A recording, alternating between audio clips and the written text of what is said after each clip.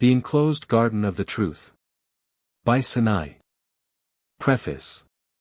Several years ago, on looking up the literature pertaining to the earlier Sufi poets of Persia, I found that there was no European edition or translation, nor even any extended account of the contents of any of the works of Sanâ'î. Considering the reputation of this author, and the importance of his writings for the history of Sufism, the omission was remarkable, and I was encouraged by Drive E.D. Ross, principal of the Calcutta Madrasa, to do something towards filling up the blank. The present volume is an attempt at a presentation of a part of Sanai's most famous work, which, it is hoped, may serve to give an idea of his manner of thought not only to Oriental scholars, but also to non-Orientalists who may be interested in the mysticism of Persia. MSS. Of Sanai's Hadîqatu are not rare in European libraries, and a selection of those contained in the British Museum and India Office libraries furnished me with as many as I was able to collate during the time I could devote to this work on the occasion of a recent furlough. My selection of mizas for collation was, I must confess, somewhat arbitrary. I took because it was the oldest of those to which I had access, because it also was of respectable age, and fairly well written. Mainly on account of its being easily legible, this being a consideration, since, my time in London was limited, and the British Museum does not allow mizas to leave the building. I took because it was written in Isfahan and so might embody a Persian, as distinct from an Indian, tradition of the text, and A was selected because it was stated to be Abdul Latif's autograph of his revision of the text. I must here acknowledge my gratitude to the management of the India Office Library for the permission accorded me to take away these two valuable mizas for collation in the country. The materials upon which the present text is based would otherwise have been much poorer, and the result even more inconclusive than it is. Though thus in some degree arbitrary, and restricted to only two collections, I do not think a limited choice of mizas could have turned out much more fortunately. It has at least, I think, brought a considerable amount of light to bear on the history of the author's text, especially with regard to the labors of its editor Abdul Latif in the 17th century. Though, as explained in the introduction, I am very far from imagining that we have arrived at any close approximation to the author's original. I do not say that a reconstruction of Sanai's original text is impossible. Though judging merely from the mizas I have examined, I am inclined to doubt the possibility. The text fell into confusion at a very early date, and it will perhaps only be by prolonged search or by a lucky chance that a future editor will obtain a copy which approximates in any close degree to the original. Though a closer and more prolonged study of the copies we possess would, I have no doubt, give indications as to the place of many lines and passages which in the present edition are almost certainly wrongly placed or have been set apart as homeless. But at the present stage of Oriental studies it is unprofitable to devote to the preparation of a text the same prolonged research which we are accustomed to see in editions of the classical authors of Greece and Rome. And the labor of scholars in the province of Oriental letters is better expended on a first rough survey of the ground, so much of which remains as yet absolutely unknown. When a general knowledge of the whole has been obtained, it will be time to return for a thorough cultivation of each individual plot. In the list of the variant readings I have found it quite impossible to indicate the different order of the lines and sections in the several mizas, nor have I as a rule given the variations in the titles of the sections. Otherwise the list is complete. The translation is as literal as I have been able to make it. The notes are largely taken from the commentaries of Abdul Latif, published along with the text in the Lucknow lithograph, L, and of Alauddin, similarly given in the lithograph, B, which I obtained from Bombay. I have utilized all such portions of these commentaries as appeared to me to be helpful in arriving at an understanding of the text. Matter taken from the commentary in the Lucknow lithograph I have distinguished by the letter L, also used in the list of variants to denote the readings of this lithograph. Similarly the matter of Alauddin's commentary is distinguished in the notes by the letter B. Where the note presents a literal translation of the commentaries, I have indicated this by the use of inverted commas. Where my note gives only the general sense of the commentary I have omitted the quotation marks, the source of the note being sufficiently indicated by the appropriate letter. In the fuller explanation of the technicalities of Sufi philosophy, I have drawn largely on the first volume of the late E. J. W. Gibbs' History of Ottoman Poetry, and especially on the second chapter of that work, where allusions to proper names, etc. are not explained by the commentators. I have often quoted from Hughes's Dictionary of Islam. Quotations from the Quran I have usually given in Palmer's translation. Finally, I am myself responsible for the notes in cases where no source is given. These are usually either in places where the meaning of the text is not easy to grasp, and where nevertheless the commentators, as not infrequently happens, pass over the line without explanation. Or on the other hand, such notes refer to matters of common knowledge to Persian scholars, which however may not be familiar to others. I have added a certain number of such in order, as stated already, to render the work of some use to non-Persianists who take an interest in the philosophies of the East. Had I been able to devote myself continuously to the work, the number of references from one part of the text to another might have been considerably increased, and the author's meaning probably in many places thus rendered clearer. I think also, as I have already said, lines and passages that are here doubtless misplaced might have found, if not their original, still a more suitable home. But it has often happened that months, in one case as many as 11, have elapsed between putting down the work and taking it up again. And thus all but the most general remembrance of the contents of the earlier parts of the text has in the meanwhile escaped me. I can only say that it seemed better to let the work go out as it is, than to keep it longer in the hope of obtaining a continuous period of leisure which may never come, for a more thorough revision and recasting of the whole. Government College, Lahore, June 1908. How do you find this book? Any thoughts about the book or the author? Any suggestion for improvement? Please take a moment to share your thoughts in a comment. If you like it, share it with your friends who might enjoy it as well. Subscribe to keep in touch.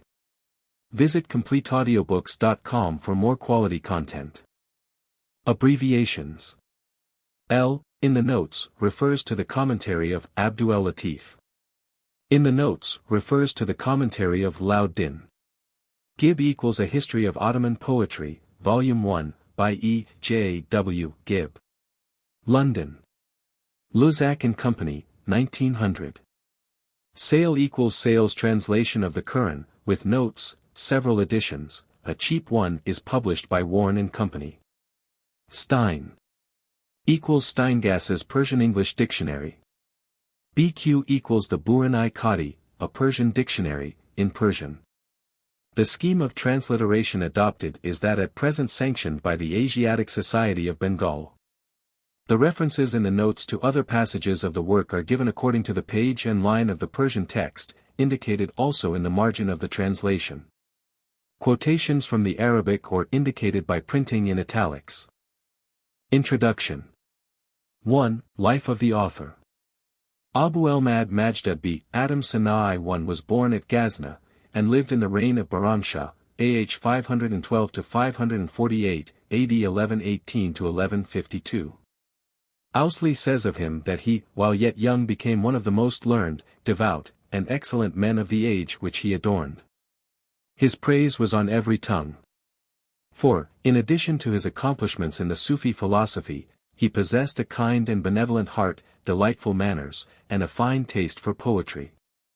Sanai in early life retired from the world and its enjoyments, and the reason for his doing so is supposed to have arisen from the following circumstance. He had frequented the courts of kings and princes, and celebrated their virtue and generous actions. When Sultan Ibrahim of Ghazni determined upon attacking the infidel idolaters of India, Hakim Sanai composed a poem in his praise, and was hurrying to the court to present it before that monarch's departure. There was at that time in Ghazni a madman known as Al-Haqîqat, the ox-eater, who often in his incoherent wanderings uttered sentiments and observations worthy of a sounder headpiece. He was addicted to drinking wine, and frequented the bath. It so happened that Sanai, in passing a garden, heard the notes of a song, and stopped to listen. After some time the singer, who was Al-Haqîqat, addressing the cupbearer, said, "Saki, fill a bumper, that I may drink to the blindness of our Sultan, Ibrahim." The Saki remonstrated and said it was wrong to wish that so just a king should become blind. The madman answered that he deserved blindness for his folly in leaving so fine a city as Ghazni, which required his presence and care, to go on a fool's errand in such a severe winter. L-Haqîqat then ordered the Saki to fill another cup, that he might drink to the blindness of Hakim Sanai. The cupbearer still more strongly remonstrated against this, urging the universally esteemed character of the poet, whom everyone loved and respected. The madman contended that Sanai merited the malediction even more than the king, for with all his science and learning, he yet appeared ignorant of the purposes for which the Almighty had created him. And when he shortly came before his Maker, and was asked what he brought with him, he could only produce panegyrics on kings and princes, mortals like himself.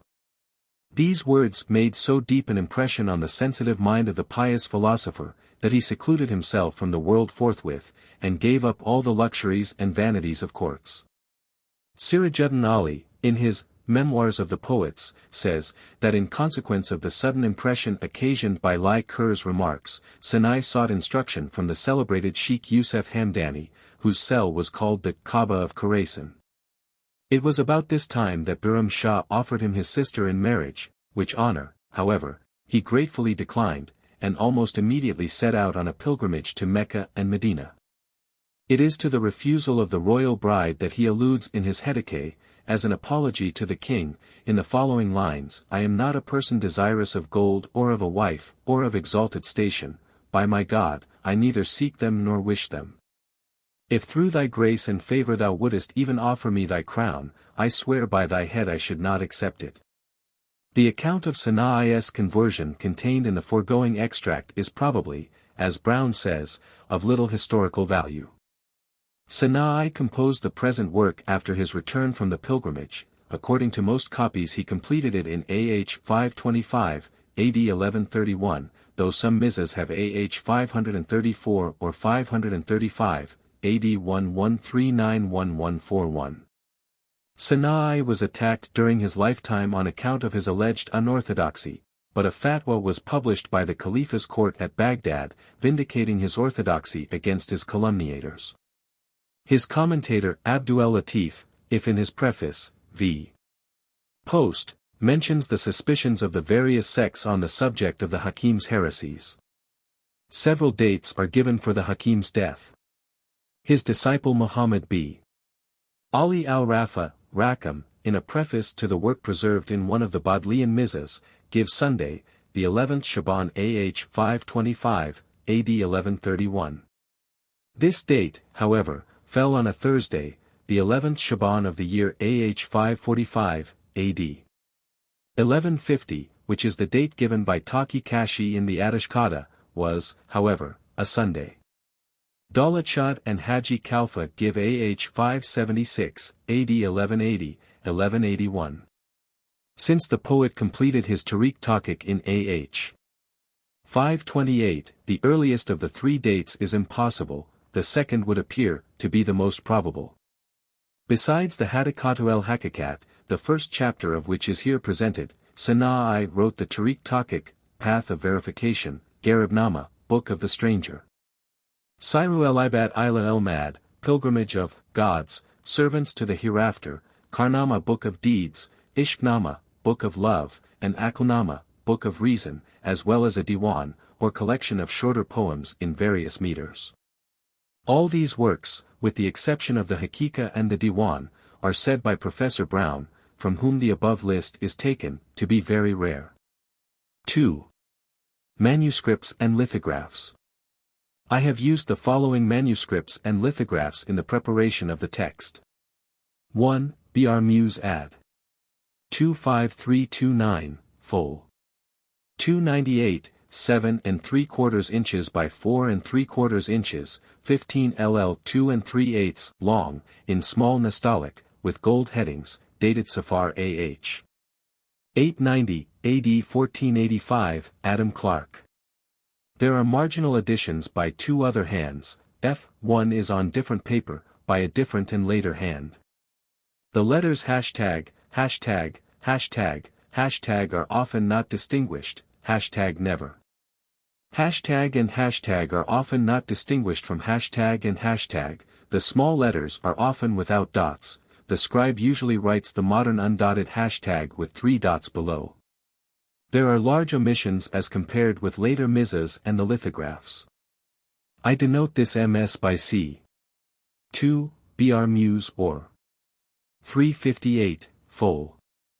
317, 6 3/4 inches by 3 3/4 inches, 17 ll 2-inch long, in small Nastaliq, in 2 gold-ruled columns, with 2 unvans, apparently written in the 16th century, Geo. William Hamilton. There are many marginal additions, mostly by one, a later, hand. The MS as a whole has been subjected to a great many erasures and corrections. The writing is good, the pointing of the letters fairly complete. The scribe usually writes and the hashtag rarely appears with 3 dots below. The MS contains the prefaces of Rackham and of Sanai himself, but, like the preceding, shows omissions as compared with later mizas and the lithographs. I denote this MS by H. 3, br muse ad. 16777, fol. 386, 10 3/4 inches by 6 1/4 inches, 15 ll, 3 1/2 inch long, in fair Nastaliq, with gold-ruled margins, dated AH 1076, AD 1665, Win. Yule. This is a clearly written MS. The pointing of the letters usually full, hashtag, and hashtag are frequently distinguished by their dots, and the pure hashtag usually written with 3 dots below. Erasures are not frequent, the marginal corrections usually by the original hand. This MS gives a very large number of divergent readings as compared with the others, its order is very different from that of the others. It is, as regards its extent, not so much defective as redundant, long passages appearing twice, and some passages not to be found in any of my other sources are also included. Some of these latter I have found in subsequent chapters of the Hadîqatu, and it is possible that a more thorough search might have shown that they are all contained there. This MS is denoted by M. 4, IND off. 918, FF, 395, 2 col. Each LL 15. Nastaliq, the last 4 pages written by another hand, 9 1/2 inches by 5 1/2 inches. Written at Isfahan AH 1027, AD 1618, occasional short glosses on the margin. A clearly written and well-preserved MS, closely related to the following. The letters hashtag and hashtag are frequently distinguished, the sign mata is usually omitted. I denote this MS by I. 5, ND off. 923, the description given in the catalogue is as follows: Hadîqatu. The revised and collated edition of Sanâ'î's Hadîqatu with a commentary and marginal glosses by Abd al-Latif bin Abdullah al-Abbasi, who is best known by his revised and annotated edition of Jalal-al-Din Rumi's Masnavi. His commentaries on the same poem, and a special glossary, L-Haqîqat, Lithogr. Lucknow under title Farhanga Masnavi 1877. He died 1048 or 1049, AD 1638, 1639, in Shah Jahan's reign. The present copy, which is the author's autograph, was finished by him 20th Jamada al-Awwal AH 1044, equals November 11th, 1634, and represents an abridgment from a larger commentary of his, the Lataif al-Hadîq, from which also the glosses are taken, marked hashtag. According to the Dabaka, he began the larger work 1040 and completed it 1042, 1630-33, supported by his friend Mir Imad al-Din Mahmud al-Hamadani, with the Taqalas Ilahi, the author of the well-known Tadkirah of Persian poets the Khazina-i Ganj. The following is an account of the contents of this MS. First comes a short preface by Abdul Latif, introducing Sanai's own preface, which is stated to have been written to the complete collection of his writings. It is frequently, states Abdul Latif, not to be found in copies of his works. After Sanai's preface comes another, called Rasta-i Qayaban, by Abdul Latif, described as a short preface to this writer's commentary. This concludes with a reference to L-Haqîqat and his share in the work, and 2 tariqs by L-Haqîqat, giving AH 1040 as the date of its commencement, and 1042 as that of its completion. A few more lines by Abdul Latif introduce the work itself. The original numbering of the folia commences with the text. There is also a pencil numbering, in English characters, beginning with the first preface. The poem closes with 59 verses, in the same meter, which form an address to Abu al-Hasan Ali b. Nasir al-Ghaznawi, named Birianger, sent to him at Baghdad, because of the accusations of the traducers of the book. The date of completion of the text is given as AH 535. And, in a triangular enclosure of gold lines, it is stated that, this honored copy was completed 20th Jamada al-Ul, 1044 AH. A few pages at the end, written by the same hand, give an account of how the book was sent to Birianger at Baghdad, on account of the accusations that were brought against it, how it was found to be orthodox, and a reply sent to Ghazni. This Ms. I denote by A. 6, the Lucknow lithograph published by the New Al-Kishore Press, dated AH 1304, AD 1886. This is an edition of the whole work, including prefaces and Abdul Latif's commentary. It comprises 860 pages, of 15 verses to a page. The paper, as usual, is somewhat inferior. The text is on the whole easily legible, but the same cannot always be said for the commentary, written in the margins and in a much smaller hand. It contains first a list of the titles of all the sections of all the chapters, followed by some verses setting forth the subjects of the 10 chapters each as a whole.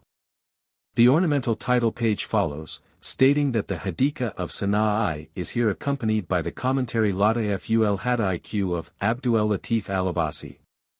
On page 2 begins the first preface, called Miratul Hadîqatu, by Abdul Latif, dated 1038 A.H. This is not included in A, an abstract of it is given later, v. page 21.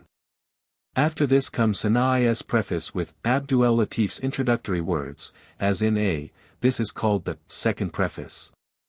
The third preface, which is Abdul Latif's Rastai Qayaban, is here written in the margins of the second preface. Then comes the text with marginal commentary, introduced as in A by a few more words from Abdul Latif. At the conclusion of the work is the address to Birianger, and finally some qitas on the dates of commencement and completion of the printing of the book. I denote this lithograph by L.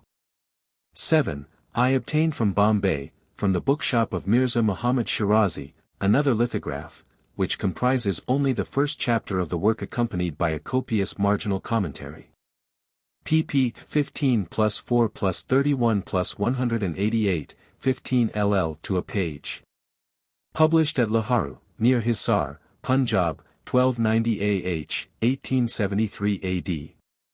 The title page states that this is the commentary on Sanai's Hadîqatu by Nawab Mirza Alauddin Ahmad, Khan Bahadur, chief, of Lahore, called Al-Ai. The scribe being Maulvi Muhammad Ruknuddin of Hisar. Ruknuddin states, page 2, that he himself was doubtful of many words, and did not understand a number of the verses. He took his difficulties to Al-Ai, who explained all, and, praise be to God, there never has been such a commentator of the Hadîqatu, nor will be, or if there is, it will be an imitation or a theft from this king of commentators. This reads rather curiously when considered in connection with the fact, to be mentioned hereafter, that the authors have incorporated in their commentary the whole of that of Abdul Latif, and that their original contributions to the elucidation of the text are of slight value. Ruknuddin was asked one day by the printers, to bring them his copy, of the Hadîqatu on its completion, for printing and publication. pp. 4-10 are occupied by an Arabic preface by Ruknuddin, again in extravagant praise of Al-Ai and his accomplishments as a commentator. There follows, pages 11-14, another title page, and a short poem by Al-Ai, and then, page 15, a qita, giving the dates of commencement and completion of the work. 4 pages of introduction, pages 1 to 4, follow, and again with separate paging, 31 pages of commentary on the first 28 pages of the text. The reason apparently being that the whole of the commentary on these pages could not conveniently be written in the margins. The text comprises 186 pages. And includes, though I cannot find this stated anywhere, only the first book of the complete Hadîqa. The volume is concluded by some lines of Allah in praise of Muhammad. And a benediction. At the end of the marginal notes on every page is written Allah Salamahu, or Maulana Allah Salamahu Allahu Ta'ala. 3. History of the text. Muhammad b. Ali Raqam informs us, in his preface to the Hadîqa, that while Sanai was yet engaged in its composition, some portions were abstracted and divulged by certain ill-disposed persons. Further, Abdul Latif in his preface, the Miratu L-Haqîqat, states that the disciples of Sanai made many different arrangements of the text, each one arranging the matter for himself and making his own copy. And that thus there came into existence many and various arrangements, and two copies agreeing together could not be found. The confusion into which the text thus fell is illustrated to some extent by the MSS, which I have examined for the purpose of this edition. C shows many omissions as compared with later Mizas. At the same time there is a lengthy passage, 38 verses, which is not found in any other. H, though also defective, is fuller than C but evidently belongs to the same family. M contains almost all the matter comprised in Abdul Latif's recension, much of it twice over as has already been mentioned. And in addition about 300 verses, or altogether 10 folia, which apparently do not of right belong to this first chapter at all. The first chapter, too, is here divided into 2 chapters. The remaining MSS and lithographs agree closely with each other and are evidently all nearly related. The same story, of an early confusion of the text, is even more strikingly brought out if, instead of the omissions and varying extent of the text in the several Mizas, we compare the order of the text. Here M startles us by giving us an order totally at variance with that of any other of our sources. There seems to be no reason for this. The arrangement of the subject is not, certainly, more logical. And it would appear that the confusion has simply been due to carelessness at some early stage of the history of the text. The repetitions, and the inclusions of later parts of the work, point to the same explanation. I need only mention the consequent labor and expenditure of time on the collation of this manuscript. C and H agree mostly between themselves in the order of the text, and broadly speaking the general order is the same as that of the later Mizas. The divergences would no doubt have appeared considerable, but that they are entirely overshadowed by the confusion exhibited by M, IALB agree closely with each other, as before. The same confusion is again seen in the titles of the various sections as given in the several Mizas. I am inclined to doubt how far any of the titles are to be considered as original. And it seems to me very possible that all are later additions, and that the original poem was written as one continuous whole, not divided up into short sections as we have it now. At any rate, the titles vary very much in the different Mizas. Some, I should say, were obviously marginal glosses transferred to serve as headings. In other cases the title has reference only to the first few lines of the section, and is quite inapplicable to the subject matter of the bulk of the section. In other cases again it is difficult to see any applicability whatever. It appears to have been the habit of the copyists to leave spaces for the titles, which were filled in later. In some cases this has never been done. In others, through some omission in the series, each one of a number of sections will be denoted by a title which corresponds to that of the text following section in other MSS. It is then obvious that Abdul Latif is right in saying that in the centuries following Sanai's death great confusion existed in the text of the Hadîqa. This text he claims to have purified and restored, as well as explained by means of his commentary, and it is his recension which is given in A, as well as in the Indian lithographs land B. He says that he heard that the Nawab Mirza Muhammad Aziz Kakultash, styled the Great Khan, had, while governor of Gujarat in the year 1000 AH, sent to the town of Ghaznan a large sum of money in order to obtain from the tomb of Sanai a correct copy of the Hadîqa, written in an ancient hand. This copy the Nawab, on his departure on the pilgrimage, had bestowed on the Emir Abdurrazzaq Mamuri, styled Muzaffar Khan, at that time viceroy of that country. Abdul Latif, however, being then occupied in journeys in various parts of India, could not for some time present himself before the Emir, till in A.H. 1035 this chief came to Agra, where Abdul Latif presented himself before him and obtained the desire of so many years. This MS. of the Hadîqat had been written only 80 years after the original composition, but the text did not satisfy the editor, and it was besides deficient, both in verses here and there, and also as regards 20 leaves in the middle of the work. In the year A.H. 1037 Abdul Latif came to Lahore, where having some freedom from the counterfeit affairs of the world and the deceitful cares of this life, he entered again on the task of editing the text. With the help of numerous copies supplied to him by learned and critical friends, he adopted the order of the ancient MS before mentioned, and added thereto such other verses as he found in the later Mizas which appeared to be of common origin, and to harmonize in style and dignity and doctrine, with the text. As to what Abdul Latif attempted in his commentary, v. page 22 post. So far Abdul Latif's own account of his work. We can, however, supplement this by a number of conclusions derived from the Mizas themselves. In the first place, it appears that A is not, as stated in the India Office Catalogue, Abdul Latif's autograph copy. The statement that it is so is apparently based on the fact of the occurrence of the words Hararahu wa Sawadahu Abdul Latif. B. Abdullahi al-Abbasi, at the end of the editor's few words of introduction to Sanâ'î's preface, and again of the occurrence of the words Hararahu Abdul Latif. Ki Sheri wa Nayusahai in Kitabai Maimunat Nisab Ast, at the end of the few lines of introduction immediately preceding the text. But both these sentences are found in the Lucknow lithograph, and therefore must have been copied in all the intermediate MSS. From Abdul Latif's autograph downwards the words in each case refer only to the paragraph to which they are appended, and were added solely to distinguish these from Sanâ'î's own writings. I cannot find any other facts in favor of the statement that A is the editor's autograph. There are, however, many against it.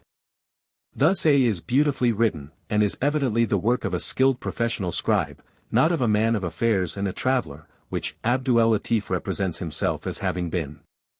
Again, there are occasional explanatory glosses to the commentary. In the original hand, these would have been unnecessary had the scribe been himself the author of the commentary. The handwriting is quite modern in character and the pointing is according to modern standards throughout. The late date of A is immediately brought out clearly by comparing it with I, of date 1027 AH, or M, of date 1076 AH. Though the supposed date of A is 1044 AH, it is obviously much later than either of the others. But perhaps the most curious bit of evidence is the following: at the top of folios 11b of the text of A there is an erasure, in which is written #### in place of an original reading ####, and as it happens this line is one which has been commented on by the editor. In the margin is a note in a recent hand ####, which is true. The commentary certainly presumes a reading ####, but this MS had originally ####. The scribe could not therefore have been the commentator himself, i.e., Abdul Latif. Further, not only is a not Abdul Latif's autograph, but it does not accurately reproduce that autograph. I refer to 34 short passages of Sanâ'î's text, which in A are found as additions in the margin. These, though obviously written in the same hand, I regard as subsequent additions from another source by the same scribe, not as careless omissions filled in afterwards on comparing the copy with the original. In the first place, the scribe was on the whole a careful writer, and the mistakes he has made in transcribing the commentary, apart from the text, are few. The omissions of words or passages of commentary, which have been filled in afterwards, are altogether 10. Of these, 2 are of single words only, 2 are on the first page, when perhaps the copyist had not thoroughly settled down to his work. 5 are short passages, no doubt due to carelessness. And one is a longer passage, the whole of a comment on a certain verse, an example of carelessness certainly, but explicable by supposing that the scribe had overlooked the reference number in the text indicating that the comment was to be introduced in relation to that particular verse. Roughly speaking, the commentary is of about equal bulk with the text.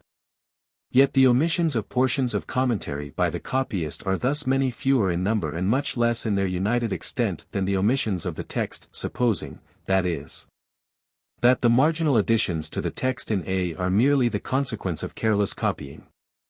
The reverse would be expected, since owing to the manner of writing, it is easier to catch up the place where one has got to in a verse composition. It would seem therefore, as said above, that the comparatively numerous marginal additions to the text are rather additions introduced afterwards from another source than merely careless omissions in copying. In the second place, none of these 34 passages are annotated by Abdul-Latif. In all likelihood, if they had formed part of his text, some one or more of the lines would have received a comment. The passages comprise, together, 63 verses. There is only one instance in the first chapter of the Hadîqatu of a longer consecutive passage without annotation, and in general it is rare, 11 instances only, to find more than 30 consecutive verses without annotation. Usually the editor's comments occur to the number of 2, 3, or more on each page of 15 lines. I think, therefore, it must be admitted that the chances would be much against a number of casual omissions aggregating 63 lines falling out so as not to include a single comment of the editor. Thirdly, it is a remarkable fact that of these 34 passages the great majority are also omitted in both C and H, while they are present in both M and 1. To particularize, C omits 30.5, H omits 28, both C and H omit 25.5, and either C or H or both omit every one of these 34 passages, while I and M each have all the 34 with one exception in each case. Further, while many of these 34 marginally added passages in A correspond exactly to omissions in H, the corresponding omissions in C may be more extensive, i.e., may include more, in each case, of the neighboring text. We must therefore, I think, conclude that after completing the transcription of A the scribe obtained a copy of the Hadîqatu of the type of I or M, and filled in certain additions therefrom. And that Abdul-Latif's edition did not originally contain these passages. Let us turn to a consideration of I and its relation to Abdul-Latif's edition. I is dated AH 1027, it is, therefore, earlier than Abdul-Latif's edition of AH 1044. As we have seen, A is not Abdul-Latif's autograph, but we have, I think, no reason to doubt that it was either copied from that autograph, or at any rate stands in the direct line of descent. So much seems to be attested by the occurrence of the words, Hararahu Abdul-Latif, and by the inscription at the end as to the completion of the book in AH 1044, the actual date of the completion of Abdul-Latif's work. Regarding, then, A as presenting us, with the exception of the marginally added passages, with a practically faithful copy of Abdul-Latif's own text, we notice a striking correspondence between this text and that of I. As to the general agreement of the readings of the two texts, a glance at the list of variants will be sufficient, and it is not impossible to find whole pages without a single difference of any importance. The titles also, which as a rule vary even so much in the different mizas, correspond closely throughout. The order of the sections is the same throughout. And the order of the lines within each section, which is also very variable in the various M88, corresponds in I and A with startling closeness. The actual spellings of individual words also, which vary even in the same MS, are frequently the same in I and A. For example, at the bottom of P, hashtag of the present text the word hashtag or hashtag occurs 3 times within a few lines. The word may also be written hashtag. Thus while C and M have hashtag, H has first hashtag and then twice hashtag, I however has first hashtag and then twice hashtag, and this is exactly repeated in A. Another example occurs a few lines afterwards, P ###L ####. The reading is ####, Marai Shikanj, Mar being followed by the Izatfat. This I writes as ####. In A an erasure occurs between #### and ####, doubtless due to the removal of a #### originally written there as an I. The above will serve to show the close relation between I and A, or between I and Abdul Latif's autograph, of which A is a copy or descendant. But, however close this relationship, Abdul Latif cannot actually have used I in the preparation of his revision of the text, or he would certainly have incorporated many of the 34 passages before alluded to, which were all, with one exception, contained in one. These, we have seen, were only added by the scribe of A, and by him only subsequently, from another source, after he had completed his transcription from Abdul Latif's autograph. The facts, then, are these. There was in existence, before Abdul Latif's time, a tradition, probably Persian, of the order of the text, which he adopted even in detail. This is represented for us by I, written AH 1027 at Isfahan. But I itself is somewhat fuller than the copy of which Abdul Latif if made such great use. This copy may be called P. Such use, indeed, did Abdul Latif make of P, that, so far as can be seen, it is only necessary that he should have had P before him, with one or two other copies from which he derived a certain number of variant readings, which he substituted here and there in his own edition for those of P. We have now brought down the history of the text to AH 1044.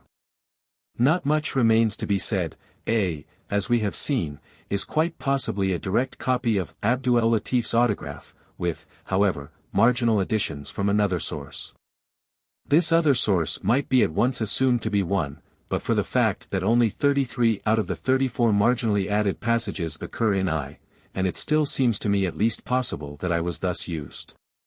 1, though written at Isfahan, was probably by this time in India, where A, the so-called Tipu Ms, was certainly written. At least, that I did come to India may be assumed from its presence in the India Office Library. Again, though it is, I think, impossible that the whole of the 34 passages added marginally in A should have been careless omissions of the copyist, one or two might possibly be so.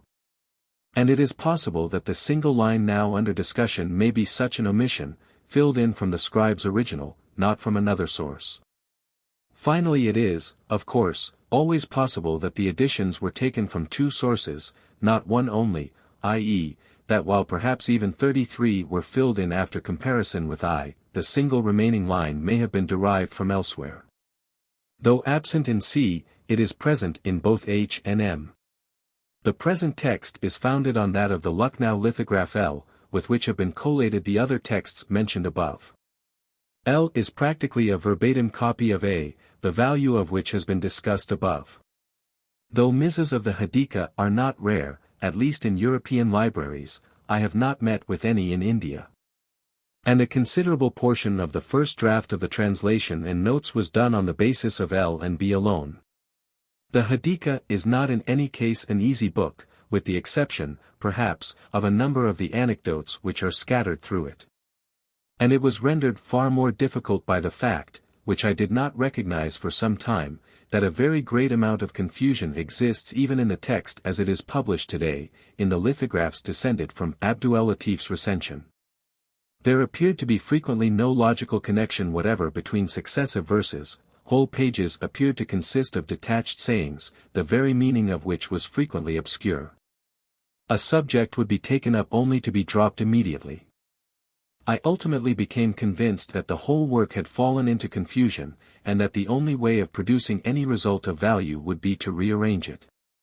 This I had done, tentatively, for part of the work, before collating the British Museum and India Office mizas cited above. When I came to examine the MSS, the wide variations, not only in the general order of the sections to which allusion has already been made, but in the order of the verses within each section, showed me that probably no MS. At the present day, or at any rate none of those examined by me, retains the original order of the author, and I felt justified in proceeding as I had begun, altering the order of the lines, and even of the sections, if by so doing a meaning or a logical connection could be brought out. I need not say that the present edition has no claims to represent Sanâ'î's original, probably it does not represent it even approximately. In some cases there is, I think, no doubt that I have been able to restore the original order of the lines, and so to make sense where before it was wanting. In other cases this is possible, but I feel less confident. While in still others the reconstruction, preferable though I believe it to be to the order as found in any single MS, is nevertheless almost certainly a makeshift, and far from the original order. Lastly, it will be seen that I have quite failed, in a number of instances, to find the context of short passages or single lines. It seemed impossible to allow them to stand in the places they occupied in any of the MSS. And I have, therefore, simply collected them together, or in the ease of single lines given them in the notes. 4. The commentators. Khwaja Abdul Latif B. Abdullah al-Abbasi, already so frequently mentioned, explains to us in his preface, the Miratu L-Haqîqat, what he has attempted in his commentary on the Hadîqatu. He states that he was writing in A.H. 1038, in the second year of the reign of the Emperor Shah Jahan, that he had already completed his work on Jalaluddin Rumi's Masnavi, and that he had in A.H. 1037 settled down to work on the Hadîqatu. What he professes to have done for the text of that work has been mentioned in the last section. The objects he has aimed at in the way of commentary and explanation are the following. Firstly, he has followed up the references to passages in the Quran, has given these passages with their translations, and a statement of the surah in which they are to be found. Secondly, the traditions referred to are also quoted. Thirdly, obscure passages have been annotated, and strange or curious Arabic and Persian words have been explained, after an investigation into their meanings in trustworthy books. Fourthly, certain signs have been used in transcribing the text, in order to fix the signification of various letters. Thus the Ya'i Kitabi is denoted by hashtag subscript, the Ya'i Majal similarly by hashtag, the Ya'i Maruf by hashtag, the Persian hashtag, by hashtag, the Arabic hashtag by hashtag, and so on. Again, the vocalization has been attended to in words which are often mispronounced. Thus ignorant people often substitute fatha for kasra in such words as khazana, of which the Kamis says, khazana is never pronounced with fatha. Shamal, meaning the north wind, should be pronounced with fatha, not kasra, as is often done. The izafat, jazm, and other orthographical signs have often been written in the text, and finally a glossary of the less known words has been added in the margin. Since it is inconvenient to have text and commentary separate, in this copy the whole stability of the text has been dissolved, and the text bears the commentary along with it, hashtag, i.e. text and commentary are intermingled, the commentary not being written in the margin, but each annotation immediately after the word or line to which it applies. These researches the author has also written out separately, and called them Lata'ful Hadîqatu min Nafas L-Haqîqat. The date is again given as AH 1038. It appears then that the original form of the commentary was not that of marginal notes, as it is presented in A and L, that it was completed in 1038 AH, and, in its separate form, was called the Lata'ful Hadîqat. That this is the name of the commentary we know and possess, seems to have been the opinion of the scholar who prepared the Lucknow lithograph, which is entitled Sanâ'î's Hadîqatu, with the commentary Lata'ful Hadîqat.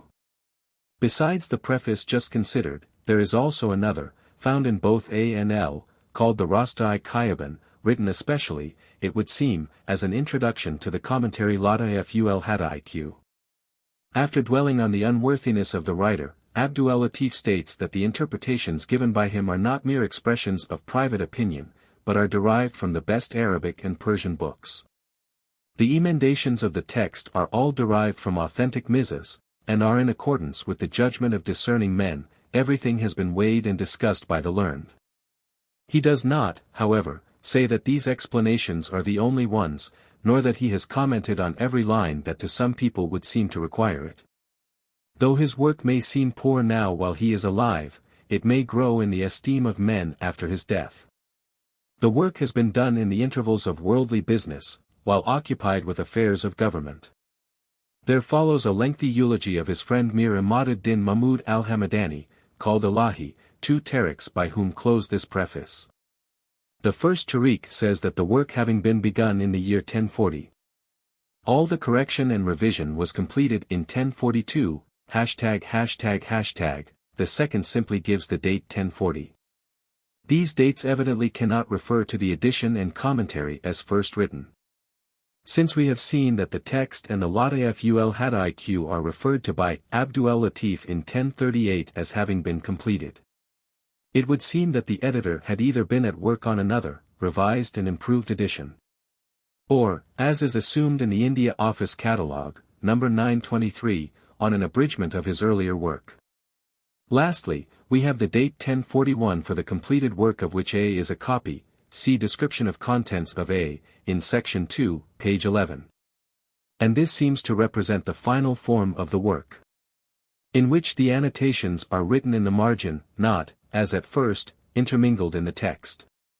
In the India Office Catalogue the series of events is interpreted somewhat differently.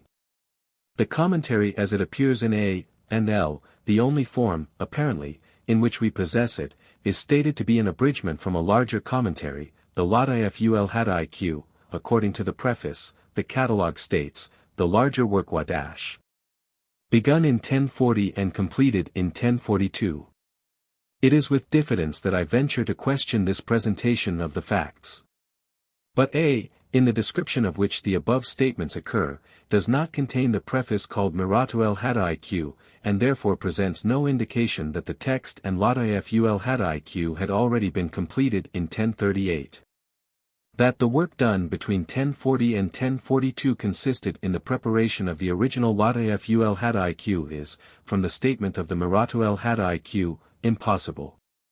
We have seen, moreover, that the tradition in India is that the commentary as we have it, as it appears in A and L, is the Lata'if Hadîqatu itself, and not an abridgment. I do not gather from the India Office Catalogue or elsewhere that 2 commentaries, a larger and a smaller, are actually in existence. There may be other evidences of their former existence of which I am ignorant, but so far merely as my own knowledge goes, I can see no reason for assuming 2 commentaries, and would look on the labors of 1040 to 1042 in the light of revision and rearrangement, a work which was perhaps only finally completed in 1044, the date given in A for the completion of the work. Besides his work on the Hadîqa, Abdul Latif had previously, as has been mentioned, published a revised and annotated edition of Jalaluddin Rumi's Masnavi, commentaries on the same poem, and a special glossary, the lithographed at Lucknow in A.D. 1877 under the title Farhang-i Masnavi. He died in 1048 or 1049 AH, AD 1638, 1639. A general description of the volume containing the other commentary which I have used in the preparation of the notes appended to the present translation, has already been given. Of the authors, or author and scribe, Mirza Alauddin Ahmad of Lahore, called Al-I, and Maulvi Muhammad Ruknuddin of Hisar, I know no more, than is to be gathered from their prefaces. Their commentary is of slight value as compared with that of Abdul Latif, that is to say, that part of it which is original. The commentary is considerably more bulky than Abdul Latif's, perhaps between 2 and 3 times as extensive. But it includes, without one word of acknowledgement, the whole of Abdul Latif's work. This is, in the great majority of cases, reproduced verbatim. In some instances a paraphrase of Abdul Latif's commentary has been attempted, and in certain of these it is plain that the authors did not understand the sense of what they paraphrased. Of their own work, a certain amount is superfluous, the sense of the text being immediately obvious. A certain amount is mere paraphrase of Sanâ'î's words, and another portion consists in an attempt to read mystical meanings into the original in passages which, as it seems, were never intended by the author to bear them. Notwithstanding these facts, I have, as will be seen, quoted freely in my notes from their commentary. For a certain portion of their work is helpful, and moreover, it seemed to me to be of interest to give in this way a specimen of present-day Indian thought and criticism in the field of Sufistic philosophy. I cannot, however, leave the subject of Sanai's commentators without expressing my sorrow that scholars should have existed who were not only capable of such wholesale theft, but even lauded themselves on the results of it. Witness the extravagant praise of Allah in Rukn-ud-Din's preface, and again the words "Praise be to God." There has never been such a commentator of the Hadîqat, nor will be, or if there is, it will be an imitation or a theft from this king of commentators. There is also no indication that the volume comprises only 1 out of 10 chapters of the Hadîqat. It is everywhere implied that the complete Hadîqat is presented. 5. The Hadîqatu L-Haqîqat. The Hadîqatu L-Haqîqat, or the enclosed garden of the truth, commonly called the Hadîqat, is a poem of about 11,500 lines. Each line consists of 2 hemistichs, each of 10 or 11 syllables. The bulk, therefore, is equal to about 23,000 lines of English 10-syllabled verse. The 2 hemistichs of each verse rhyme. And the effect may therefore roughly be compared to that of English rhymed couplets, with the accent falling on the first, instead of the second, syllable of the line, and, occasionally, an additional short syllable introduced in the last foot. The chapter of which the Hadîqat consists treat, according to a few lines of verse at the end of the table of contents in the Lucknow edition, of the following subjects: the first, on the praise of God, and especially on His unity. The second, in praise of Muhammad. The third, on the understanding. The fourth, on knowledge. The fifth, on love, the lover, and the beloved. The sixth, on heedlessness. The seventh, on friends and enemies. The eighth, on the revolution of the heavens. The ninth, in praise of the Emperor Shah Jahan. The 10th, on the characters or qualities of the whole work. This, however, is not the actual arrangement of the work as presented in the volume itself. The first 5 chapters are as already given, but the 6th concerns the universal soul, the 7th is on heedlessness, the 8th on the stars, the 9th on friends and enemies, the 10th on many matters, including the praise of the Emperor. Professor Brown, Lit.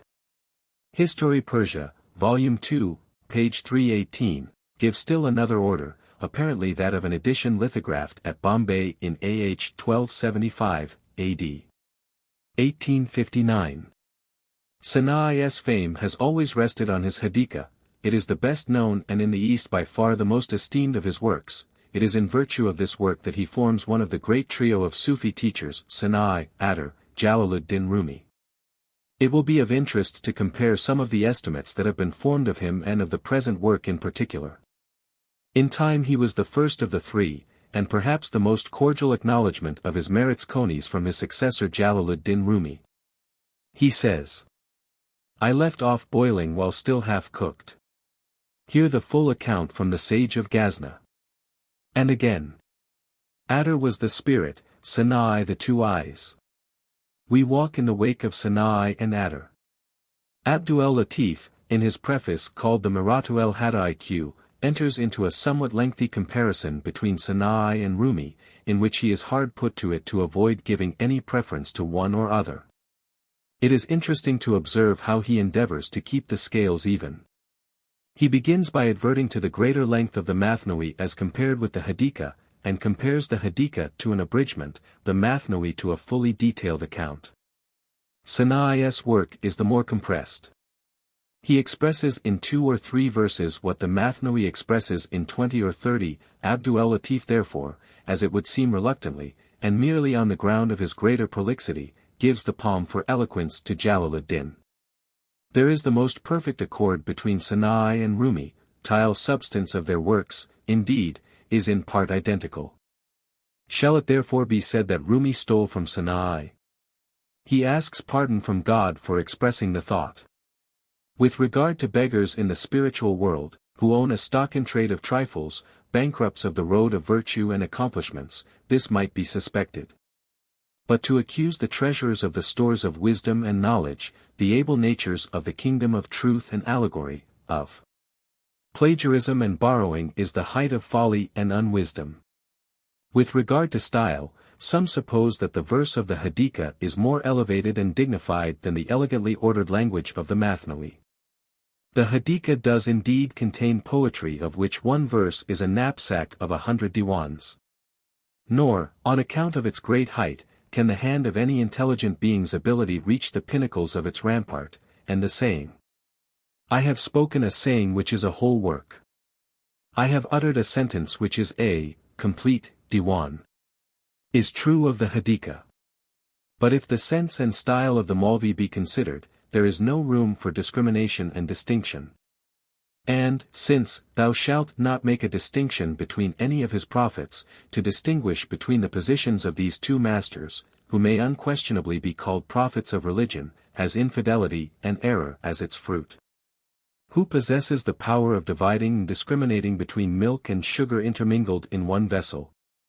Abdul Latif sums up thus, in fine, thus much one may say, that in sobriety the Hakim is preeminent, and in intoxication our Lord the Maulvi is superior. And that sobriety is in truth the essence of intoxication, and this intoxication the essence of sobriety. Professor Brown, however, places the Hadîqat on a far lower level than the Eastern authors quoted above. He says too, the poem is written in a halting and unattractive meter, and is in my opinion one of the dullest books in Persian, seldom rising to the level of Martin Tupper's proverbial philosophy, filled with fatuous truisms and pointless anecdotes.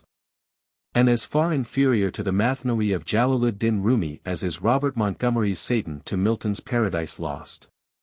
It is of course true that to us, at least, the interest of the Hadîqat is largely historical, as being one of the early Persian textbooks of the Sufi philosophy, and as having so largely influenced subsequent writers, especially, as we have seen, the Maulvi Jalaluddin Rumi.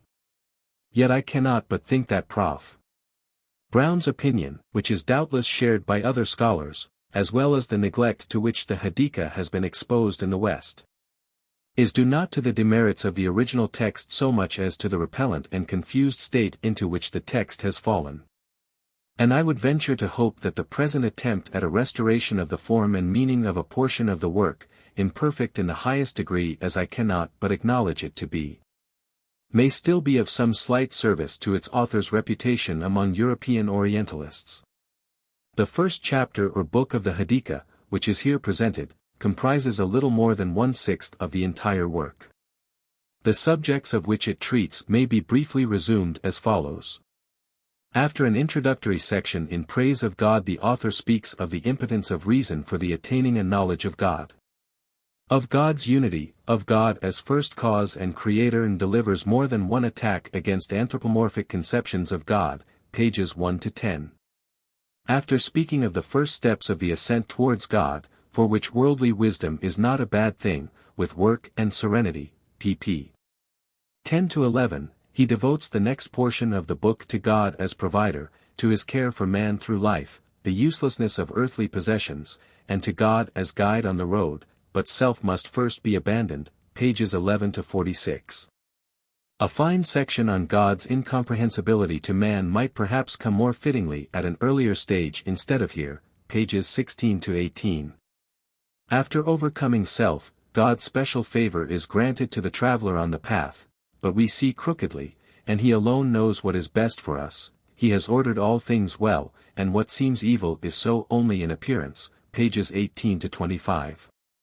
The greater part of the book is really concerned with the life and experiences of the Sufi, and especially with continually repeated injunctions as to abandonment of the world and of self. To be dead to this world is to live in the other. pp. 25 to 30 are thus concerned with poverty in this world, with loss of the self, humility, man's insignificance and God's omnipotence, pp.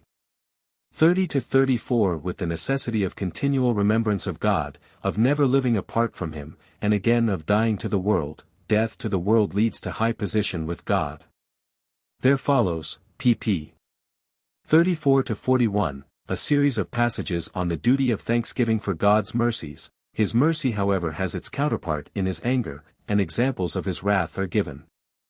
Then returning again to the subject of his mercies, the author speaks of God's omniscience, and his knowledge of the wants of his servants. We must therefore trust in God for all the necessaries of life, they will be given as long as life is destined to last. Two later pages, 48 to 50, which are similarly devoted to the subject of trust in God, should probably come here. pp.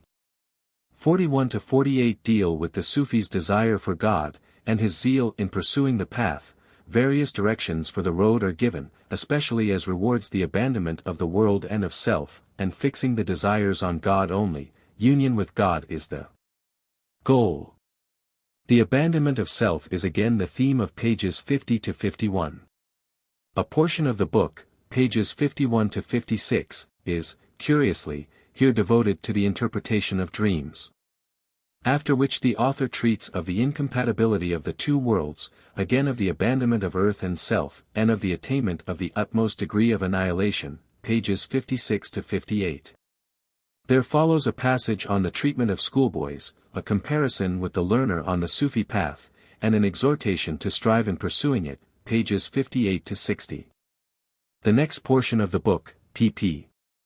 60 to 67, treats of charity and gifts as a form of renunciation, of relinquishing riches for God's sake. Prosperity is injurious to the soul, and the world must be abandoned, possessions and friends are useless, and each must trust to himself.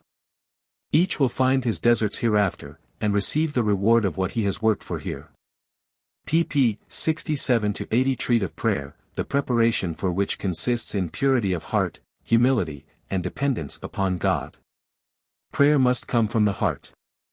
The believer must be entirely absorbed in his devotions.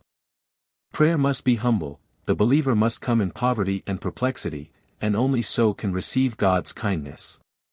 A number of addresses to God follow, prayers for help, and humble supplications to God on the part of the author. A few pages, 80 to 92, treat of God's kindness in drawing men towards himself, though his ways may appear harsh at first.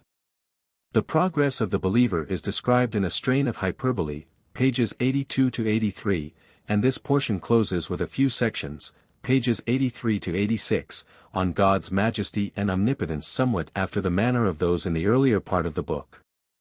In pp. 86 to 97 the author speaks of the Quran, and its excellence and sweetness. The letter however is not the essential, its true meaning is not to be discovered by reason alone. The Quran is often dishonored, especially by theologians, and by professional readers, who read it carelessly and without understanding it. A short section, pp. 97 to 98, on humility and self-effacement follows, and the book is brought to a close by a description of the godlessness of the world before the advent of Muhammad, pages 98 to 100, which serves to introduce the subject of the second chapter. Though it must be admitted that the author is occasionally obscure, sometimes dull, and not infrequently prosaic, some fine sections and a larger number of short passages of great beauty are contained in this chapter. I may perhaps be permitted especially to refer to the sections, in His Magnification, pages 16 to 18, and, on Poverty and Perplexity, page 74. While as characteristic and on the whole favorable passages may be mentioned, on His Omniscience, and His knowledge of the minds of men, pages 37 to 39, on the incompatibility of the two abodes, pages 56 to 58. On intimate friendship and attachment, pages 62 to 63, and certain of the addresses to God contained in pages 74 to 77. 6. Sanai's Preface. The author's preface to the work, given in A and L, and occupying in the latter nearly 13 closely printed pages, is here given in abstract. It was not, as will appear, written specially as an introduction to the Hadîqatu, but to his collected works. After an opening section in praise of God, the author introduces the tradition, when a son of Adam dies, his activity ceases, except in three things: a permanent bequest, and knowledge by which men are benefited, and pious sons who invoke blessings on him after his death. Considering these words one day, and reflecting that none of the three conditions was applicable to himself, he became sorrowful, and continued for some time in a state of grief and depression. One day while in this condition, he was visited by his friend Ahmad b. Masood, who inquired the cause of his sorrow. The author told him that, not fulfilling any one of the above conditions, he was afraid to die. Possessing not one of these three advocates at court, he would stand without possessions or adornment in the presence of the unity. His friend then began to comfort him, saying, "First let me tell you a story." Sanai replied, "Do so." Ahmad b. Masood then related how one day a company of women wished to have audience with Fatima, Muhammad's daughter. Muhammad gave permission, but Fatima, weeping, said, "O father, how long is it since I have had even a little shawl for my head? And that mantle that I had pieced together in so many places with date leaves is in pledge with Simeon the Jew. How can I receive them?" But Muhammad said, "There is no help, you must go." Fatima went ashamed to the interview, and came back in sorrow to her father, who was comforting her when the rustle of Gabriel's wings was heard. Gabriel looked at Fatima and asked, "What is this sorrow?" "Ask the women, then, what garments they had on, and what thou."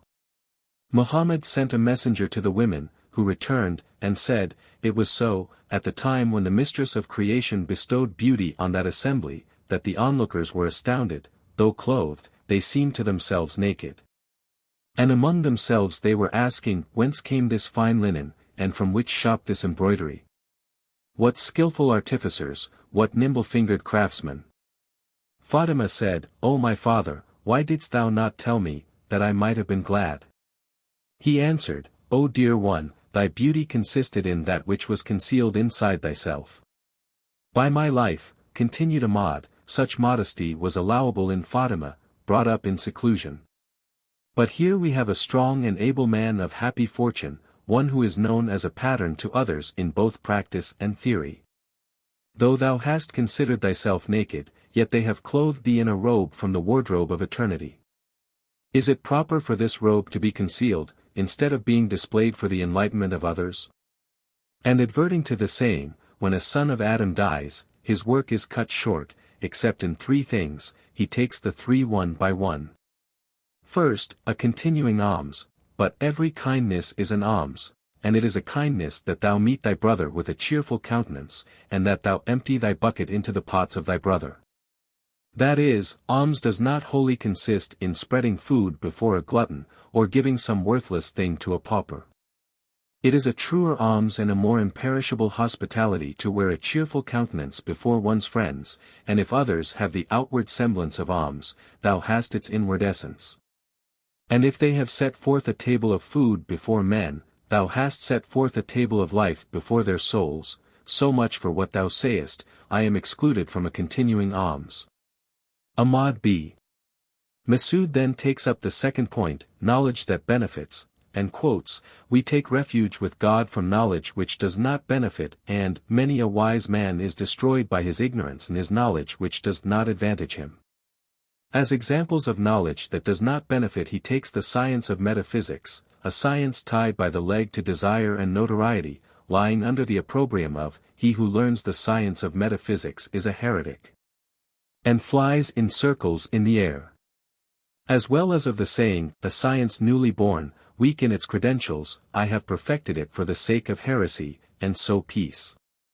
Then similarly the science of calculation, a veil which diverts attention from the truth, a curtain in front of the subtleties of religion. And the science of the stars, a science of conjectures and the seed of irreligion, for whoso credits a soothsayer has become an infidel. After a tirade against the ordinary type of learned man, he proceeds, "All their falsifyings and terrorizings and imaginings and conjecturings are limited by their own defects. That philosophy of the law is cherished which is notorious over all the quarters and regions of the world. There is your knowledge that men benefit by. From earth to Pleiades who is there sees any benefit in our doctors?" He then tells Sanâ'î that he is master of a more excellent wisdom, the poets are the chiefs of speech, the gift of the poets comes from the piety of the parents, verily from poetry comes wisdom. And will have none of such sayings as, "Poetry is of the affairs of Satan." As to the third part of the tradition, and pious descendants to invoke blessings on him after his death, Ahmad says, "The sons which suffice are thy sons. What son born in the way of generation and begetting is dearer than thy sons, or more honored? Who has ever seen children like thine, all safe from the vicissitudes of time? The sons of poets are the poet's words, as a former master has said. A learned man never desires son or wife. Should the offspring of both these fail, the scholar's offspring would not be cut off. A son according to the flesh may be a defilement to a family, but the son of intelligence and wisdom is an ornament to the household. These sons of yours you cannot disown. He then asks Sanai why he has thus become a recluse, and indolent and languid. This languidness is indeed preferable to a total heedlessness and forgetfulness of God, though Masnavi has said, I have not seen anything of the faults of men like the failure of those who are able to reach the end. He asks Sanai not to bring forward the saying, laziness is sweeter than honey, but to bestir himself and collect and complete his poetical works. Sanai tells us that he submitted himself to the advice of his friend, but brought forward the difficulties of house and food, since the work could not be performed friendless and homeless. Ahmad b. Masood thereupon built him a house, gave him an allowance for his maintenance for 1 year, and sent also a supply of clothing. He was therefore enabled to complete and arrange his writings free from all care and anxiety. The preface ends with the praise of his generous friend. The first book of the Hadîqatu L-Haqîqat of Sanai. In the name of God, the merciful, the compassionate. O thou who nurturest the mind, who adornest the body, O thou who givest wisdom, who showest mercy on the foolish, creator and sustainer of earth and time, guardian and defender of dweller and dwelling, dwelling and dweller, all is of thy creation. Time and earth, all is under thy command, fire and wind, water and the firm ground, all are under the control of thy omnipotence, O thou the ineffable. From thy throne to earth, all is but a particle of what thou hast created. The living intelligence is thy swift messenger. Every tongue that moves within the mouth possesses life for the purpose of praising thee, thy great and sacred names are a proof of thy bounty and beneficence and mercy. Each one of them is greater than heaven and earth and angel, they are 1,001, and they are 99, each one of them is related to one of man's needs, but those who are not in thy secrets are excluded from them. O Lord, of thy grace and pity admit this heart and soul to a sight of thy name. Infidelity and faith, both traveling on thy road, exclaim, he is alone, he has no partner. The Creator, the bounteous, the powerful is he. The One, the Omnipotent, not like unto us is he, the living, the eternal, the all-knowing, the potent, the feeder of creation, the conqueror and the pardoner. He causes movement, and causes rest, he it is who is alone, and no partner. To whatever thing thou ascribest fundamental existence, that thou assertest to be his partner, beware. Our weakness is a demonstration of his perfection, his omnipotence is the deputy of his names.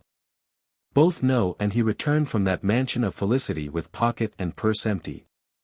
What is there above imagination, and reason, and perception, and thought, except the mind of him who knows God? For to a knower of God, wherever he is, in whatever state, the throne of God is as a carpet under his shoe. The seeing soul knows praise is folly, if given to other than the Creator. He who from earth can create the body, and make the wind the register of speech, the giver of reason, the inspirer of hearts, who calls forth the soul, the creator of causes, generation and corruption, all is his work. He is the source of all creation, and the place to which it returns all comes from him and all returns to him, good and evil all proceeds to him. He creates the free will of the good and of the wicked.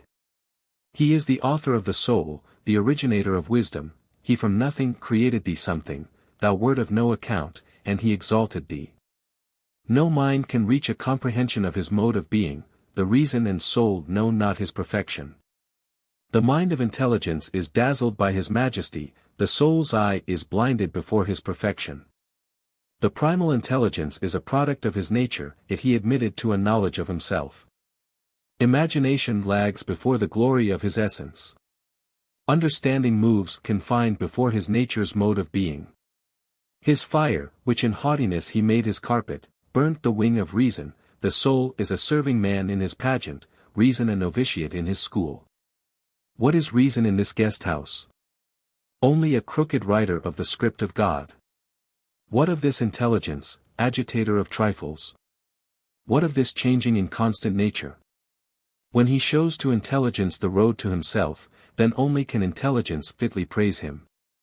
Since intelligence was the first of created things, intelligence is above all choicest things besides. Yet intelligence is but one word out of his record, the soul one of the foot soldiers at his door. Love he perfected through a reciprocal love, but intelligence he tethered even by intelligence. Intelligence, like us, is bewildered on the road to his nature, like us confounded. He is intelligence of intelligence, and soul of soul, and what is above that, that he is. How through the promptings of reason and soul and senses can one come to know God? But that God showed him the way, how could man ever have become acquainted with divinity? On the knowledge of God. Of himself no one can know him, his nature can only be known through himself. Reason sought his truth, it ran not well, impotence hastened on his road, and knew him. His mercy said, Know me. Otherwise who, by reason and sense, could know him? How is it possible by the guidance of the senses? How can a nut rest firmly on the summit of a dome? Reason will guide thee, but only to the door, his grace must carry thee to himself.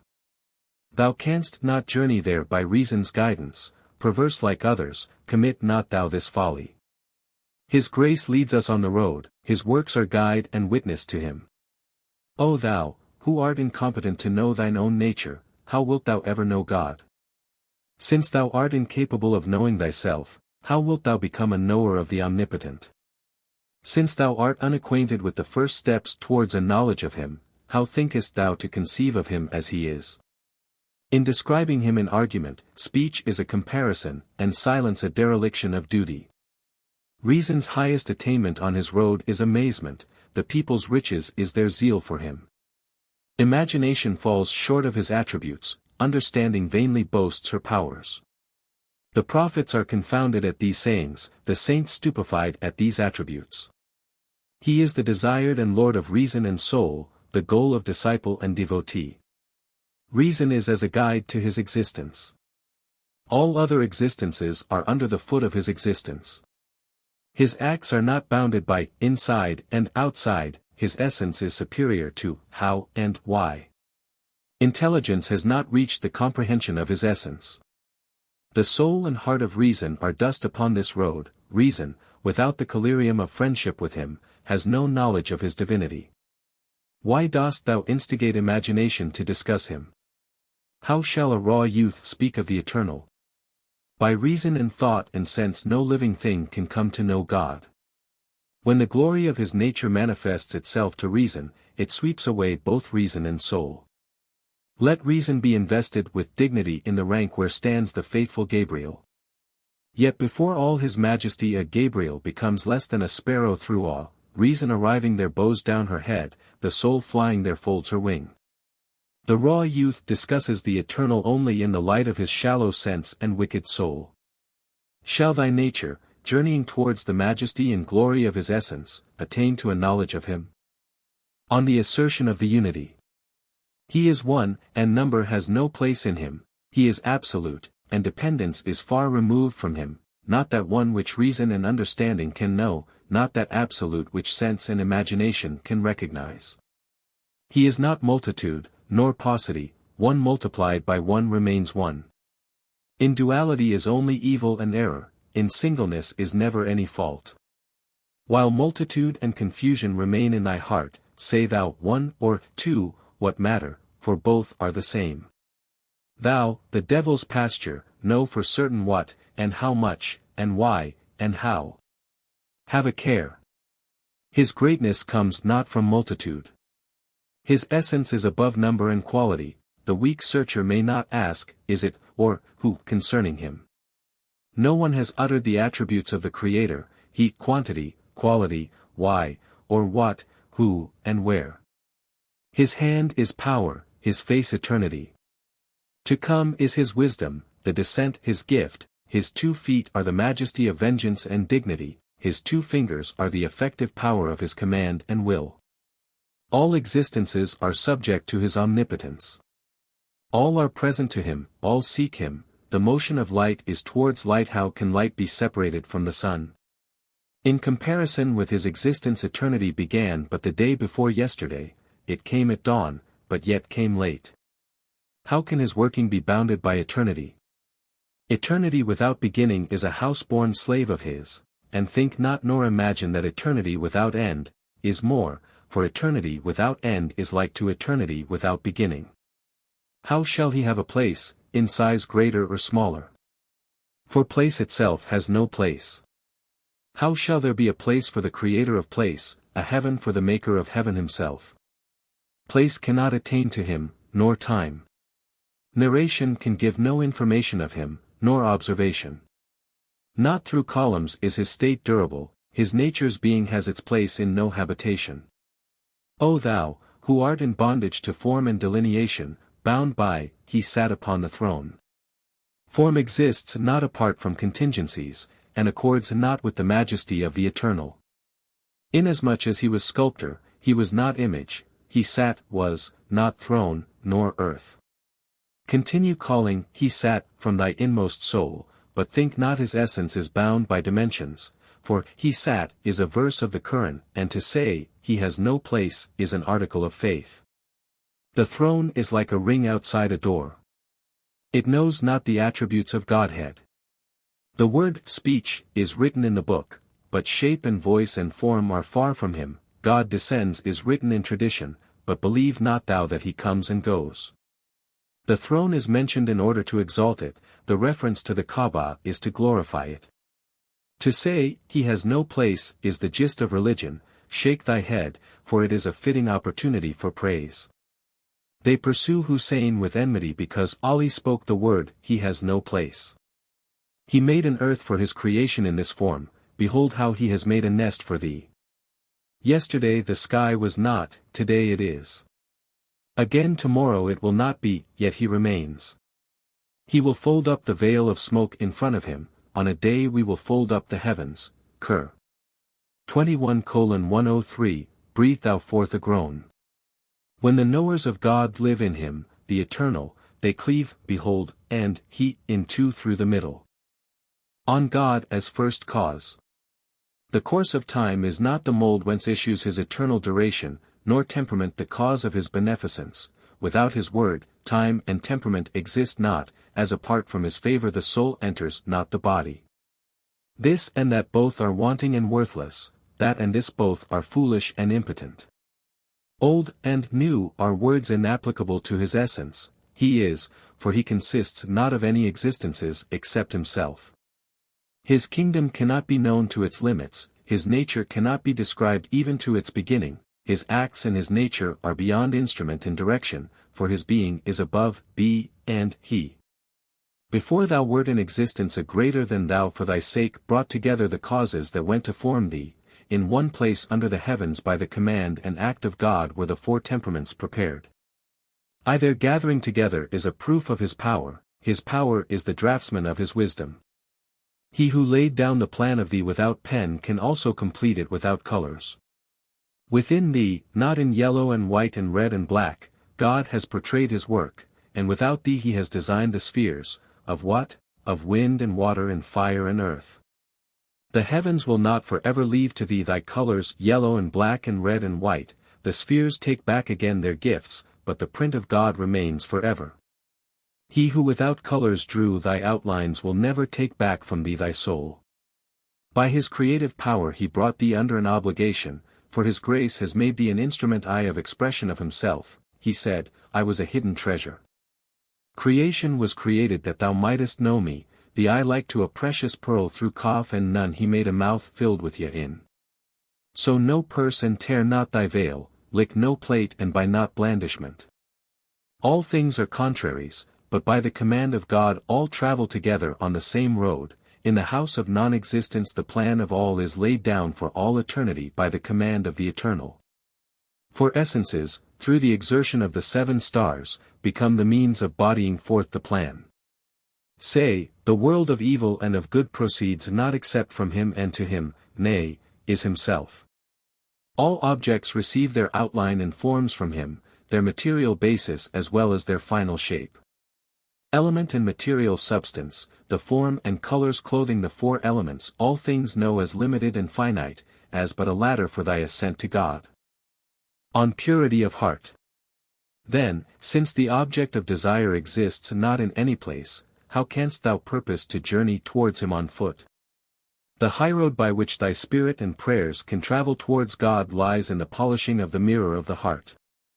The mirror of the heart becomes not free from the rust of infidelity and hypocrisy by opposition and hostility. The burnisher of the mirror is your steadfast faith. Again, what is it? It is the unsullied purity of your religion.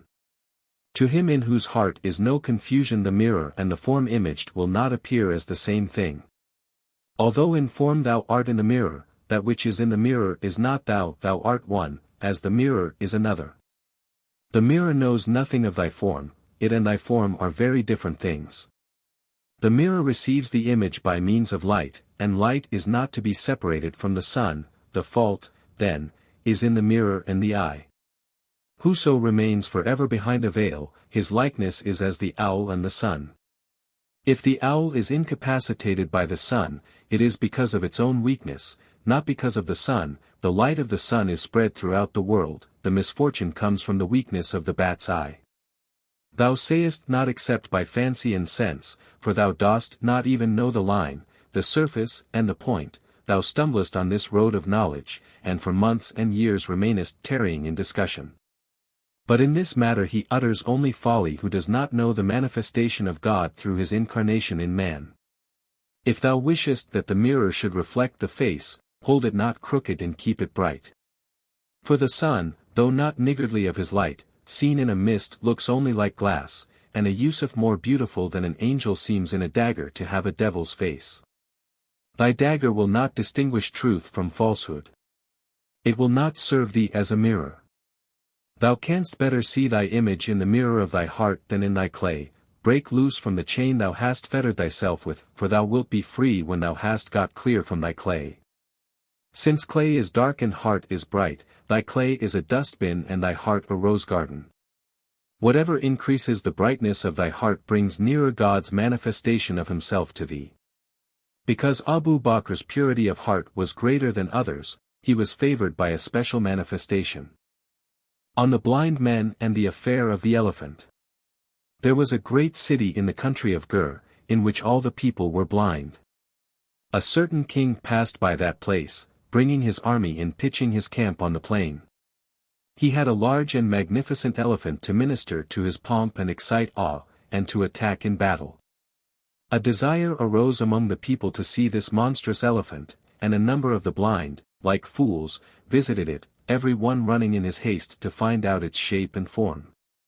They came, and being without the sight of their eyes groped about it with their hands, each of them by touching one member obtained a notion of some one part, each one got a conception of an impossible object, and fully believed his fancy true. When they returned to the people of the city, the others gathered round them, all expectant, so misguided and deluded were they. They asked about the appearance and shape of the elephant, and what they told all listened to. One asked him whose hand had come upon its ear about the elephant. He said, "It is a huge and formidable object, broad and rough and spreading, like a carpet." And he whose hand had come upon its trunk said, "I have found out about it. It is straight and hollow in the middle like a pipe, a terrible thing and an instrument of destruction." And he who had felt the thick hard legs of the elephant said, "As I have it in mind, its form is straight like a planed pillar." Every one had seen some one of its parts, and all had seen it wrongly. No mind knew the whole. Knowledge is never the companion of the blind. All, like fools deceived, fancied absurdities. Men know not the divine essence. Into this subject the philosophers may not enter. On the above allegory. One talks of the foot, the other of the hand, pushing beyond all limits their foolish words, that other speaks of fingers, and change of place, and descending, and of his coming as an incarnation. Another considers in his science his settling himself, and throne, and couch, and in his folly speaks of he sat, and he reclined, making of his foolish fancy a bell to tie round his neck. His face says one, his feet another. And no one says to him, where is thy object? From all this talk there comes altercation, and there results what happened in the case of the blind man and the elephant. Exalted be the name of him who is exempt from what, and how. The livers of the prophets have become blood. Reason hamstringed by this saying, the sciences of the learned are folded up. All have come to acknowledge their weakness, woe to him who persists in his folly. Say, it is allegorical. Depend not on it, and fly from foolish conceptions. The text of the Quran we believe it all, and the traditions we admit the whole of them. Of those who heed not. A discerning man questioned one of the indifferent, whom he saw to be very foolish and thoughtless, saying, Hast thou ever seen saffron, or hast thou only heard the name? He said, I have it by me, and have eaten a good deal of it, not once only, but 100 times and more. Said the wise and discerning man to him, Bravo, wretch! Well done, my friend! Thou knowest not that there is a bulb as well. How long wilt thou wag thy beard in thy folly? He who knows not his own soul, how shall he know the soul of another? And he who only knows hand and foot, how shall he know the Godhead? The prophets are unequal to understanding this matter. Why dost thou foolishly claim to do so? When thou hast brought forward a demonstration of this subject, then thou wilt know the pure essence of the faith, otherwise what have faith and thou in common? Thou hadst best be silent, and speak not folly. The learned talk nonsense all, for true religion is not woven about the feet of everyone. On the steps of ascent. Make not thy soul's nest in hell, nor thy mind's lodging in deception, wander not in the neighborhood of foolishness and absurdities, nor by the door of the house of vain imagining. Abandon vain conceits, that thou mayest find admission to that court, for that mansion of eternity is for thee, and this abode of mortality is not thy place. For thee is that mansion of eternity prepared. Abandon today, and give up thy life for tomorrow's sake. This world's evil and good, its deceit and truth, are only for the ignoble among the sons of Adam. To a high roof the steps are many, why art thou contented with one step? The first step towards it is serenity, according to the attestation of the Lord of Knowledge. And after it thou comest to the second step, the wisdom of life, of form and matter. Know thou the truth that there is not in the world for the offspring of Adam a better staircase to mount the eternal heaven by, than wisdom and work. The wisdom of life makes strong the mind for both the upper and the lower abode. Strive thou in this path, and although thou do not sow in that, yet thou shalt not do amiss. Whoso sows the seed of sloth, sloth will bring him impiety for fruit. Whoso took unto himself folly and sloth, his legs lost their power and his work failed. I know nothing worse than sloth, it turns Rustums into cowards. Thou wert created for work, and a robe of honor is ready cut for thee. Why art thou content with tatters? Why wilt thou not desire those striped garments of Arabia? Whence wilt thou get fortune and kingdom when thou art idle 60 days a month? Idleness in the day, and ease at night, thou wilt hardly reach the throne of the Sasanians. Know that handle of club and hilt of sword are crown and throne to kings who know not the moisture of weeping eyes. But he who wanders about after money and a meal cringes ignoble and vile before a clenched fist. Possessing knowledge, possess also serenity like the mountain, be not distressed at the disasters of fortune. Knowledge without serenity is an unlighted candle, both together are like the bee's honey. Honey without wax typifies the noble, wax without honey is only for burning. Abandon this abode of generation and corruption. Leave the pit, and make for thy destined home, for on this dry heap of dust is a mirage, and fire appears as water. The man of pure heart unites the two worlds in one, the lover makes but one out of all three abodes. On the protection and guardianship of God. Whoso is fenced around by divine aid, a spider spreads its web before him, a lizard utters his praise, a serpent seeks to please him. His shoe treads the summit of the throne. His ruby lip is the world's fitting ornament, in his mouth poison becomes sugar, in his hand a stone becomes a jewel. Whoso lays his head on this threshold places his foot on the head of things temporal. Wise reason is powerless to explain these things, for all are powerless who come not to this door. I fear that through thy ignorance and folly thou wilt one day be left helpless on Sirat, thy ignorance will deliver thee to the fire. See how it is administering the soporific lettuce and poppies to thee. Thou hast seen how in the middle of a morsel of food that one eats there will appear a grain of wheat, which has survived the attack of locust and bird and beast, has seen the heat of heaven and the glow of the oven, and remained unchanged under thy millstone. Who preserved it? God, God. He is a sufficient protector for thee, for possessions and life and breath, thou art of his creation, that is enough. If thou procurest dog and chain thou canst overcome the antelope of the desert, and in thy trust and sincere belief in this thou art free from anxiety as regards a maintenance and livelihood, I say to thee, and with reason and judgment. So that thou mayst not shut the door of thine ear against my words, thy trust in dog and chain I see is greater than in the all-hearing and all-seeing. The light of thy faith, if standing on this foundation, is given over to destruction by a dog and a thing of iron. The parable of those who give alms. A certain wise and liberal man gave away so many bags of gold before his son's eyes that when he saw his father's munificence he broke forth into censure and remonstrance, saying, Father, where is my share of this? He said, O son, in the treasury of God, I have given to God thy portion, leaving no executor and none to divide it with thee, and he will give it thee again. He is himself our provider and our master. Shall he not suffice us, both for faith and worldly goods? He is no other than the disposer of our lives, he will not oppress thee, he is not of those.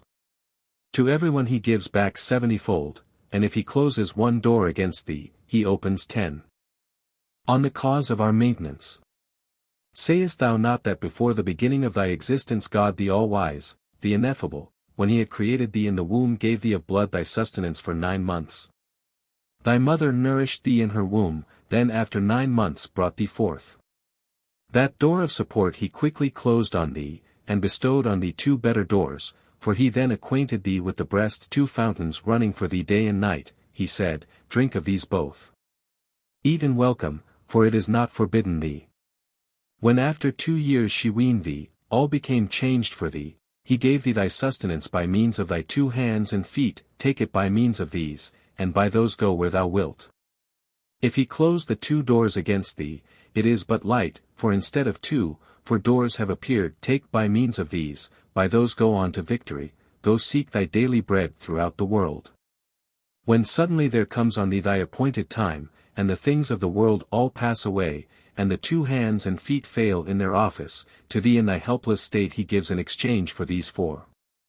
Hands and feet are shut up in the tomb, and 8 heavens become thy fortune, 8 doors are open to thee, the virgins and youths of paradise come before thee, that going joyfully to any door thou wilt thou mayest lose remembrance of this world. O youth, hear this saying, and despair not of God's bounty. If God has given thee knowledge of himself and put belief within thy heart, the robe of honor which is to thee like thy wedding garment he will not take from thee on the day of resurrection. If thou hast neither learning nor gold, yet hast this, thou wilt not be destitute. He will bring thee to glory, thou shalt not be disgraced, he will set thee in honor, thou shalt not be despised. Thy possessions, give not thy soul to their keeping, what he has given thee, hold thou fast to that. Thou layest up treasure, thou shalt not see it again, if thou gavest it to him, he would give it thee again. Thou puttiest gold in the fire, it burns up the dross, so he burns thy pure gold, when he has burnt out the bad, the good he gives to thee, fortune bends down her head to thee from the skies. The more enduring the benefit afforded by the fire, the kinder on that account is he who kindles the fire, thou knowest not what is good nor what bad, he is a better treasurer for thee than thou for thyself. A friend is a serpent. Why seekest thou his door? The serpent is thy friend, why fliest thou from it in terror? O seeker of the shell of the pearl of unless, lay down clothing and life on the shore of not. God's existence inclines only towards him who has ceased to exist, non-existence is the necessary provision for the journey. Till in annihilation thou lay aside thy cap thou wilt not set thy face on the road to eternal life. When thou becomest nothing, thou runnest towards God, the path of mendicancy leads up to him. If fortune crushes thee down, the most excellent of creators will restore thee. Rise, and have done with false fables. Forsake thy ignoble passions, and come hither. Of the right guidance. Every indication of the road thou receivest, O Darwish, count it a gift of God, not thine own doing.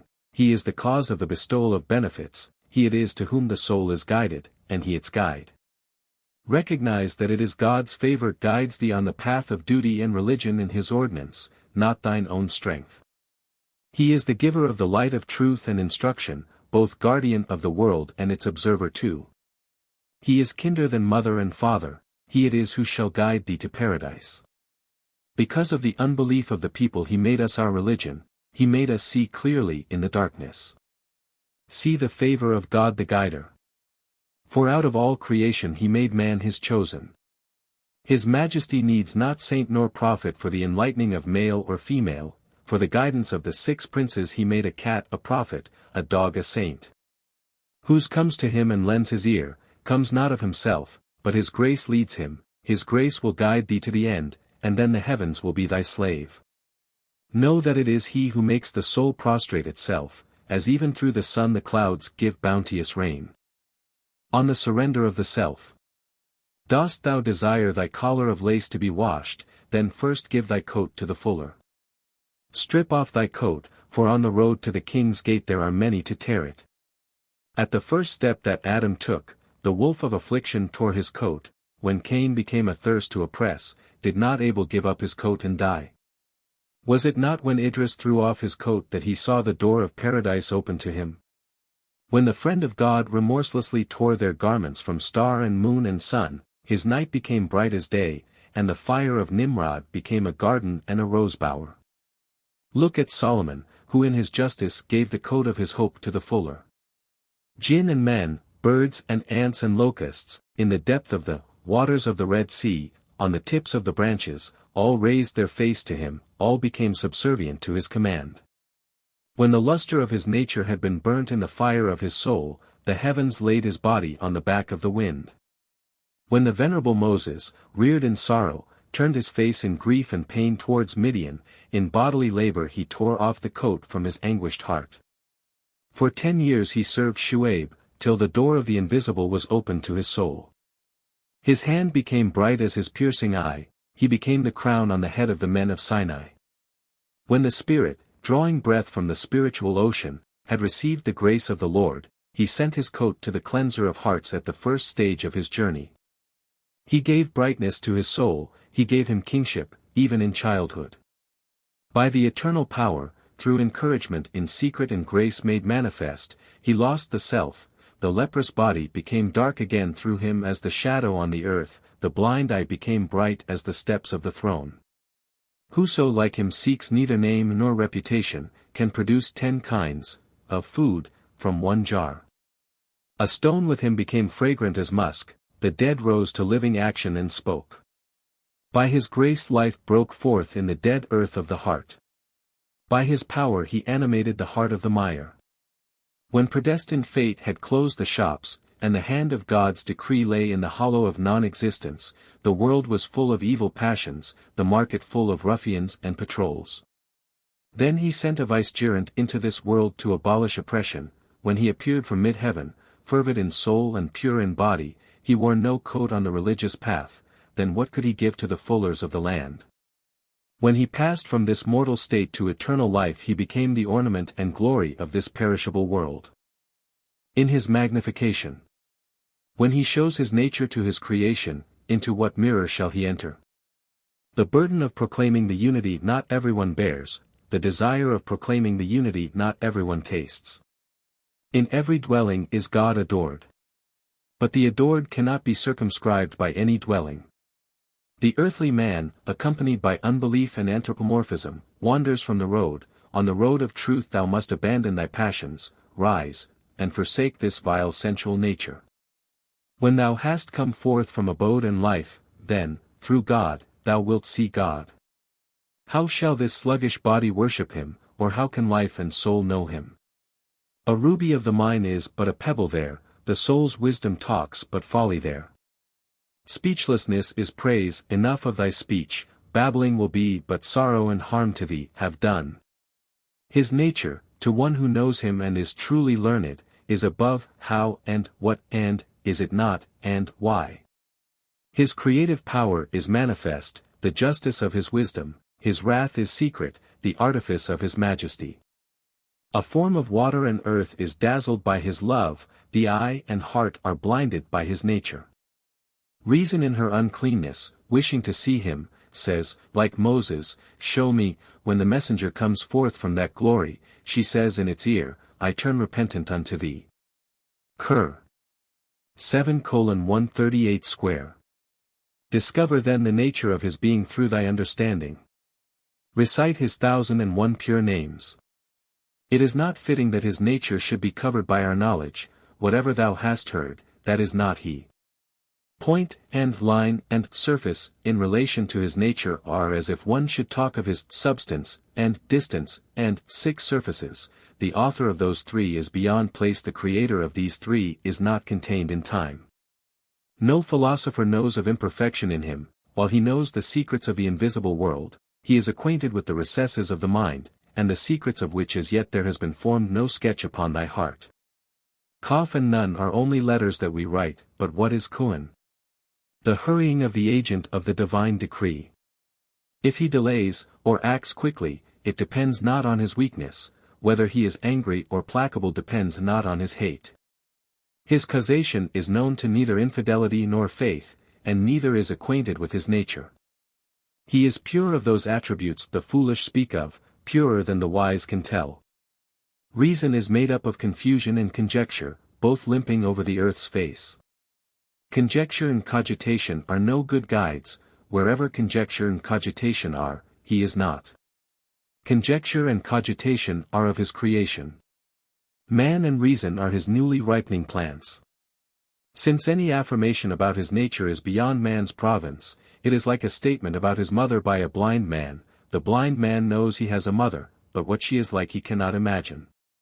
His imagination is without any conception of what things are like, of ugliness and beauty, of inside and outside. In a world of double aspect such as this, it would be wrong that thou shouldst be he, and he thou. If thou assert him not, it is not well. If thou assert him, it is thyself thou assertest, not he. If thou know not, that he is, thou art without religion, and if thou assert him thou art of those who liken him. Since he is beyond, where, and when, how can he become a corner of thy thought? When the wayfarers travel towards him, they vainly exclaim, Behold, behold. Men of hawk-like boldness are as ringdoves in the street, a collar on their necks, uttering, Where, where? If thou wilt, take hope, or if thou wilt, then fear. The All-Wise has created nothing in vain. He knows all that has been done or will be done. Thou knowest not, yet know that he will assuage thy pain. In the knowledge of him is not better than submission, that so thou mayest learn his wisdom and his clemency. Of his wisdom he has given resources to his creatures, the greater to him who has the greater need. To all he has given fitting resources, for acquiring profit and warding off injury. What has gone, what comes, and what exists in the world, in such wise it was necessary, bring not folly into thy conversation, look thou with acceptance on his decrees. On the earnest striving. When thou hast passed from self to being naught, gird up the loins of thy soul and set forth on the road. When thou standest up with loins girt thou hast placed a crown on thy soul's head. Set then the crown of the advance on the head of thy soul, let the foot that would retreat be the companion of the mire. Though the thoughtless man laughs at this act, yet the wise chooses no other course. Whoso turns not his face towards God, all his knowledge and possessions deem thou an idol. Who turns away his face from God's presence, in truth I call not him a man. A dog is better than a worthless man who turns away his face, for a dog finds not its prey without a search. A dog that lives in ease, though it gets fat, is not therefore more useful than a greyhound. He will not take hypocrisy and deceit and lying, but looks to a man's belief in the unity and his sincerity. The eye that is fixed on wisdom chooses the truth, the pleasure-regarding eye sees not the truth. False is what delights the eye. The truth enters not among earthy thoughts. Infidelity and faith both have their origin in thy hypocritical heart. The path is long because thy foot delays, were it not so, the road to him is but one step, be a slave, and thou becomest a king with him. Know that the different names of the colors are illusory, that thy sustenance is to be sought in the river of the Absolute. Leave off thy talk, and come to the pavilion, loose thy heavy bonds from off thyself. Perhaps thou hast not tasted the true faith, hast not seen the face of truth and sincerity, so that thou thoughtest the mystery was plain to be seen, and things thou sawest plainly have been mysteries to thee. I see in thee no rightness of belief. If there were I would be the true dawn of religion to thee, I would have made the path of the true faith plain to thee hadst thou not been a fool and a madman. Of the traveler on the path. A man should be like Abraham, that, through God, his shadow may become a shady place, in fear of him and by his teaching the universe dares to breathe. Pharaoh is destroyed by the mighty aid of a Moses whom God assists. To the wayfarer towards God on the path of love his cheek is the dawn of morning, who but he can tear away the veil by day, or hang the veil by night. His mind is snatched away from bonds of earth, the spiritual rule of the world is made manifest to him. He treads the throne under his feet like a carpet, he is an owl, but bores with him a phoenix. He becomes lord of this abode and that, the loyal slave of God, the pure intelligence reveals its face to man, and beautifies his body with its own light. The bounty of God throws its shade over his heart, then he says, how he prolongs the shadow. Cur. 25:47, when his soul feels the touch of God, we make the sun reveals its face to him, Cur. 25:48, the dumb all find tongues when they receive the perfume of life from his soul. In his path the lovers recite to their souls the verse every creature on the earth is subject to decay, Cur. 55:26, the heavens, and the natural world and its varied colors seem vile to his perception. Whoso is turned away from this wine, for him all its fragrance and color is destroyed. So that when with new ear thou shalt hear the shouts of, He is one, He has no partner, thou shalt no longer in madness desire the varied colors, even though thy Jesus be the dyer. Thou shalt take what thou wilt of the colors, put them into one jar, and bring them out again, listen truly, and not in folly, this saying is not for fools, all these deceitful colors the jar of the unity makes one color. Then being now of one color, all has become him, the rope becomes slender when reduced to a single strand. On being silent. The path of religion is neither in works nor words, there are no buildings thereon, but only desolation. Whoso becomes silent to pursue the path, his speech is life and sweetness. If he speaks, it will not be out of ignorance, and if he is silent, it will not be from sloth. When silent, he is not devising frivolity, when speaking, he scatters abroad no trifling talk. Those fools, the thieves and pickpockets, keep their knowledge to use in highway robbery. Thou sayest, O Master, thou of many words, that thou hadst better have light in thy heart than words. When thou becomest silent, thou art most eloquent, but if thou speakest, thou art like a captain of war. Kuan consists of two letters, both voiceless, Hu consists of two letters, both silent. Doubt not concerning these words of mine. Open thine eyes, pay heed for a little. There exists the dog, and the stone, the stove of the bath, and the slave, but thou art excellent, like a jewel inside a casket. The king uses his silver for his daily needs, but his ruby keeps for his treasure house. Silver is evil in its own ill-starred nature, the ruby is joyous because it is full of blood within. The family of Barmak became great through their liberality, they were, so to say, close companions of generosity. Though fate pronounced their destruction, their name endures, indestructible as the spirit. The people of this generation, though amiable, are impudent as flies and wanton, in word they are all sweet as sugar, but when it comes to generosity, they tear men's hearts and burn their souls. When he had adorned thy soul within thee, he held up before thee the mirror of the light, till pride made thee quick to anger, and thou lookedst upon thyself with the evil eye. He has balanced day and night by the ruler of his justice, not by chance or at random. While reason digs for the secret, thou hast reached thy goal on the plane of love. The heart and soul of the seeker after God are concealed, but his tongue proclaims in truth, I am God. The parable of those who heed not. A fool saw a camel grazing, and said, Why is thy form all crooked? Said the camel, In disputing thus thou censurest the sculptor, beware.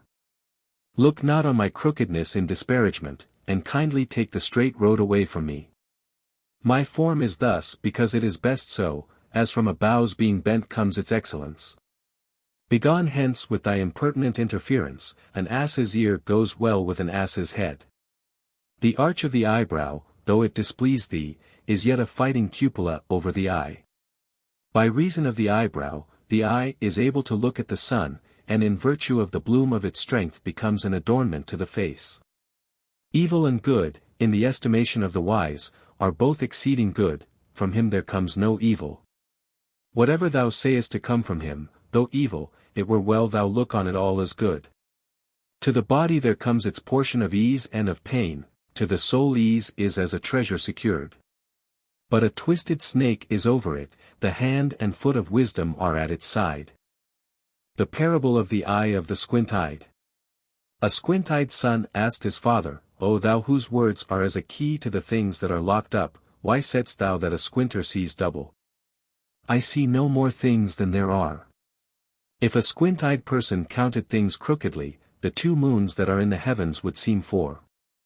But he who spoke thus spoke in error, for if a squinter looks at a dome, it is doubled. I fear that on the high road of the faith thou art like the crooked-seeing squinter, or like the fool who senselessly quarreled with the camel because of God's handiwork. His flawless creation is the Qibla of our understanding. His changeless nature is the Kaaba of our desire. He has exalted the soul in giving it wisdom, he has nourished his pardoning mercy on our faults. God well knows your turning to him, his wisdom it is which prevents his answering your prayers.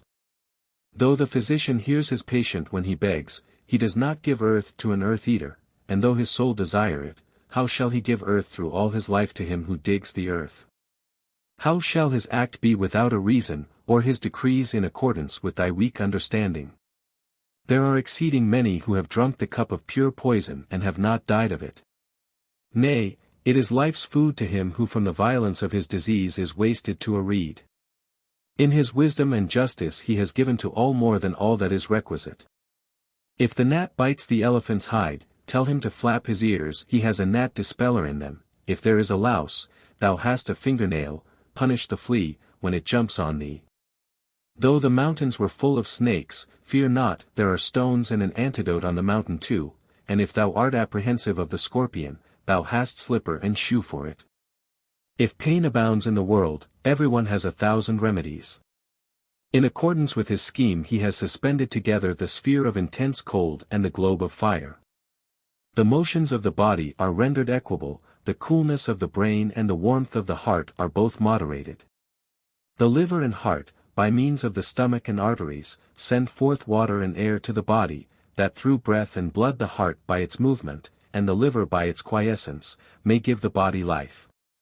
There is a spiritual kingdom in the universe, and also a temporal power, above the throne light, and below darkness. Both these principles he bestowed at the creation, when he spread his shadow over his handiwork.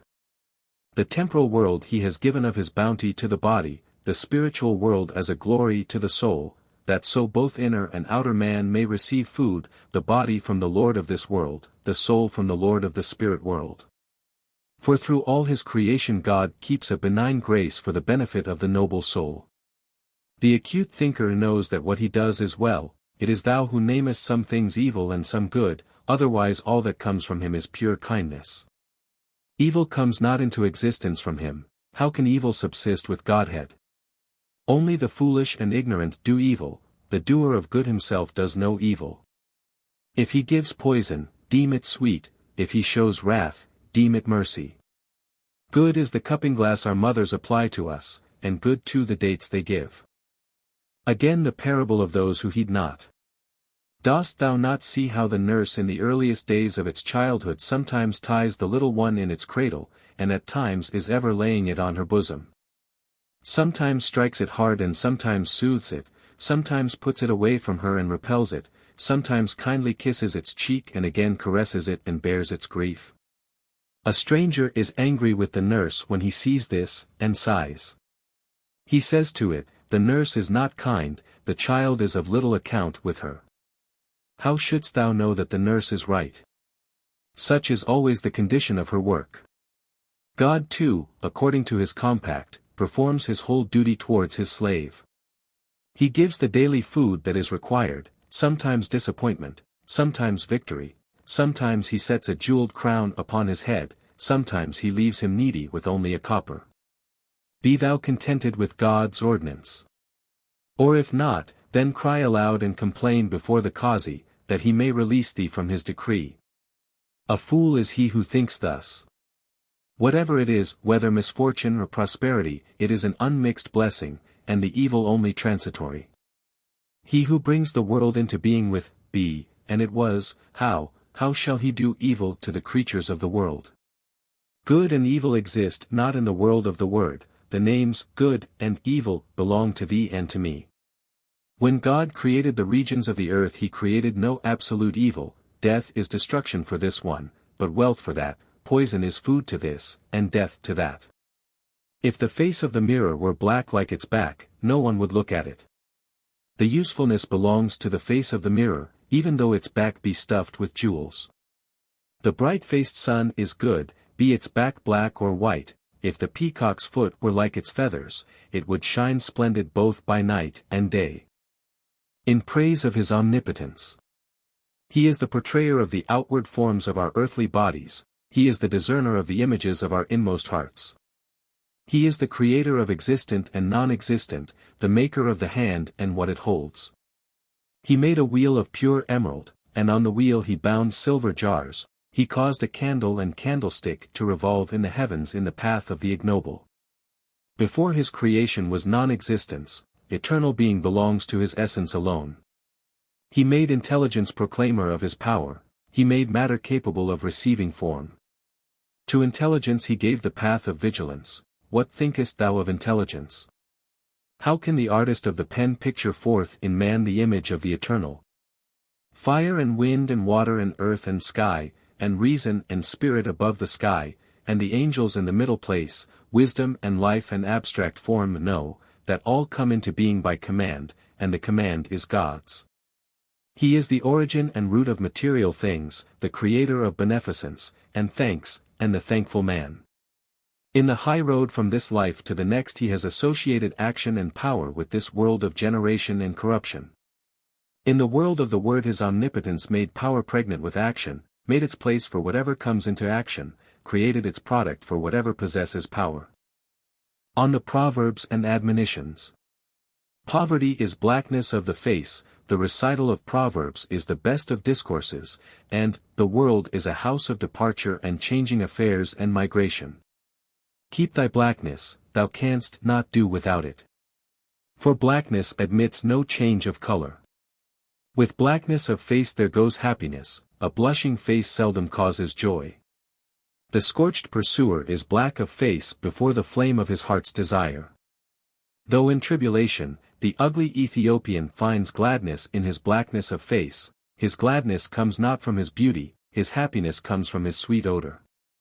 Brighter than the splendor of the new moon is the display of the moon of Bilal's shoe. If thou dost not wish thy heart's secret known, keep thy blackness of face in both worlds, since for him who seeks his desire, day tears the veil and night spreads it. Withhold thy hand from these vain lusts.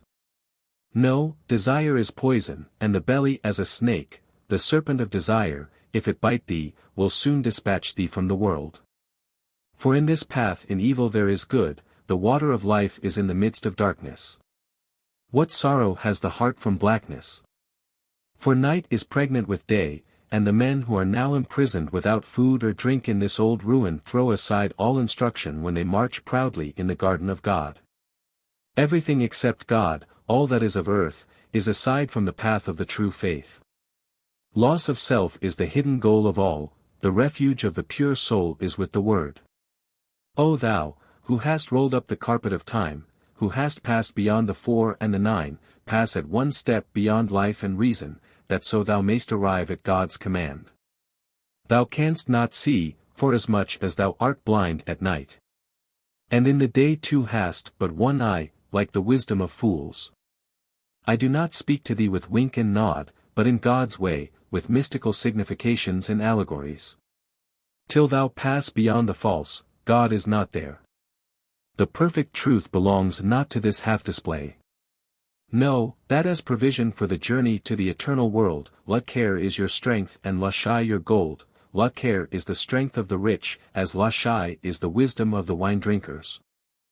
On the need of God, and independence of all beside him. He is wholly independent of me and thee in his plans. What matters infidelity or faith to his independence? What matters that or this to his perfection? Know that God exists in real existence, in pursuance of his decree and just designs. The independent seeks thy favors, the guardian gives thee thanks. The wolf and Yusuf appear to thee to be small and great. But with him, Yusuf and wolf are the same.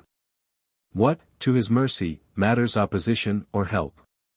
What, to his wrath, are Moses and Pharaoh? Thy service or thy rebellion are an honor or a shame to thee, but with him the color of both is the same. What honor has he from reason, or from the lightning, what greatness from the soul, or the sky? The soul and the heavens are his creatures. Happy the man who is chosen of him. The heavens and he who causes them to revolve are as the millstone and the miller, the supreme disposer and the obedient reason are as the carver's self and the matter he shapes. The motion of the restless heavens and of the earth is as it were an ant in the mouth of a dragon. The dragon does not swallow the ant, and the revolution of the unconscious heaven sweeps on. He has imposed its task upon the mill-wheel of misfortune, itself unmindful and closed round by annihilation. Think of thy life as an atom in his time. His banquet as accompanied by his affliction. Thou knowest that thy goblet has 4 feet for movement, yet though thou be persevering in his service thou wilt not reach his path but by his grace.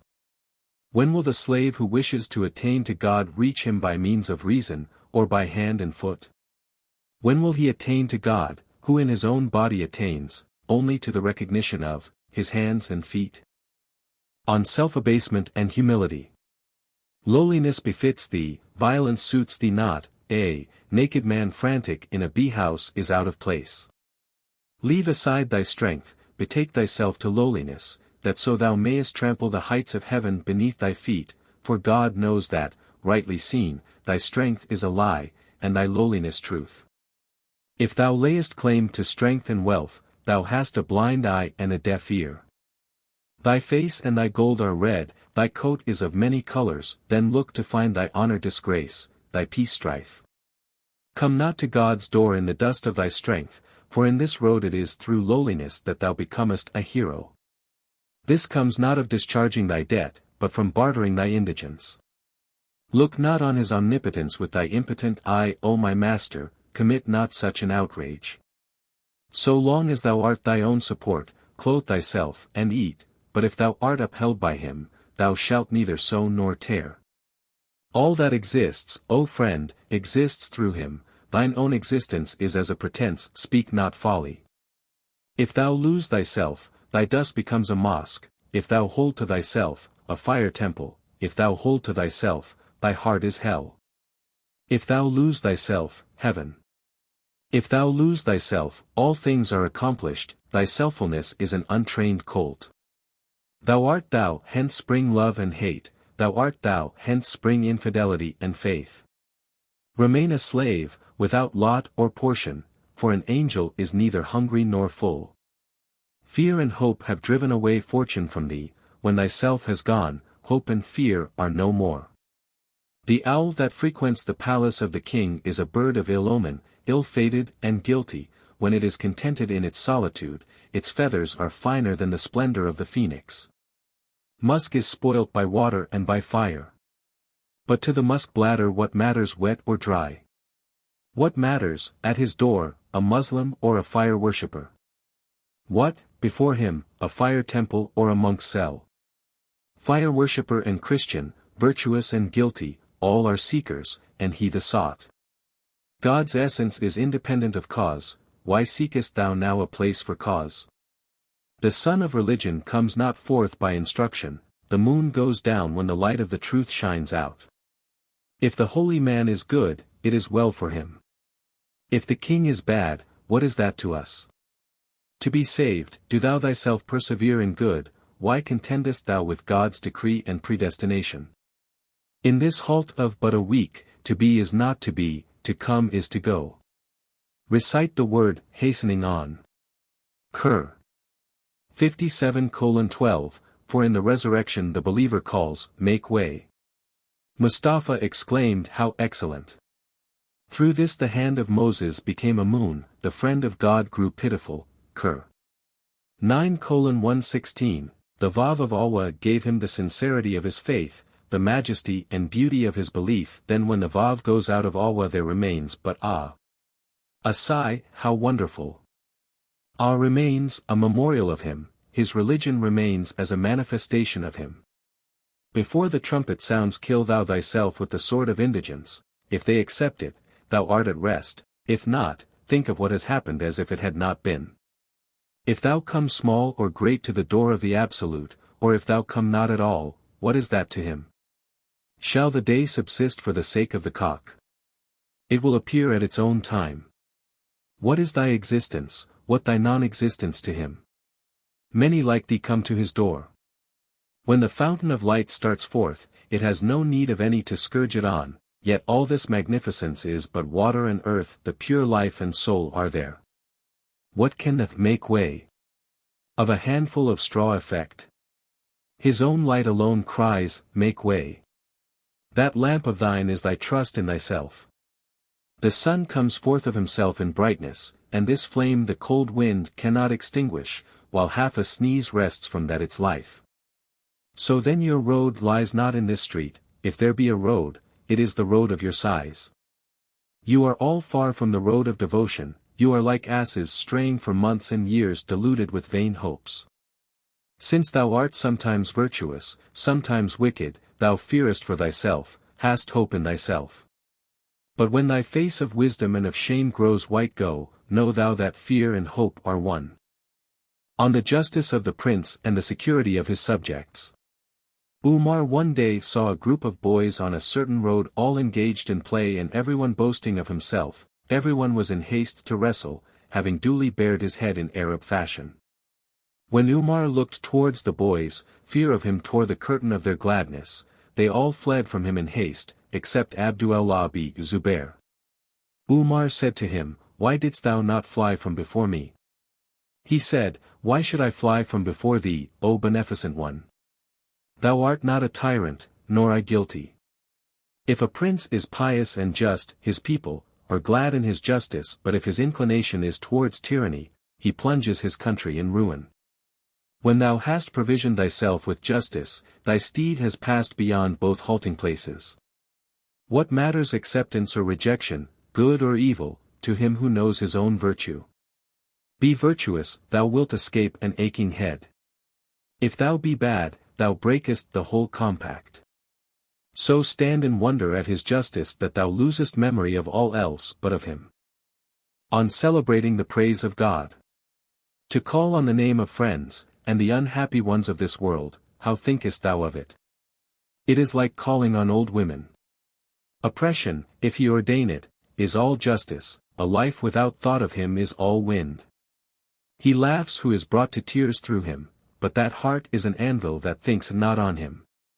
Thou art secure when thou pronouncest his name, thou keepest a firm footing on thy path. Make thou thy tongue moist, like earth, with remembrance of him, that he may fill thy mouth, like the rose, with gold. He fills with life the soul of the wise man, the heart of the lover of self he leaves thirsty.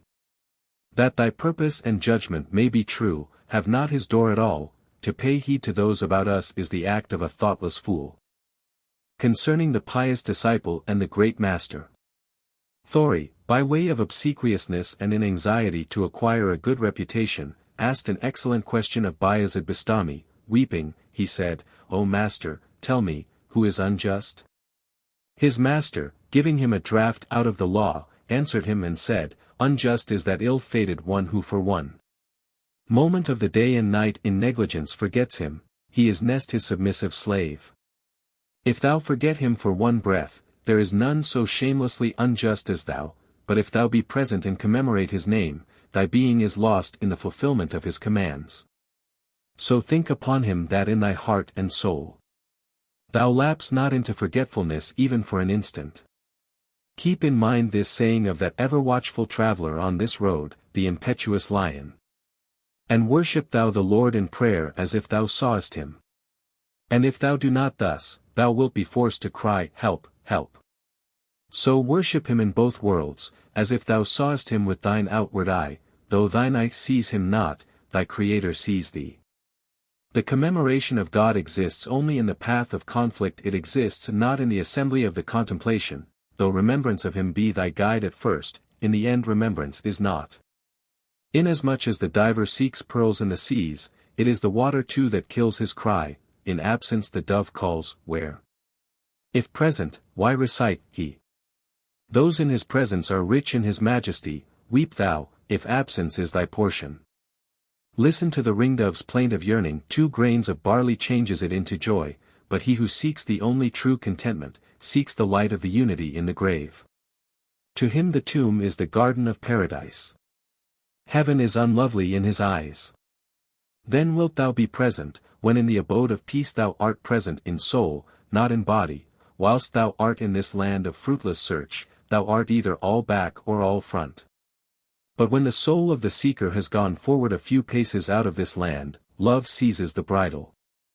Unbelief is death, religion life, this is the pith of all that men have said. Whoso for one moment takes delight in himself, he is imprisoned in hell and anguish for years. Who then shall have this honor and high dignity conferred upon him? Only he who possesses the principle of Islam. In loving, and in striving towards that world, one must not talk about one's life. Those who travel on this road know nothing of grief for life and sorrow of soul. When thou hast passed out of this world of fruitless search, then seek thou in that the fountain of life. Concerning the house of deception. Death comes as the key of the house of the secret, without death the door of true religion opens not. While this world stays, that is not, while thou existest, God is not thine. No, thy soul is a sealed casket. The love pearl within is the light of thy faith. The past sealed the writing, and delivered it for thee to the future. As long as thou shalt depend for thy life upon the revolutions of time, thou shalt not know what is inside. Only the hand of death shall unloose the binding of the book, of God the exalted, the glorious. So long as the breath of man flies not from thee, the morning of thy true faith will not dawn in thy soul's east. Thou wilt not reach the door or the king's pavilion without experiencing the heat and cold of the world. At present thou knowest naught of the invisible world, canst not distinguish faults from virtues. The things of that world are not those of sense, are not like the other things of wont. The soul reaches his presence, and is at rest, and what is crooked then is seen to be straight. When thou arrivest in the presence of the decree, the soul sets forth, and like a bird leaves its cage for the garden, the horse of religion becomes familiar with the verdant meadow. Whilst thou livest, true religion appears not. The night of thy death brings forth its day. On this subject a man of wisdom, whose words are as a mufti's decision, said, through desire and transgression men have gone to sleep, when death shows his face, they awake. All the people of this world are asleep, all are living in a vicious world. The desire that goes beyond this is use and custom, and not religion, for the religion which is only of this life is not religion, but empty trifling. To knock at the door of non-existence is religion, and fortune knocking little comes of being little. He who esteems of small account the substance of this world, say to him, look thou on Mustafa and Adam. And he who seeks for increase, say to him, look thou on Ad and on Karen. The foot of the one clave to his stirrup, the other lived pierced through with terror, the eternal destroyed the foot of the one. Remorse turned the hand of the other into a reed, the dire blast falls on Ad, the dust of execration is the abode of Karen. What harm is it, if from fear of misfortune thou sacrifice thyself like wild rue for the sake of virtue? Inflame not thy cheek before the men of the path, burn thyself, like wild rue, thou hast the wisdom and religion of a fool if thou pretendest to eminence before God. Let not man weave a net about himself, rather the lion will break his cage. O thou, who art sated with thyself, that is hunger, and thou, who bendest double in penitence, that is prayer. When thou art freed from thine own body and soul, then thou findest isolation and eminence. Display not at all thy city inflaming countenance, when thou hast done so, go, burn wild rue. What is that beauty of thine? It is thy lust, and what is thy wild rue? It is thine own being. When thy lip touches the threshold of true religion, Jesus, Son of Mary, becomes thy sleeve. In this quest do thou melt thyself, adventure thy life and soul in the path of fidelity. Strive thou, that so through non-existence thou mayest pass to existence, that thou mayest be drunk with the wine of God. The ball and stick of the universe are in the hand of him whom true religion makes to live. When thy soul becomes drunk with this draught, thou hast reached the summit, from being naught thou comest into existence. Every freed man of that place is a slave, bound by the foot, with a ring in his ear. But those bonds are better than the steed of fortune, but that ring is better than the striped garments of Arabia and a throne. The bonds that he imposes, account a crown, and if he gives thee sackcloth, reckon it brocade. For he bestows benefits, and he gives beauty, he is kind, and he is bounteous. Seeing that thou art needy, what dost thou with gladness, and what with cleverness, both bought with a price? Be glad in him, and clever in his religion, that thou mayest find acceptance and honor with him. That man is wise whom he lifts up, joyful is he whom he abandons not, and fortunate, who is his slave, approved by him in all his works. When thou hast cast these branches, and hast grappled with death, thou wilt no longer turn away from death, and shalt come to know the world of life. When thy hand reaches the branch of death, thy foot treads the palace of power. The foot which is far from the dome of right guidance is not a foot, it is a drunken brain. On giving thanks. Ingratitude's only seat is the door of sorrow, thankfulness arrives with certainty at the treasure. Cur. 14:7 Utter thy thanks for the sake of increase, of the hidden world, and of the sight of God. Then when thou hast become patient of his decree he will name thee giver of thanks, whoso presses forwards towards God, speaks not without uttering his thanks to God. Who can tell the sweetness of giving thanks to him? Who can pierce the pearl of the celebration of his name? He bestows, and he gives the reward, he speaks, and he imparts the answer. Whatsoever he took away from thee of kindness or show of love, the same or more than that he gives back to thee. Cur. 2:100 If every hair became a tongue, and each an interpreter at thanksgiving's door to swell thereby his thanks, they could not utter due thanks for the divine grace of the power to give thanks. Then let men seek to give thanks for his mercies, if they utter them, it is even through him they do so, body and soul drunk with his decree, the heart singing, O Lord, thanks. And if not, then as far as regards the path of knowledge and prudence, woman and man, young and old, are blind of eye in the world of lust, are naked of body like ants and flies. On his wrath and his kindness. The pious are those who give thanks for his kindness and mercy, the unbelievers those who complain of his wrath and jealousy. When God becomes angry, thou sayest in the eyes what is rightly in the spring. His wrath and his kindness, appearing in the newly formed world, are the cause of the error of the Gebra and the doubt of the Magian. His kindness and his wrath are imprinted on the pulpit and the gallows. The rendering of thanks to him is the mansion of honor, and forgetfulness of him, of disgrace. His kindness is comfort for men's lives, his wrath a fire for their souls, his kindness rejoices the slave, his wrath makes man its mock. When the lamb of his kindness shows itself, the dowel of fortune gains the victory, if the calf of his wrath rushes forth, it melts Mount Calf like silver. The whole world dreads his anger and his subtlety. The virtuous and the ungodly are alike in their terror. When his kindness mixes the draught of exhilaration, the shoe of the Sufi mounts to ecstasy, when his wrath comes forth again, ecstasy draws in its head like a tortoise. His wrath melts even his beloved, his kindness cherishes the beggar. He it is who nourishes thy soul in unbelief or in the faith, he who gives thy soul the power of choice. Thy life's soul lives through his kindness. For by his kindness thy life endures.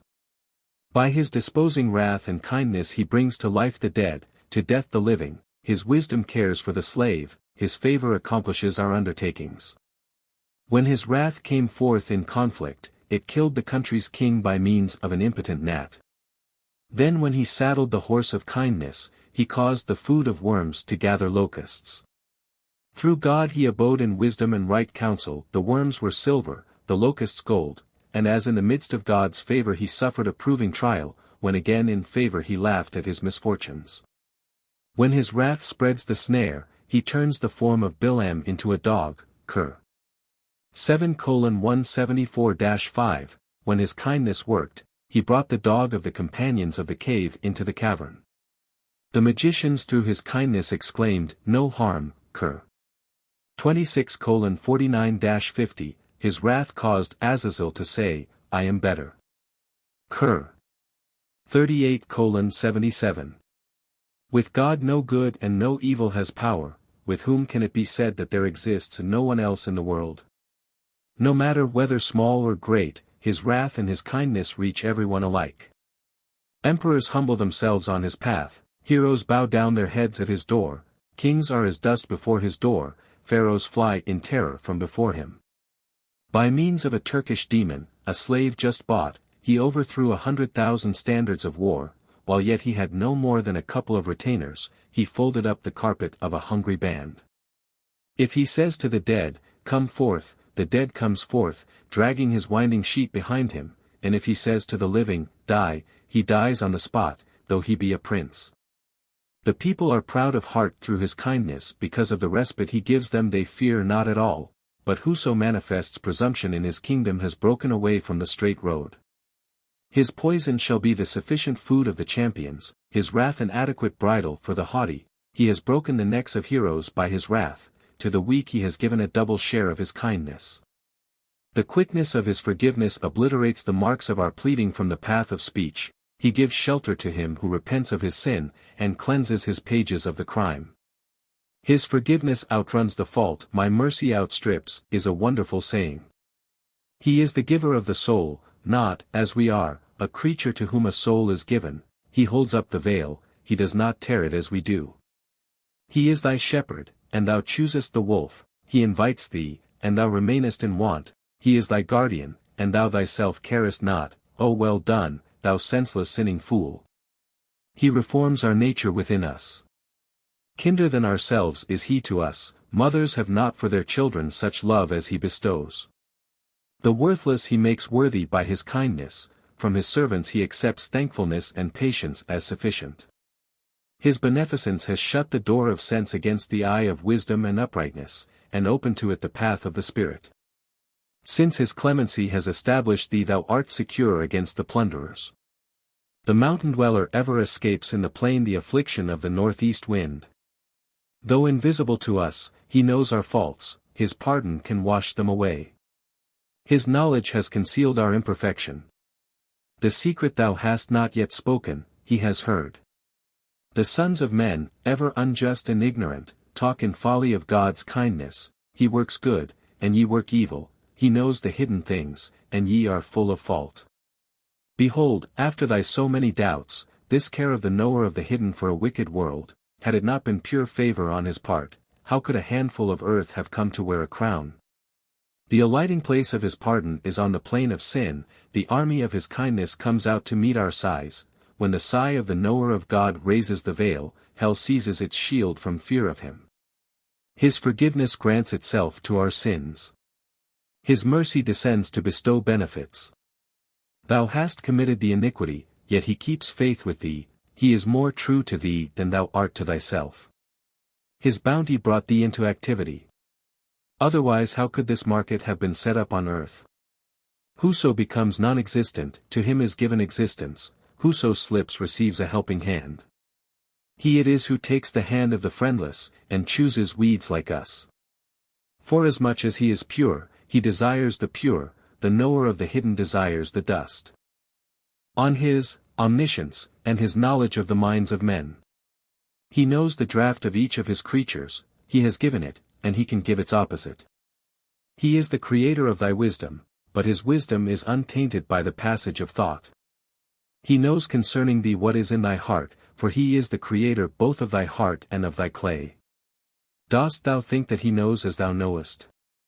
Then is the ass of thy nature stuck fast in thy clay. He sees what is best for his creatures before the desire is formed, he knows the mind before the secret thought exists. He knows what is in thy heart, before thou speakest he performs the work. God brings joy and takes away sorrow. God knows our secrets, and he keeps them safe. Silence before him is the gift of tongues, thy life's food thou receivest from a table bare of bread, man's desire cannot wish for such things as he has prepared for him. He knows the condition of his creatures, he sees it, and can give accordingly, he has prepared for thee thy place in paradise, that tomorrow thou mayest enter into joy. It is enough that he speaks, be thou dumb and speak not. It is enough that he seeks, remain thou a cripple, and run not to and fro. In presence of the power and omniscience of God, feebleness and ignorance are best, feebleness makes thee wise, weakness confers eminence on thee. Whoso can make existence non-existent, can also change non-existence into existence. He in his mercy arrests the rhythmical forces in the wombs for the due constituting and establishing of the offspring. And forasmuch as his inscrutability portrayed thy form, knowest thou not that thou canst not remain hidden? He knows thy case better than thyself, why frequentest thou the neighborhood of folly and deceit? Speak not of thy heart's sorrow, for he is speaking, seek thou not for him, for he is seeking. He perceives the touch of an ant's foot, though in night and darkness the ant move on a rock, if a stone moves in the dark night in the depth of the water, his knowledge sees it. If there be a worm in the heart of a rock, whose body is smaller than an atom, God by his knowledge knows its cry of praise, and its hidden secret. To thee he has given guidance in the path, to the worm he has given its sustenance in the rock. No soul has ever rested in patience apart from him, no understanding deceived him by its subtlety. He is ever aware of the minds of men, ponder thou this, and thy duty is fulfilled. If thou turn thy face from evil usage, thy mind shall preserve the true religion of Islam, but since thou choosest to hold false ideas of his clemency, thou shalt have no light, but hellfire in thy heart. For since thou wilt not take account of his knowledge, O man, cherish no hope of clemency from him. His omniscience kindles the lamp of the understanding, but his clemency teaches nature to sin. Were not his clemency a perpetual refuge, how could a servant dare to sin? If then thou committest a sin, that sin falls under one of two cases. If thou thinkest that God knows not, I say to thee, well done, O thoroughgoing infidel. And if thou thinkest that God knows, and still thou committest it, bravo, impudent one, and vile. Myself I acknowledge that no man knows thy secrets, God knows, God is not less than man. And I take it that if he hides this forgiveness from thee, is it not that his omniscience knows that it is thus with thee? Then turn from this vile conduct of thine. Otherwise on the day of thy resurrection thou wilt forthwith see thyself drowning in the sea of thy shame. Concerning his beneficence, and verily he is the provider of provisions. When he lays the table of its food before the creature, he provides a fare more ample than the eater's needs, life and days and daily food come to all from him. Happiness and fortune are from him. He supplies the daily bread of each, nor seals the door of the storehouse, infidel and true believer, wretched and prosperous, to all their daily food and life renewed. While the ha of necessity is still in their throat, the jim of his munificence has given his creatures their sustenance. Except by bread we cannot live, and appetite is our only relish. He shuns not his servants when they turn to him, he has given the relish, he will give the bread too. Thy bread and life are in the treasury of God, thou dost not hold, according to his word, that it is he. If thy daily bread be in China, thy horse of acquisition is ready saddled to bear thee speedily to it, or to bring it to thee whilst thou art sleeping. Has he not said to thee, I am thy sustainer, the knower of what is hidden and the knower of what is manifest, I gave life, I give the means of livelihood, whatsoever thou askest, I give forthwith. Know that, like the day, the matter of thy daily bread is well assured, for thy daily bread is a present which the day brings with it, forasmuch as the kindness of God is on thee, thou boldest thy life as a pledge for thy food. Take thought for thy life, and thou hast done the same for thy bread, loaf succeeds loaf as far as the edge of the grave. Hold firmly to this pledge, and eat thy bread, and when the pledge passes from thee, still shalt thou eat the food of life. Life without bread God gave to none, for life endures through bread, and when life quits the body, know for a certainty that now indeed sustenance has reached thee. The ignoble fear for their daily bread. The generous man does not eat his food warmed up a second time. The lion eats not his prey alone, when he is satisfied, he abandons the rest. It is for women to hoard up the old, to mend new sustenance with the new day.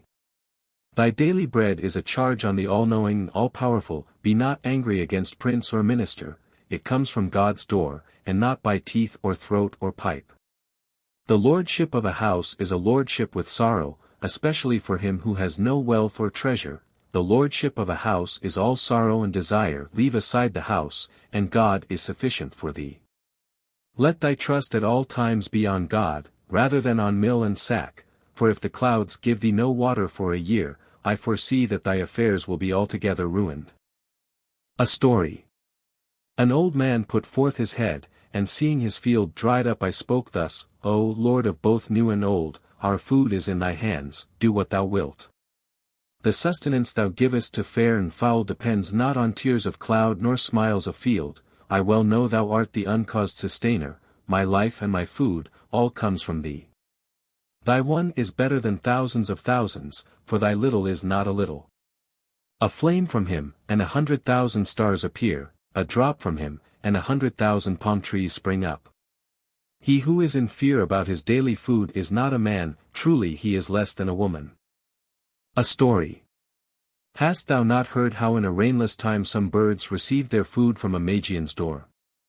Many Muslims spoke to him, and among them one clever and eloquent, though the little birds take your corn, yet this generosity of yours will not find acceptance. Said the Magian, if he does not choose me, still he sees my toil. Since he himself is kind and generous, he does not think the same of niggardliness as of liberality. Jafar sacrificed his arm in his path, instead of arms God gave him wings. None shall discover thy work but God. Truly nothing can happen to thee from men. Pay no heed to the doing and bustling of men, fasten thy mind on him, and thou hast escaped from sorrow and bondage. So far as thou canst, take thou no friend but him, take men not into thy account at all. Your bread is laid up in God's eternity, his friendship he gives you, it is your life. Know that both of these are represented in the world of love and search by the Persian water and the Arabic father. On the desire for God. So long as thou art a stranger to the light of Moses, thou art blind to the day, like the bird of Jesus, since thou hast no knowledge of the path of poverty, thou art in hiding, like the inside of an onion. First, for the sake of his comforting love, do thou make thy head thy foot, like the reed, and continue seeking him, that by thy perfect search thou mayest reach that place, where thou knowest thou needest seek no more. Did not an indolent one, when he heard murmurs of sloth on his heart's tongue, ask Ali, say, O Prince, illuminer of the soul, is the dark night better, or the day? Murtaza said, Hear, O questioner, yield not to this backsliding. For to the lovers in this soul-inflaming path the fire of the secret is better than the splendor of the day. He whose soul the path has fired stays not behind on foot at the halting place. In that world where love tells the secret, thou no longer art, thy reason no longer endures. On affection and isolation. The lovers are drunk in his presence, their reason in their sleeve and their soul in their hand. Lo, when they urge the alburak of their heart on towards him, they cast all away under his feet. They throw down life and heart in his path. And make themselves of his company. In the face of his belief in the unity, there exists for him no old or new, all is not, he alone is. What worth have reason and life in his eyes? The heart and the true faith pursue the road together. The veil of the lovers is very transparent, the tracings on these veils are very delicate. Love's conqueror is he who is conquered by love, love, inverted, will itself explain this to thee. When the clouds fall away from the sun, the world of love is filled with light. The cloud is dark and murky as a Magian, but water may be useful as well as harmful, a little of it is man's life, but his life is destroyed by too much of it. So he who believes in the unity is the beloved of his presence, though affection, too, is a veil over his glory. He is not in evil plight to whom he addresses his instruction. What then is evil? To be the friend who toils. Look at the letters of Mahabbat, friendship, the very word minute, labor, is shown in its characters. O thou who lovest the beauty of the presence of the invisible, till thou seek for the meeting with his face, thou wilt never drink the draught of communion with him, nor taste the sweetness of inward converse with him. Since thou knowest the one, and assertest the one, why search after the two, and three, and four? Together with Aleph go B and Te, count B and Te and idle, and Aleph God. Continue to ply hand and foot in search. When thou reachest the sea, talk not of the rill. Since glory and shame have made of thee a slave, O youth, what hast thou to do with the eternal? Thou art but newly come into existence, talk not of the eternal, thou who dost not know thy head from thy foot. There are 100,000 obstructions in thy path, thy courage fails, and falls short. Thy talk is trickery still, still thou remainest in the snare. Betake thyself at once to the ocean of righteousness and true religion, thy body naked like wheat grains, or like Adam, that so he may approve thy complete renunciation. Then see that thou meddle not again with these useless encumbrances. Thou art as yet a follower of Satan, how canst thou become a man without repenting? When he admits thee in his court, ask from him no object of desire, ask himself. When thy Lord has chosen thee for friendship, thy unabashed eye has seen all there is to see. The world of love suffers not duality, what talk is this of me and thee? When thy theeness leaves thee, fortune will uplift thy state and seat. In a compact of intimacy it is not well to claim to be a friend, and then still me and thee. How shall he that is free become a slave? How canst thou fill a vessel already full? Go thou, all of thee, to his door. For whoso in the world shall present himself there in part only, is wholly naught. When thou hast reached to the kiss and love glance of the friend, count poison honey from him, and the thorn a flower. For the rust on the mirror of the free, no is the nail parer, with it cut off existence.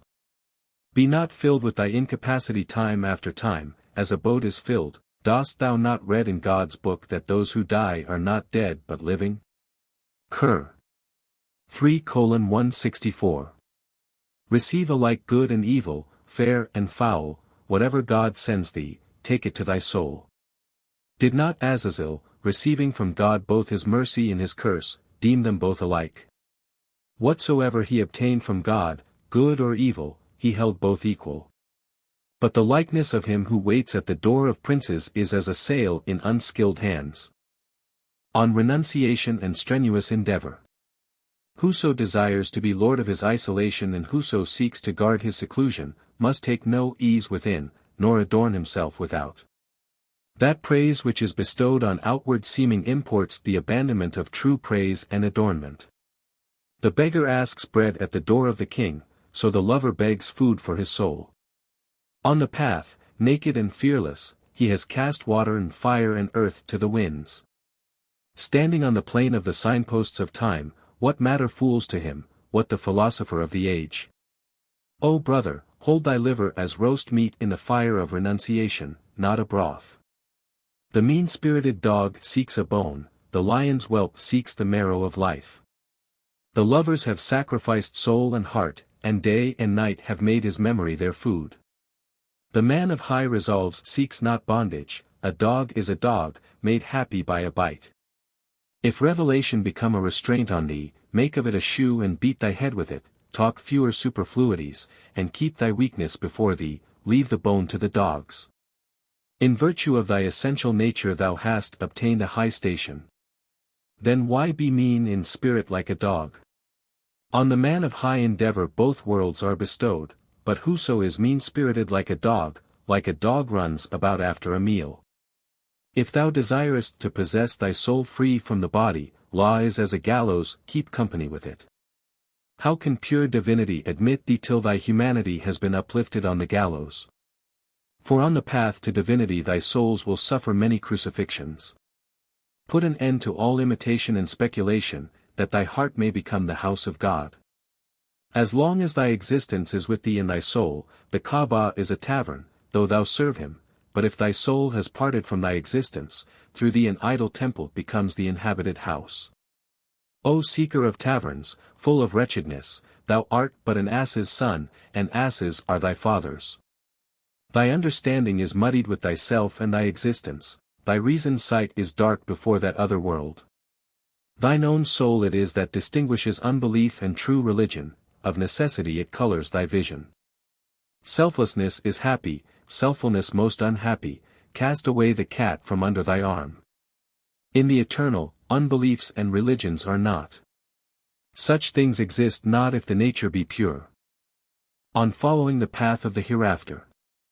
All this knowledge is but a trifling matter, the knowledge of the journey on God's road is otherwise, and belongs to the man of acuter vision. What, for the man of wisdom and true religion, whose bread and speech are alike of wheat, distinguishes that path and points it out? Inquire its mark from the speaker and the friend. And if, O brother, thou also ask of me, I answer plainly and with no uncertainty, to turn thy face towards the world of life, to set thy foot upon outward prosperity, to put out of mind rank and reputation. To bend one's back double in his service, to purify ourselves from evil, to strengthen the soul in wisdom. What is the provision for such a journey, O heedless one? By looking on the truth to cut oneself off from the false, to leave the abode of those who strive with words, and to sit before the silent. To journey from the works of God to his attributes, and from his attributes to the mansion of the knowledge of him, then from knowledge to the world of the secret, then to reach the threshold of poverty. Then when thou art become the friend of poverty, thy soul destroys thy impure self, thyself becomes soul inside thee, it becomes ashamed of all its doings, and casting aside all its possessions is melted on its path of trial. Then when thyself has been melted in thy body, thy soul has step by step accomplished its work, then God takes away its poverty from it, when poverty is no more, God remains. Not in folly nor ignorance spoke Bayezid, if he said, Glory to me. So too the tongue that spoke the supreme secret moved truly when it said, I am God. When he proclaimed to the back the secret he had learned from the face, it became his executioner and killed him. His secret's daytime became as night, but God's word was what he spoke, when in the midst of the rabble he suddenly disclosed, unauthorized, the secret, his outward form was given to tile gallows, his inward being was taken by the friend. When his life's soul could speak no longer, his heart's blood divulged the secret. He spoke well who said in his ecstasy, Leave thyself, O son, and come hither. From thee to the friend is not long. Thyself art the road, then set thy feet on it, that with the eye of Godhead thou mayest see the handwriting of the Lord of power and the land of spirits. When shall we be separated from ourselves, I and thou departed and God remaining? The heart arrived at God's threshold, the soul, saying, Here am I, enter thou. When by the doorway of renunciation heart and soul have reached the dome of a true belief in the unity, the soul locks itself in the embrace of the Houris, the heart walks proudly in the sight of the friend. O thou who knowest not the life that comes of the juice of the grape, how long then wilt thou be drunk with the grape's outward form? Why boastest thou falsely that thou art drunk? So that they say, the fellow has drunk buttermilk. If thou drink wine, say not, the drinker of buttermilk too will guard his secret. Why seekest thou? Deem it not like thy soul, drink it as thou dost thy faith. Thou knowest not what moss is in Persian.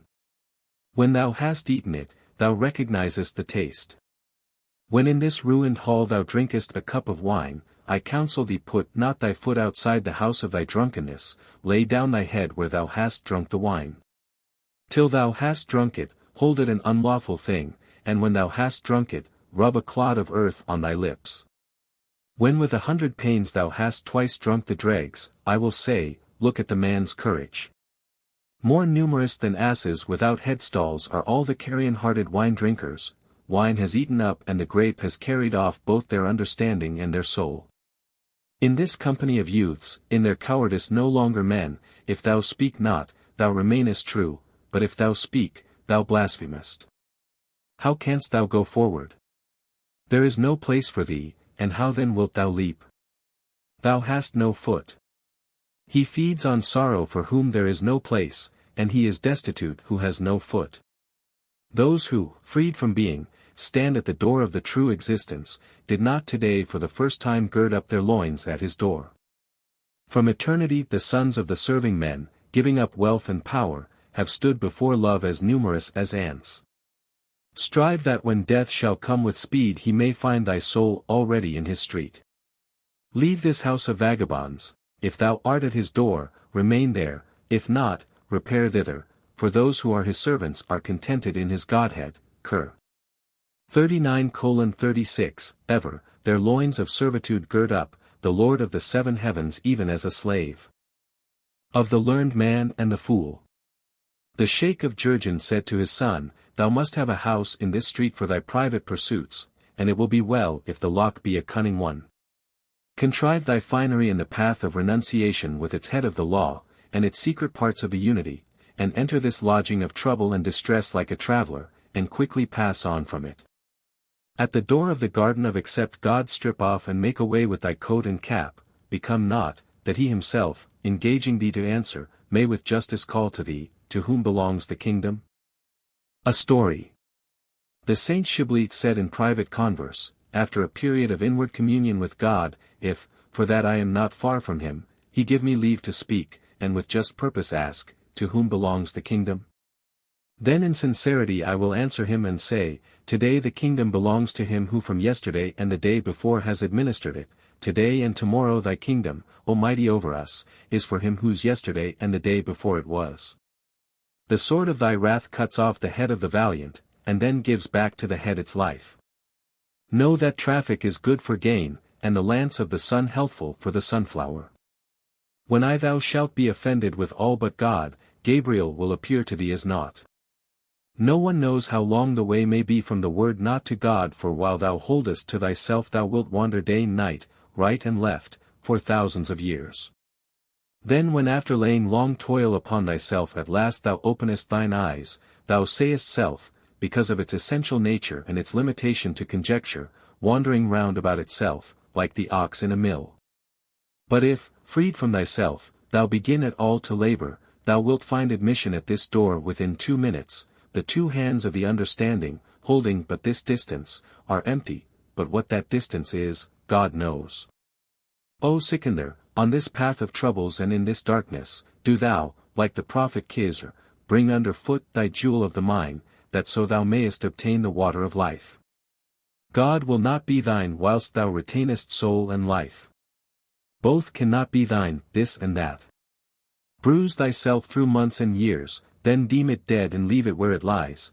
When thou hast finished with thy vile self, thou hast reached eternal life and joy and paradise.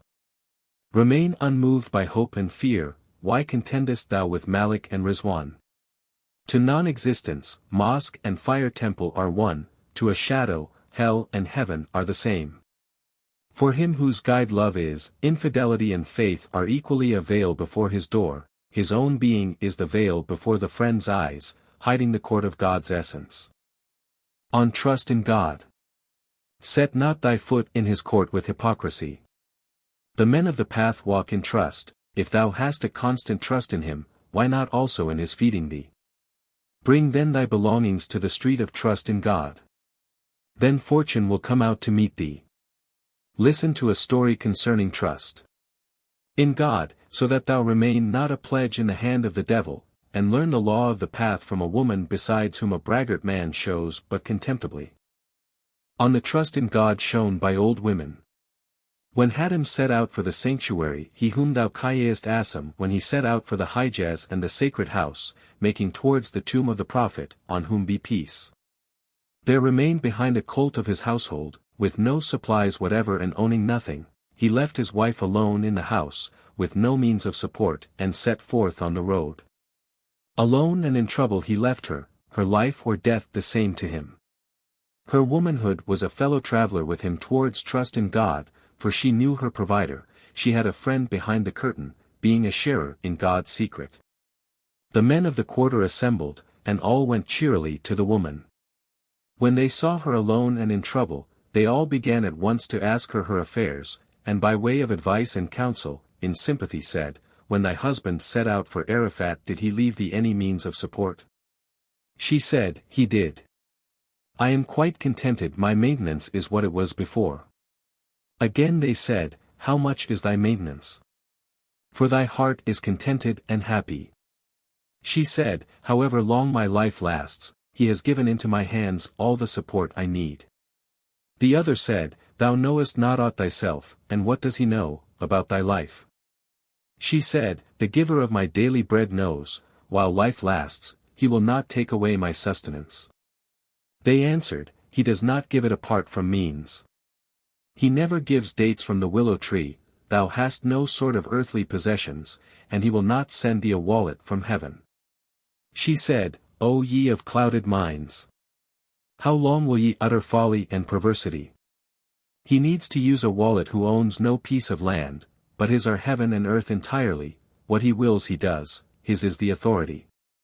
He brings it to pass as he desires, sometimes he gives increase, sometimes he takes away. How long wilt thou talk of trust in God? Thou hearest the name of a man, but art less than a woman.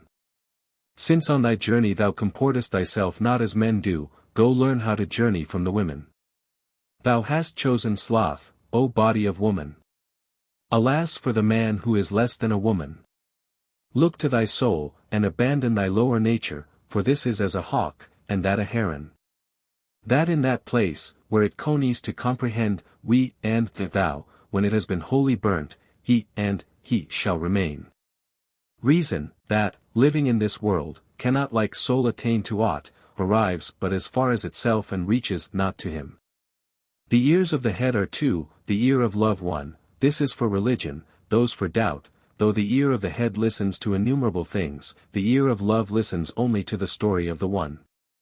Those two ears are set on each side of thy head like waterspouts, why dost thou still cry and howl? Thou art but a child, go, turn thine eyes away from the devil, lest he put ears on the sides of thy head. On the Kalima. As the inhabited world is computed at 24,000 leagues, so, if thou add the hours of night to those of day, there are 24 of those torturers of mankind also. Exchange them, if thou art dexterous and versed in transformations, for the 24 letters. The calf of the affirmation of the two testimonies, if these be uttered without deceit or hypocrisy or disputation or contention, will take thee completely out of thy world, bringing thee, not to any instrument, but to Kaf and Nun, on this road and in this street, beyond where wisdom is, this is thy sufficient task, to repeat, none is God but he. The confession of the faith when reckoned up gives 24 as the number of its letters, half of them 12 jewel caskets from the ocean of life, the other half the 12 zodiacal constellations of the heavens of the faith. The caskets are full of the pearls of hope, the zodiac filled by the moon and sun, not the pearls of any sea of this world, not the moon and sun of these heavens, but the pearls of the ocean of the world of power, the moon and sun of the heaven of peace. On the interpretation of the dream. In the phantoms of sleep he has ordained for men of understanding both fear and hope. When a man has laid down his head in sleep, his tent ropes are severed. As long as men are in the world of causes, they are all in a boat, and all asleep, waiting for what their soul shall see in sleep, of what awaits them of reward and punishment. A fierce fire means the heat of anger. A spring of water is a beloved child. To weep in a dream is a provision of happiness afterwards, slavery means immunity from disgrace. Playing at draughts or chess in sleep brings war and conquest and misery. Water in a dream, if it be pure and sweet and clean and wholesome, is daily bread lawfully earned, but if it be muddy, know that it means an unhappy life, though it be water, deem it fire itself. Earth in a dream brings food. To the farmer it indicates prosperity. A wind, if it be either hot or cold, is equally a store of grief and pain, but if it be tempered to the skin it is grief to an enemy and joy to a friend. To give anything to the dead in a dream is loss of wealth and property. Laughter is anxiety and dangers, silence is affection for one's wealth. To drink water and have one's thirst increased is knowledge, for one is never satiated with it. And he who is naked in his dream falls into disgrace, like the drunken libertine. A drum in a dream, the secret leaks out, a trumpet in a dream results in a quarrel. Bonds and fetters area repentance of Nesu, to see a garden is food for the soul. Fruit in a dream is a stipend from the king, not at once, but at some future time, when the time comes for him to obtain it, the man who saw the dream will attain thereby to affluence. When a man sees his own hand outstretched, he will be of singular generosity and munificence, but if his hands be withdrawn, he will surround himself with an army by his stinginess. The hands are brother and sister, the left the girl, the right the boy, the fingers represent sons, the teeth refer to father and mother, daughters are represented by the breast and nipple. Hidden wealth and riches are shown as the belly. In a dream, the liver and heart are a store of wealth. The leg and knee are weariness and trouble. The brain is hidden wealth, the side a woman, for veil the skin drawn round her body. The organ of generation is a son, good or bad, ugly or fair, wretched or fortunate. To wash the hands is despair in regard to the matter in hand, to dance is impudence and deceit.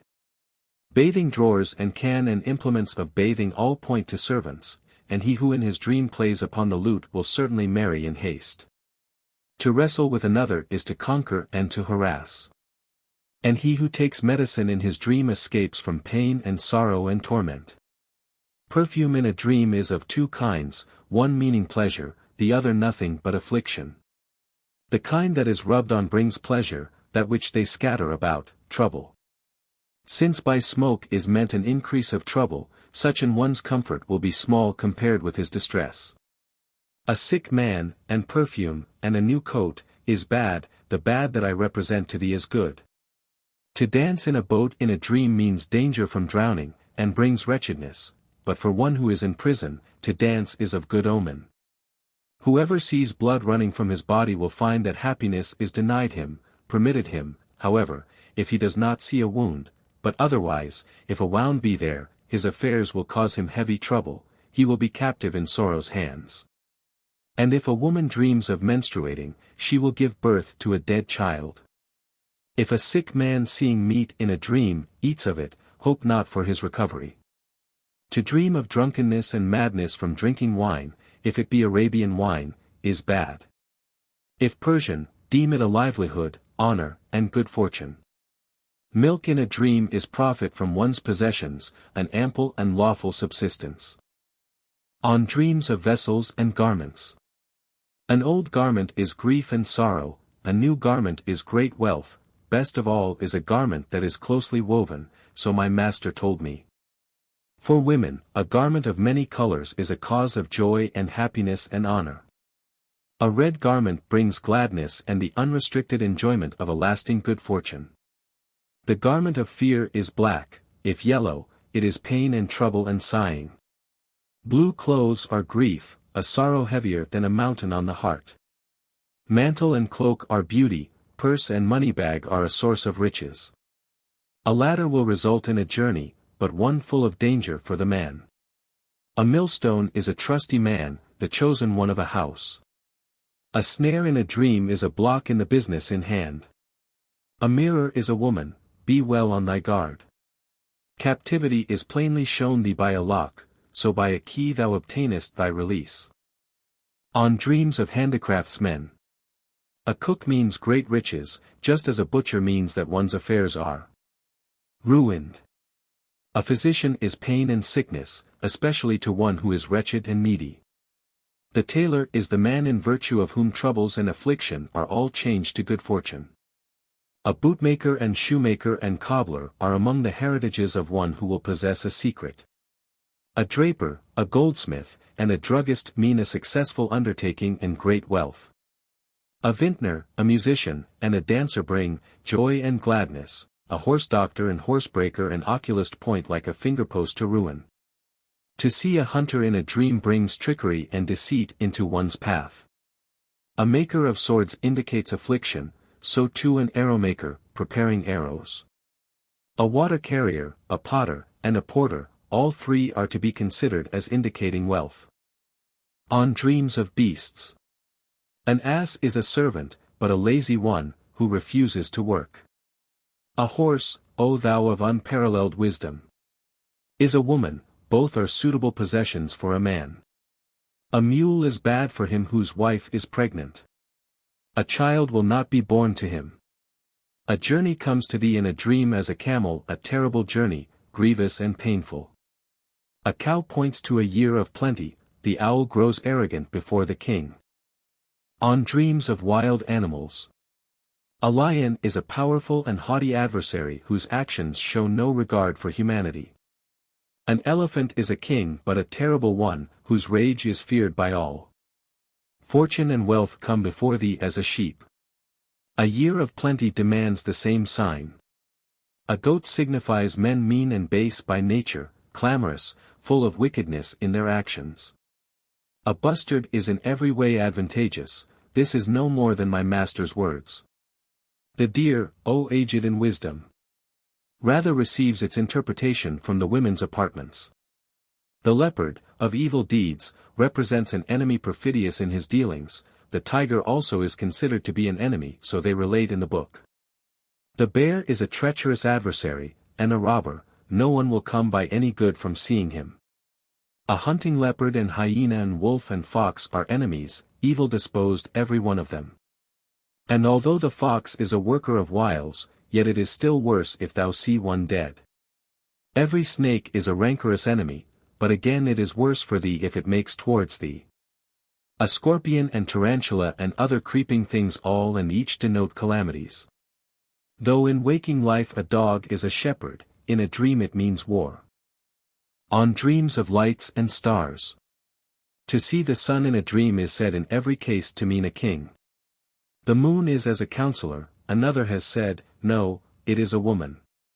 The globe of Mars or Saturn in a dream brings trial and grief and torment. Mercury represents a writer, Jupiter comes as a treasurer and minister of state, Venus is the origin of joy, of pleasure, of desire and of ease. And the other stars deem thou brothers. When thou interpretest them pronounce them such, for thus Jacob, who established this method of interpretation, disclosed the secrets of this science to his son, the sun and moon were his father and mother, the stars represented his brothers. Has anyone seen the sorrowing ones perplexed like we have? Now we will leave the dreams of those who wake, to awaken a sleeper is easy, but the heedless is like one dead. Make an end of divination and augury and interpretation, pass hence, thou hast finished thy recital. On the incompatibility of the two abodes. The sun and earth produce the day and night, when thou hast passed beyond, neither the one nor the other will exist for thee. O thou in whose imagination desire and desirer are two, know that the duality belongs to thy understanding, and belongs not to the unity. Since in the presence of one such as he all things are one, if thou wilt listen to my words, then seek not thou duality, know that in duality is pain and opposition, in unity Rustum and Academite are alike. Till on the battlefield of purity and in the court of the soul, standing above thy life and treading on thy earthly body, thou cast away thy sword, thou wilt not become a shield, till thou lay aside the crown thou wilt not become a leader. So long as thy soul is a slave to the crown, thy acts will ever be wrong, when thou no longer heedest crown and zone, then art thou chief over the chiefs of the age. To abandon the world is to mount the horse of God's favor. Its repudiation is the establishment of pure truth. The death of the soul is the destruction of life, the death of the life is salvation for the soul. By no means stand still on this path. Become non-existent too as regards becoming non-existent, when thou hast abandoned both individuality and understanding, then for thee this world changes to that one. Every desire that springs up in thee, strike that moment at its head, as thou dost with the lamp, the candle, and pen, for every head that comes in sight is on this path meet to be cut off. To be headless before heroes is due respect. Forever a chief seeks a cap of honor. To lose thy head brings thee a head again for its fruit, by reason of its headlessness the pomegranate is a casket full of pearls. Though a crown is a protection to a bald head, with such a head it is wrong to wear a crown. Thou hast corruption under thy cap, then canst thou not possibly pass the bridge of fire. Better for a man than earthly fortune is a well. A bald man becomes arrogant when he receives a crown, so is it well that while on this night journey, when thou puttiest thy hand to thy head, thou shouldest find no crown thereon. For while the bald-headed man desires a crown to cover his defect, the man of the path seeks for the invisible. If the crown hurts thee, no less too inverted it destroys thy life. The head that is a slave to the crown is a prisoner, like Bijan, in a well. Then own neither head nor crown on the path. If thou dost, thou wilt have thy heart aflame like wax, and if thou must needs have a crown, take one of fire, like the candle. For he who in his love is the light of the path, like a candle has a crown of fire. If thou demandest Yusuf's place and power, invert thyself before God, like a well.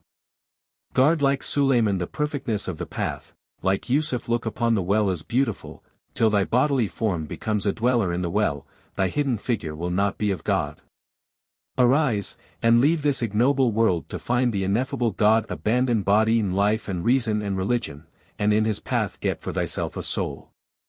Know, that whatso is of the true essence of learning and knowledge is all mere falsehood to him who is learned in attributes. Form, and attribute, and essence, the first is like the womb, the next the membranes, the last the child. Thy outward form covers in thy attributes again are a rampart around thy inmost essence, that, like a lamp, is bright in itself, while the other two are as a glass and a niche in the wall. Till on that road thou hast endured distress, thou hast two souls, though thy effigy is single. O thou, who art related to phenomenal existence but as soul is to body, whose soul is related to thy individuality but as a man to his name, exertion originates in the body, attraction in the soul, but the search begins in leaving both of these. Contingent existence is forever an infant before the eternal, but he who has been purified is free from these dregs. So long as the race of man endures, there are two mansions prepared for him. This, for pain and want, that one, for blessing and delight.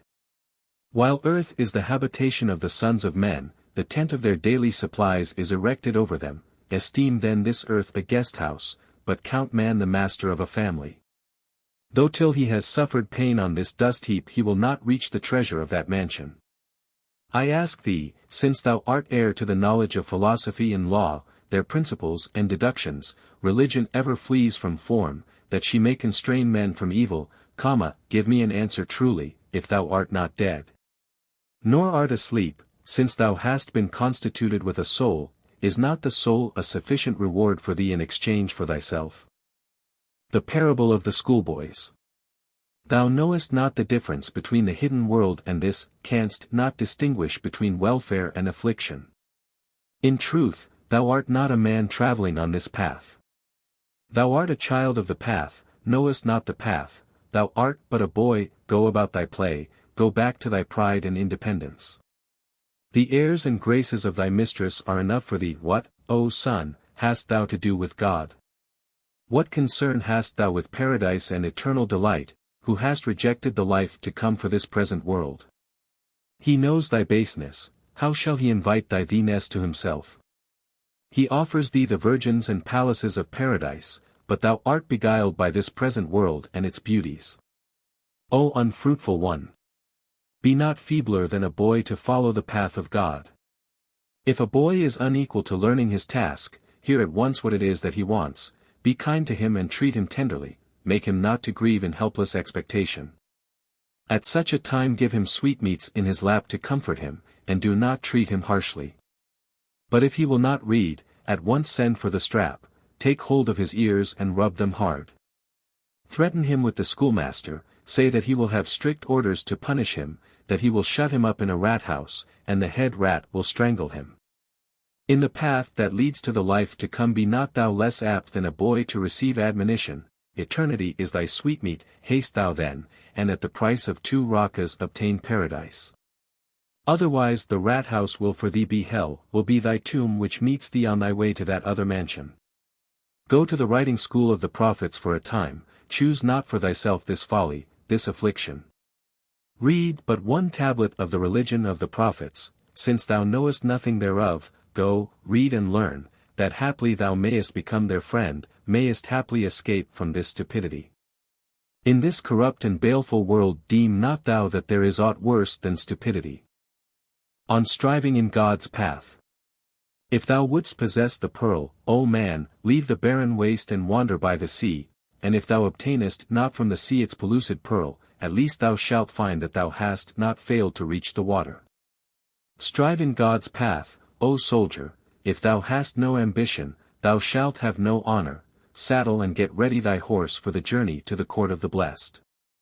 The man who disowns in shame the dust and water of his being rides on the air like fire. Crown not thy head with the heavens, so mayest thou receive the diadem from Gabriel, thine shall be the angel's crown, while the crown of the firmament shall be cast down. The true believer ever labors. For merely to hint at labor is a sick man's prayer. What knowest thou of contempt of life, having no will to show thyself a warrior? When thou hast laid low the head of pride, then hast thou prostrated thyself before the door of the search. The heart's Kaaba has become God's dwelling place. But the dog's ambition extends only to its bone. On charity and gifts. Whatsoever thou hast, relinquish it for the sake of God, for charity is the greater marvel when it comes from beggars. Bestow thy life and soul, for the endeavor of the poor is the best gift of mortal clay.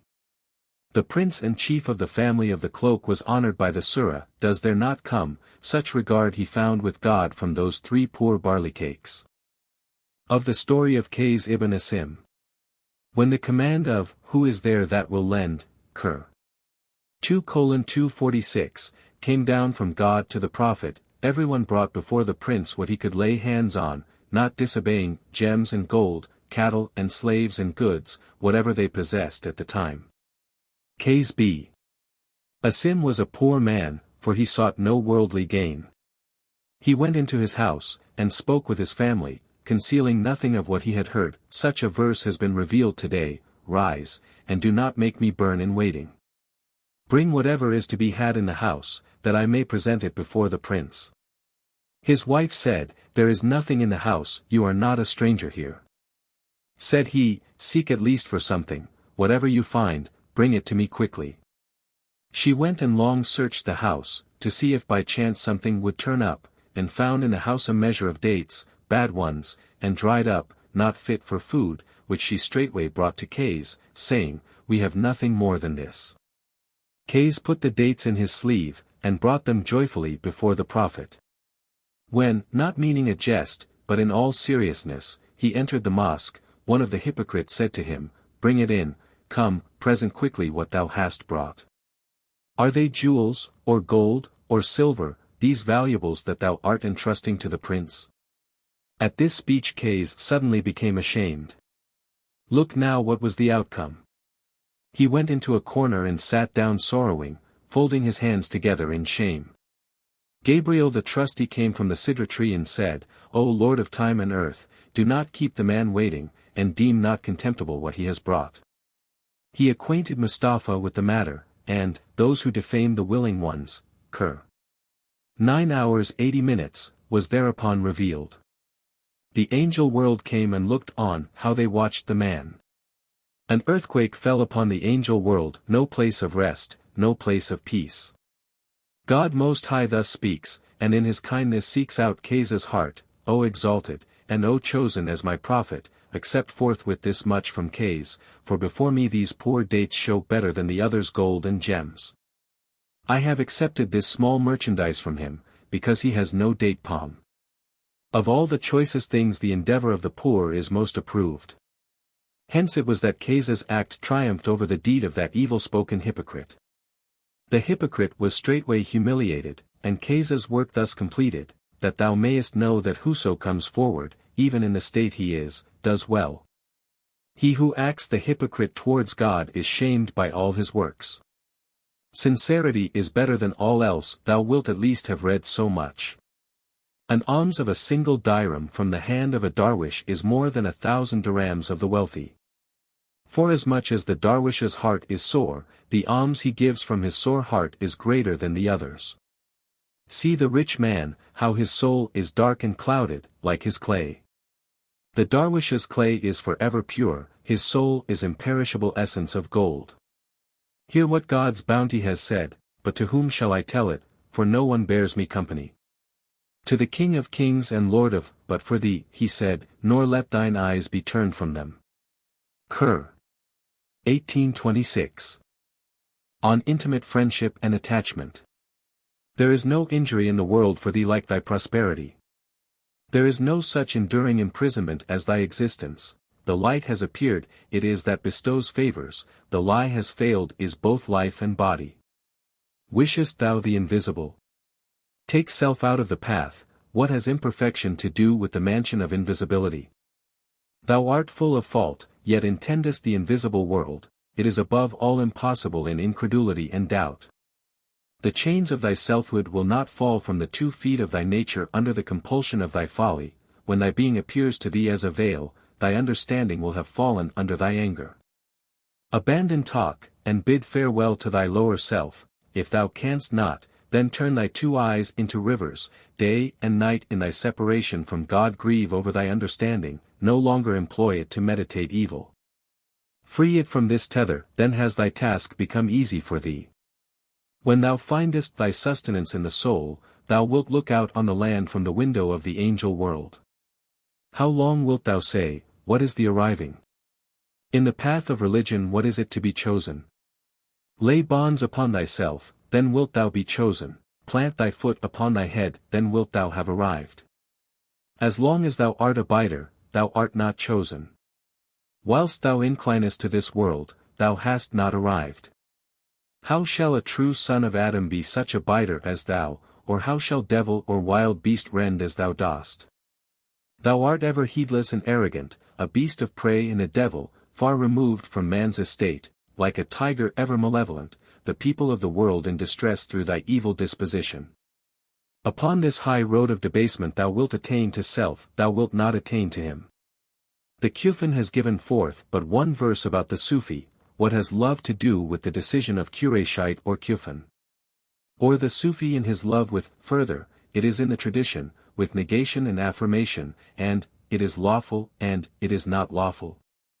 The Sufis have lifted up their hands, and for, yes, have substituted, no.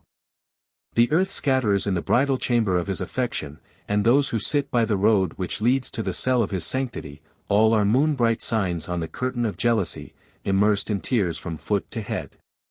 All are recipients of his clemency, all captive to the knowledge of him.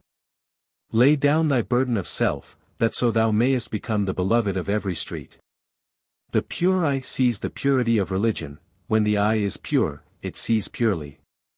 Those who are not steadfast in him are covered with dust, those who wear his crown are kings indeed.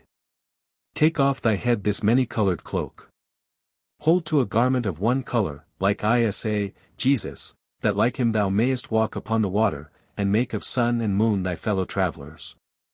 Take all of self away from thyself, and then with that same breath speak the story of Adam. Till thyself becomes small as an atom to thee, thou canst not possibly reach that place, that desire will never harmonize with self, rise, and without thyself pursue thy path. He who is indifferent to the world finds a kingdom that shall not wane. Kerr. 20:118. There was an old ascetic in Basra, none in that age so devout as he. He said, I rise every morning determined to fly from this vile self. My self says to me, come, old man, what wilt thou eat this morning? Make some preparation, come, tell me what I am to eat. I tell him, death, and leave the subject. Then my self says to me, what shall I put on? I say, the winding sheet. Then he questions me, and makes most absurd requests, such as, O thou of blind heart, where dost thou wish to go? I say to him, silence. To the graveside. So that perhaps while in rebellion against myself may draw a breath in freedom from the fear of the night watchman. Honor to him who contemns self, and does not permit it to stand before him. On the asceticism of the ascetic. An ascetic fled from amongst his people, and went to the top of a mountain, where he built a cell. One day by chance a sage, a learned man, wise and able, passed by and saw the ascetic, so holy and devout. Said he, "Poor wretch! Why hast thou made thy dwelling and habitation and home upon this height?" The ascetic said, "The people of this world have been clean destroyed in their pursuit of it, the hawk of the world is on the wing, calling aloud in every country. He speaks with eloquent tongue, seeking his prey throughout the world, ever calling on its people afflicted and parted from their Lord. Woe to him who fears me not, who shows no anxiety to seek me. Let it not happen as in Fustat few birds and hawks in plenty. On the love of the world and the manner of the people of it. There is a great city within the borders of Rum, where a large number of hawks have made their home. Fustat is the name of that city of renown, it extends to the borders of Dimyat. Within it no house sparrows fly, for the hawks hunt them through the air and leave no birds inside that city, for they devour them within an hour. The times are now become like Fustat, the wise are like the birds, despised and helpless. I have hidden myself upon this height to be at peace from the evil of the world. The sage said, "Who lives here with thee? How farest thou on this hilltop?" Said the ascetic, "Myself is in this house with me by day and night." The sage said, "Then hast thou accomplished nothing, cease, O fool, to follow the path of asceticism." The ascetic said, "They have fixed myself within me, and sold me into his hands. I cannot separate myself from him. What means of escape could I contrive?" Said that worthy philosopher to the ascetic, "Thyself instructs thee in evil deeds." The ascetic said, "I have come to know myself, and so I am able to get on with him. He is a sick man, and I am it were his physician. Day and night I look after him and am busy treating him, for he keeps saying he is indisposed. Sometimes I determine to bleed him, and open the vein before his eyes. As the blood spouts out, he subsides, and the bleeding calms him. Sometimes I give him a purge to clear out his distempers, and his love of the world, and hatred, and rancor, and envy, and treachery, and deceit are expelled from his body. On taking it he thrusts aside his natural inclinations and shuts the door of desire against himself. Sometimes I forbid him to indulge his appetites, that haply he may relinquish pleasure. I feed him on 2 beans, and make the room like a tomb upon him. Sometimes I put myself to sleep, and then in haste make 1 or 2 obeisances, but even before he awakes from his sleep he clings to me like a sick man. And when I have got through 1 or 2 obeisances without him, then myself wakes up." On hearing these words the sage tore his garments one by one upon his body and said, "How excellent art thou, O ascetic! May God bless thy life, thou pious man! Such words are granted but to thee, thy wealth is not less than the kingdom of Jam. That which thou possessest today is adornment, and what thou mayest have tomorrow, impurity. He is not stained who leaves his sins, from whom in sorrow a sigh of, alas, arises. A woman nimbly adorns her eyebrows and her ringlets for a feast. In 3 prisons, deceit and hatred and envy, thou hast made thy understanding captive to thy body. The 5 senses, having their origin in the 4 elements, are the 5 talebearers of these 3 prisons. The soul is a stranger here, and a fool, so long as it is in bondage to the 4 elements. How can the soul that is admitted to the treasury of the secret pay honor to spies and informers? But here wisdom empties the quiver, for persistence in one's purpose is useless at the Kaaba. Haply a fool at the Kaaba will hear much philosophy about the direction of the Qibla. But at the Kaaba whoso should strive even till he died would but take fresh cumin seed to Kerman. His tongue the tongueless speak, some mark of him those seek who have no mark. Cast in the fire all else besides the friend, then raise thy head from out the water of love. On the journey from this life to the next the slave has no ally in what he does of right or infamy. Surrender not thy heart and thy desire to the companionship of men, cut thyself off from them, lest they cut thy throat. At the last day thou shalt weary of men, but thou art far off now, and it will take thee long to come. Then wilt thou discover the onion's value, when thou art denied admittance to the straight road. Those who are not friends, yet whom thou deemest such, thou wilt see that they all break their faith with thee. The rose tree of the garden of those who cherish self is become as a boil, a malignant pimple. Understand well, the state of men will be no whit different at the resurrection. Whatsoever he chooses, that will be set before him, and what he takes from here he will see there. When the second command of God has uttered 4 takbirs upon thy 3 pillars, the cloth weavers of the eternal world will recite thine own words and poems to thee. The things the worthy shopkeeper sends to his house from the market, whatever they may be, his family bring before him at home in the evening. So whatever thou takest away from here is kept, and the very same is brought before thee at the resurrection. There is no change or substitution there, by no possibility can an evil become a good. Nothing will be given free to anyone there. What is due is given, and nothing besides. Rise and read, if thou knowest it not, the explanation of this in the divine word. Thou shalt not find any change in the ordinance of God, thou shalt not find any alteration in his religion. No alteration comes over his inexorable sentence, no change upon his all-embracing decree. Rise, and put away thy uncleanness, or thou wilt not receive thy pardon in that world. If now thou piercest thyself with an arrow thou wilt throw into the fire thy sorrow and thy pain. Of addresses to God, and self-abasement, and humility.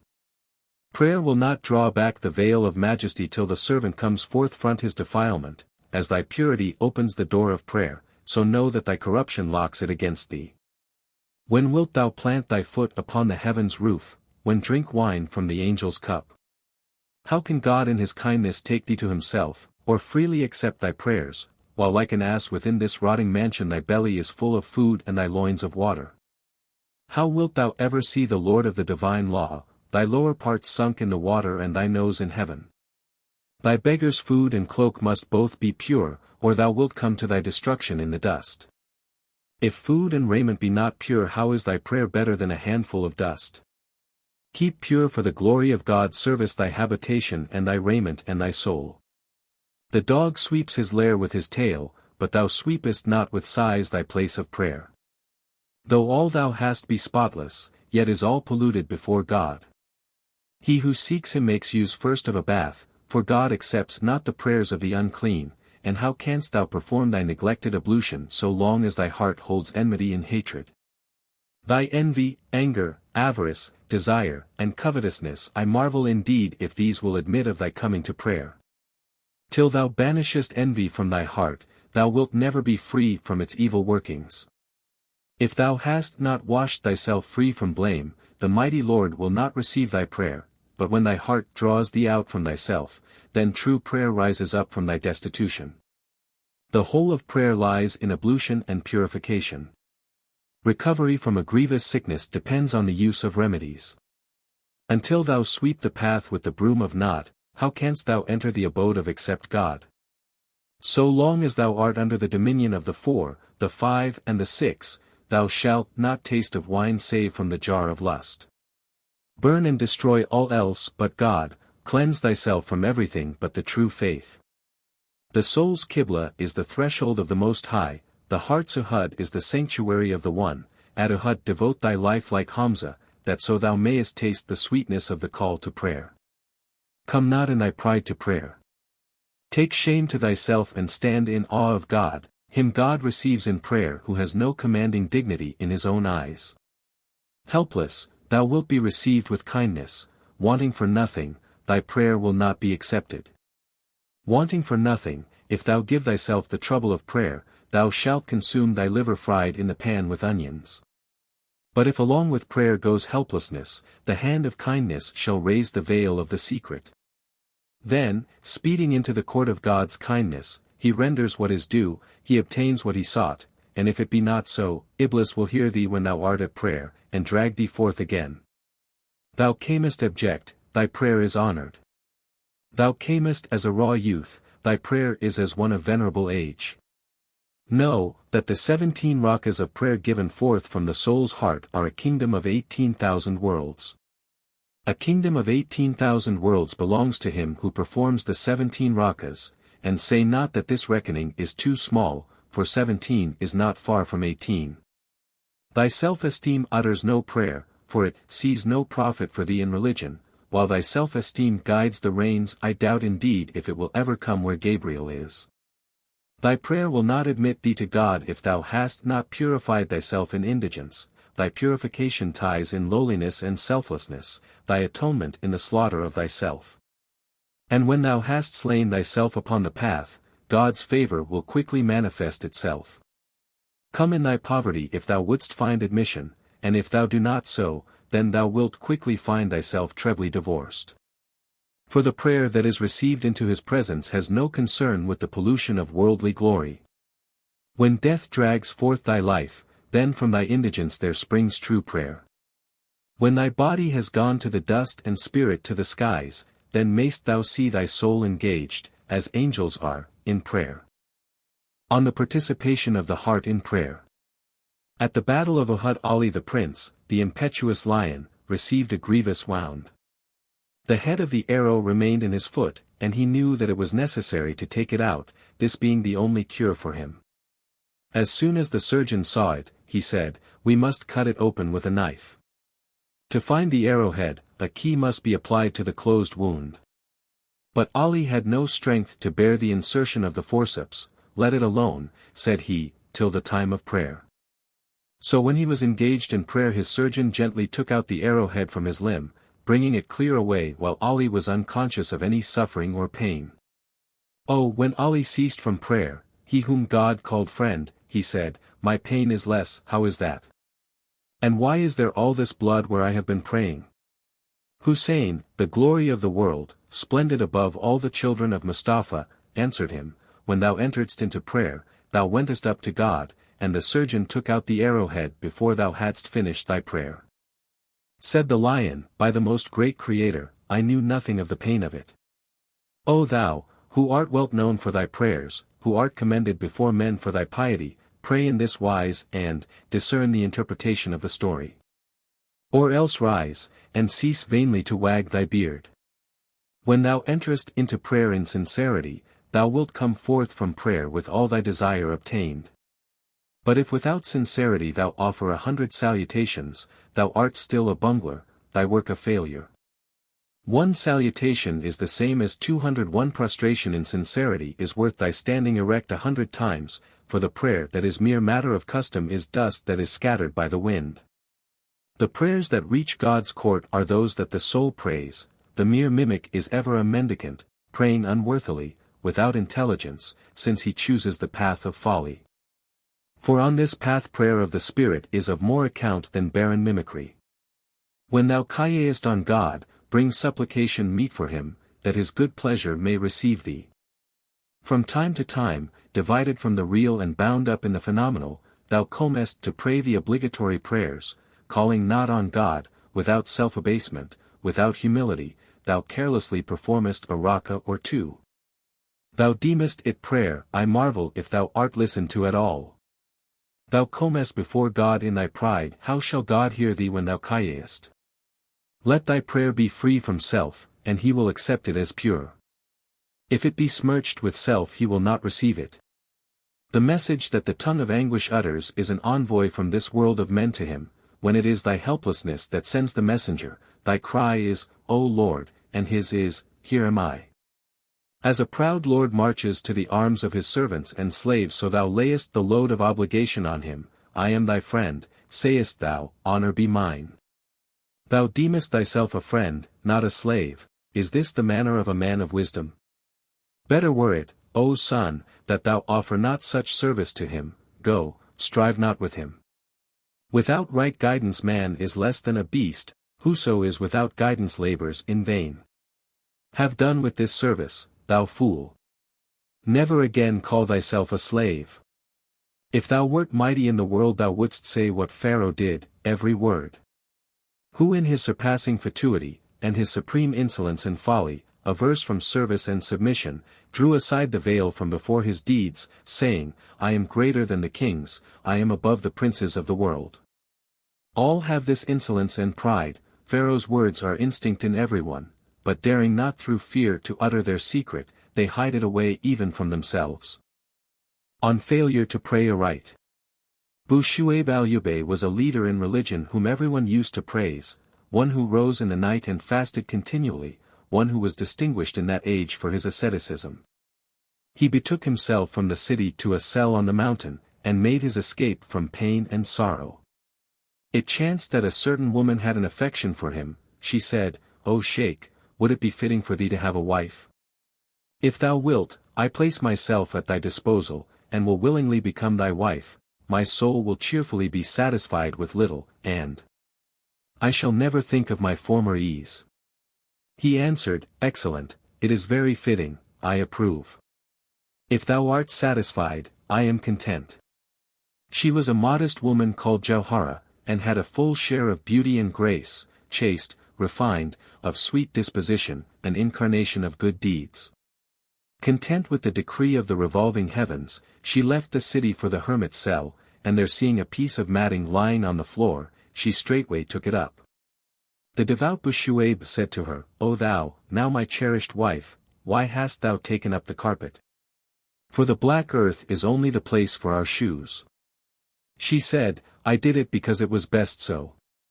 For I have heard you say that any act of devotion is best performed when no screen interposes, and the mat was an obstacle between my forehead and the actual earth. Every night Bushuaib's daily meal consisted of 2 round cakes for his querulous belly. With these 2 barley cakes that pious man broke his fast and was always content. But he fell ill from the risings that so affected his nights. And so, being helpless, the good man, because of the weakness brought on by fasting, said the jars and sunnah prayers that night sitting. His wife laid 1 cake before him, and gave him a drop of vinegar, nothing more. Said the sheikh, O wife, my allowance is more than this. Why is it so little, wife? She said, because the worshipper who says his prayers sitting receives only half the full reward. And if thou sittest to say thy prayers, thou eatest the half of thy usual allowance. Ask no more from me, O sheikh, than half thy dole, I have warned thee. For the portion that belongs to prayers said sitting is the half of the reward given for those said standing. Why expect the reward of the whole when thou performest but half thy devotions? Perform the whole, and then ask for the whole reward. Otherwise such worship is absolutely wrong. O thou, in the path of sincerity thou art feebler than a woman, laggest far behind such of thy fellow creatures as she. By such prayer as comes not from the heart thou canst not anywise obtain thy soul's release. No one regards as of any worth the service whose life principle comes not from the heart. For a bone is of itself no delicacy on one's plate without the marrow. Know that at the resurrection no prayer that is imperfect will be taken into account. The marrow of prayer consists in lowliness, and if there be not lowliness it will not be received. A man must come to prayer as one wounded, sorrowing, and in poverty, and if there be not lowliness and trust the devil derides him. Whoso is wholly taken up with fasting and prayer, poverty ever locks the door of his soul. In this world of deceit and desire, in this 100,000 years enduring cage, the cap of thy degree is the compliment thou offerest it. But thy head is greater than the cap. Whoso enters into prayer with fitting preparation, the reward of his prostration is the eve of the west. Go then, perform thy prayers without breath of desire, for the dew of desire utterly corrupts them. The baseness of thy prayers and thy fasting is such that the slipper of thy foot is the only present in thy hand. Speak in pleasant tones on coming to the mountain, why offer it the braying of an ass? Thou hast raised up 100,000 ruffians in the path of prayer, who drown thy cries. It must needs be that the words of thy prayer come back in their entirety, like an echo, from the mountain of the world. On laud and praise. In every mouth the tongue that utters speech becomes fragrant as musk in praising thee. In thy decree and will, as thou art far or near, lies for the heart and soul eternal happiness or ruinous disaster, an imperishable kingdom or everlasting beguilement, thy servants wander to and fro by day and night, all seeking thyself from thee. Fortune, and empire, and the glory of both worlds he knows who understands things manifest and hidden, yet longs not for them, for all is nothing without thee, nothing. Destruction and creation are alike easy to thee. All that thou hast willed, takes place. The cunning man, though mightier he be, is yet the feebler in thy praise, or in this court Zal-Izar, though full of fury, is powerless as an old woman. In face of thy decree of be, and it was, no one dares to question, what is this? How comes that? On poverty and perplexity. He hears the heart's low voice of supplication. He knows when the heart's secret rises up to him, when supplication opens the door of the heart, its desire comes forward to meet it. The "Here am I" of the friend goes out to welcome the heart's cry of "O Lord" as it ascends from the high road of acquiescence. One cry of "O Lord" from him 200 times comes "Here am I," one "Peace" from thee 1,000 times he answers, and on thee, let men do good or ill, his mercy and his bounty still proceed. Poverty is an ornament in his court, thou bringest thy worldly stock in trade and its profits as a present, but thy long grief is what he will accept, his abundance will receive thy neediness. Bilal, whose body's skin was black as a sweetheart's locks, was a friend in his court, his outward garment became as a black mole of amorous allurement upon the face of the maidens of paradise. O thou who marshallest the company of darwishes, O thou who watchest the sorrow of the sore at heart, heal him who is now like unto a quince, I make him like the bowstring who is now bent as the bow. I am utterly helpless in the grasp of poverty. O thou, who rulest the affairs of men, rule mine. I am solitary in the land of the angels, lonely in the glory of the world of might, the verse of my knowledge I has not even a beginning, but the excess of in yearning has no end. On being glad in God Most High, and humbling oneself before Him. O life of all the contented, who grantest the desires of the desirous, the acts in me that are right, thou makest so, thou, kinder to me than I am to myself. No bounds are set to thy mercy, no interruption appears in thy bounty. Whatever thou givest, give thy slave piety, accept of him and set him near thyself. Gladden my heart with the thought of the holiness of religion. Make fire of my human body of dust and wind. It is thine to show mercy and to forgive, mine to stumble and to fall. I am not wise, receive me, though drunk, I have slipped, take thou my hand. I know full well that thou hidest me. Thy screening of me has made me proud. I know not what has been from all eternity condemned to rejection, I know not who will be called at the last, I have no power to anger or to reconcile thee, nor does my adulation advantage thee. My straying heart now seeks return to thee, my uncleanness is drenched by the pupil of my eye. Show my straying heart a path, open a door before the pupil of my eye, that it may not be proud before thy works, that it may have no fear before thy might. O thou who shepherdest this flock with thy mercy, but what speech is all this? They are all thee. Show thou mercy on my soul and on my clay, that my soul's sorrow may be assuaged within me. Do thou cherish me, for others are hard, do thou receive me, for others themselves are rent asunder. How can I be intimate with other than thee? They are dead, thou art my sufficient friend. What is to me the bounty of theeness and doubleness, so long as I believe that I am I, and thou art thou? What to me is all this smoke, in face of thy fire? Since thou art, let the existence of all else cease, the world's existence consists in the wind of thy favor, O thou, injury from whom is better than the world's gain. I know not what sort of man he is, who in his folly can ever have sufficiency of thee.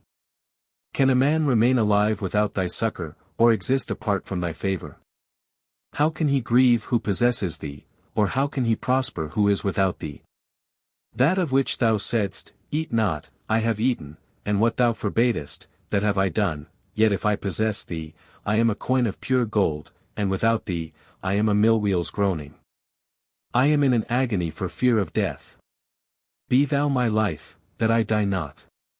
Why sendest thou thy word and sword to me? Alas for me, who am I apart from thee? If thou receive me, O thou dependent on no cause, what matters the good or ill of a handful of dust? This is the dust's high honor, that its speech should be in praise of thee. Thy glory has taken away the dust's dishonor, has exalted its head even to the throne. Hadst thou not given the word of permission, who, for that he is so far from thee, could utter thy name? Mankind would not have dared to praise thee in their imperfect speech. What is to be found in our reason or our drunkenness? For we are not, nor have we an existence.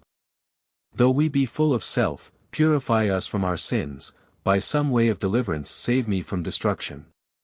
In presence of thy decree, though I be wisdom's self, yet who am I that I should count as either good or evil? My evil becomes good when thou acceptest it, my good, evil when thou refusest it. O thou art all, O Lord, both my good and ill. And, wonderful to say, no ill comes from thee. Only an evildoer commits evil, thou canst only be described as altogether good, thou willest good for thy servants continually, but the servants themselves know not of thee. Within this veil of passion and desire our ignorance can only ask for pardon at the hands of thy omniscience. If we have behaved like dogs in our duty, thou hast found no tigerishness in us, then pass over our offense. As we stand, awaiting the fulfillment of thy promised kindness at the bountiful door of the court of thy generosity, on thy side all is abundance, the falling short is in our works. On his kindness and bounty. O Lord, the enduring, the holy, whose kingdom is not of touch or sense, by thee we conquer, without thee we fail, in thee we are content, apart from thee unsatisfied. Though none amongst us is of any avail, is not thy kindness a sufficient messenger of promise? Thou hast given us our religion, give us a sure belief in it, though we have the faith, give us yet more. Checkmated on the chessboard of our passions as we are, we thirst for the heavenly valley, none of us can tell the good from ill, give us what thou knowest to be good. O thou, desire of the desirous, O thou, the hope of those who hope, O thou who sayest what is manifest, who knowest what is hidden, thou surely accomplishest my hope, all my hope is in thy mercy, life and daily bread, all is of thy bounty. From the river of the true religion give to my thirsty heart a draught full of the light of the truth. Not by wisdom and not by skill can I obtain other intercessor with thee than thyself. All that thy decree has written for me is well. It is not ill. I can dispense with ever thine, all that is, but thou art indispensable to me, receive me thou in the rose tree of the search. The nightingale of love trills its song of, thou art all. The falcon of my glory flies up from the path of lowliness higher than the cedar tree. He rules empires who presses on towards thee, but whoso makes not for this door, wretched is he. Who shall give me speech but thou? Who shall save me from myself but thou? Thou buyest not perfume and paint and deceit, save me from all this, O thou who art all. Thou buyest weakness and helplessness and feebleness, but not indolence and stupidity and uncleanness. Pain becomes ease at thy court, silence is perfect eloquence. Kill everything, i.e., all our desires, passions, follies and impurities, and, for it all, to be received by thee will be sufficient blood money. To turn the reins of hope away from thee, what is that but the sign and mark of a fall? Thy vengeance takes shape in the soul of whoso seeks aught but to be beloved of thy presence. O guardian of the mysteries, save our inward nature from the impress which marks the wicked. On turning to God. O Creator of the world, who preservest the soul in beauty, O thou who guidest the understanding to the path of true devotion, in the paradise of the skies they are all raw youths, in thy paradise are those who drink of hell. What are good and ill to me at thy door? What is heaven to me when thou art there? Who can show forth in this deceptive mirror, the import of the words, all-knowing and all-powerful? When the heart's blood bores the liver, what is hell, what a baker's live coal? Hell would become heaven through fear of him, how can clay become a brick without a mold? Those who love thee weep in their laughter because of thee. Those who know thee laugh in their weeping because of thee. They rest in paradise who are in thy fire, but the most are contented apart from thee with the maidens of the eyes. If thou send me from thy door to hell, I will not go on foot but on my head, but whoso opposes thy decree, his soul shall hold up a mirror to him, because of his recklessness. His standing and his occupation thou givest to everyone. A friend is a snake a friend if sent by thee. Though threatened with, none will think himself secure, I cannot have enough of thee, nor do I become bold because of, be not in despair. If thou givest poison to my soul, I cannot mention anything bitterer than sugar. He only is secure from thy craft who is mean and lowly, thy peace and thy craft appear alike, but at thy craft the wise man trembles. We must not think ourselves secure against thy craft, for neither obedience nor sin is of avail, he only thinks himself secure, who knows not thy craft in dealing with wickedness. He who trusts in his submission suffers a manifest hurt. An old fox said to another, O master of wisdom and counsel and knowledge, make haste, take 200 dirhams, and convey our letter to these dogs. He said, the pay is better than a headache, but it is a heavy and perilous task. When my life has been spent in this venture, what use will your dirhams be then? A feeling of security against thy decree, O God, is, rightly understood, the essence of error, it made both Azazel and Balaam infamous. On devotion to God. Say, grind sleep under the foot of the horseman of thy thought, for this is of thy court. When thou strikest off the head of him in whom self no long dwells, he rejoices in thee, like a candle. If I have thee, what care I for intellect, and honor, and gold? Thou art both world and faith, what care I for aught else? Do thou give me a heart, and then see thou my valor, call me to be thy fox, and see how like a tiger I shall be. If I fill my quiver with thy arrows, I grip Mount Calf by loins and armpits. Thou art his friend who is not knowledgeless, thou belongest to him who belongs not to self. No one who regards self can see God.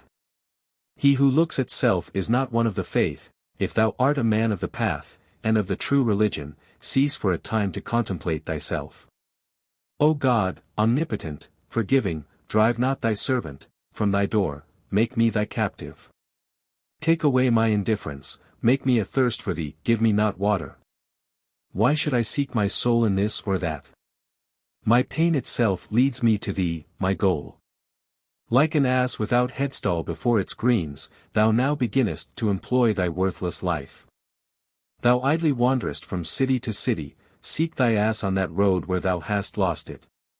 If they have stolen thy ass from thee in Iraq, why art thou to be seen in Yazd and Rai? Till thou becomest perfect, there is a bridge for thee, when thou hast become perfect, what matters sea or bridge to thee? Let thy burden on this road be thine own right doing in knowledge, and trouble not thyself about any bridge. Make not for the boat, for it is not safe, he who goes by boat knows nothing of the sea. It would be a strange sight to see a duck, however young and inexperienced, seeking for a boat. Though a duckling be born but yesterday, it goes up to its breast in the water. Be thou as a duck, religion the stream. Fear not the fordless sea's abyss. The duckling swims in the midst of the sea of Yuman, whence the ignorant boatman turns back. O Lord, for the honor of Adam, confound these fools of the world. If thou maintain thy foot in the path of the eternal, thou wilt hold the sea in thy hand, the surface of the outer encircling ocean is a bridge to the foot that speaks with the eternal. Of his mercy. Malice and rancor are far removed from his attributes, for hate belongs to him who is under command. It is not permissible to speak of anger in respect of God, for God has no quality of anger. Anger and hatred are both due to constraint by superior force, and both qualities are far distant from God. Anger and passion and reconciliation and hatred and malice are not among the attributes of the one sole God. From God the Creator all is mercy, He is the veiler of His slaves, of His mercy He gives thee counsel, He draws thee to Himself by the kindness of the noose. If thou comest not, He calls thee towards Himself, He offers thee paradise in His kindness, but because thou livest in this abode of sorrow thou of thy folly hast taken the road of flight. Thou art as a shell for the pearl of the belief in the unity, thou art a successor of the newly created Adam, if thou lose that pearl of thy belief, in being dispossessed of it thou wilt be parted from thy substance.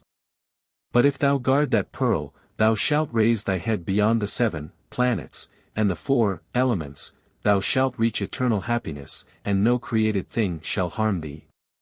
Thou shalt be exalted in the present time, and upon the plane of eternity thou shalt be as a hawk, thy alighting place shall be the hand of kings, thy feet shall be freed from the depths of the mire. Of him who feeds me and gives me drink. When they capture the hawk in the wilds, they secure it neck and feet, they quickly cover up both its eyes and proceed to teach it to hunt. The hawk becomes accustomed and habituated to the strangers, and shuts its eyes upon its old associates. It is content with little food and thinks no more of what it used to eat. The falconer then becomes its attendant, and allows it to look out of one corner of an eye, so that it may only see himself, and come to prefer him before all others. From him it takes all its food and drink, and sleeps not for a moment apart from him. Then he opens one of its eyes completely, and it looks contentedly, not angrily, upon him. It abandons its former habits and disposition, and cares not to associate with any other. And now it is fit for the assembly and the hand of kings, and with it they grace the chase. Had it not suffered hardship it would still have been intractable, and would have flown out at everyone it saw. Others are heedless, do thou be wise, and on this path keep thy tongue silent. The condition laid on such an one is that he should receive all food and drink from the causer, not from the causes. Go, suffer hardship, if thou wouldst be cherished, and if not, be content with the road to hell. None ever attained his object without enduring hardship. Till thou burn them, what difference canst thou see between the willow and aloes wood? Of the multitude, they are like cattle nay. They are more erring.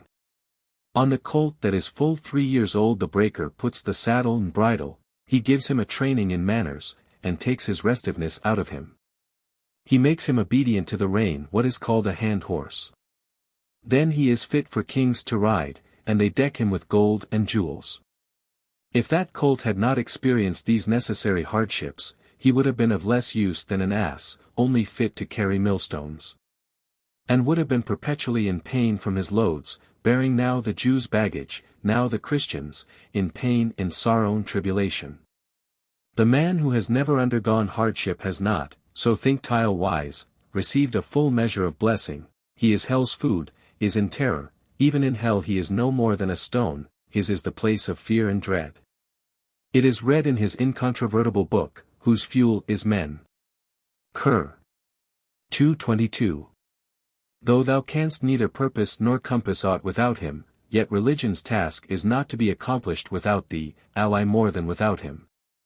Religion's task is not all easy business, God's religion is always a thing of heaviness. God's religion is a man's crown and diadem. Does a crown befit a worthless man? Guard thy religion, so mayest thou attain thy kingdom. Otherwise, know that without religion thou art a man of naught. Tread the path of religion, for if thou do so, thou shalt not tremble like a branch in nakedness. Sweet is religion's path and God's decree. Leave the black mire, lift thy feet out of it. On the desire for God. Thereafter the desire for God, existing in his heart and soul and reason and discernment, becomes his horse. When this creation has become a prison to him, his soul seeks freedom. A fire is kindled within him, which burns up soul and reason and religion. So long as he seeks for love with self in view, there waits for him the crucible of renunciation. Whoso has newly undertaken the way of love, his renunciation is the key of the gate. Desire, when it is joined to its mistress, is gladness, but he who seeks mistress is far from God. The legion of thy pleasures will cast thee into the fire.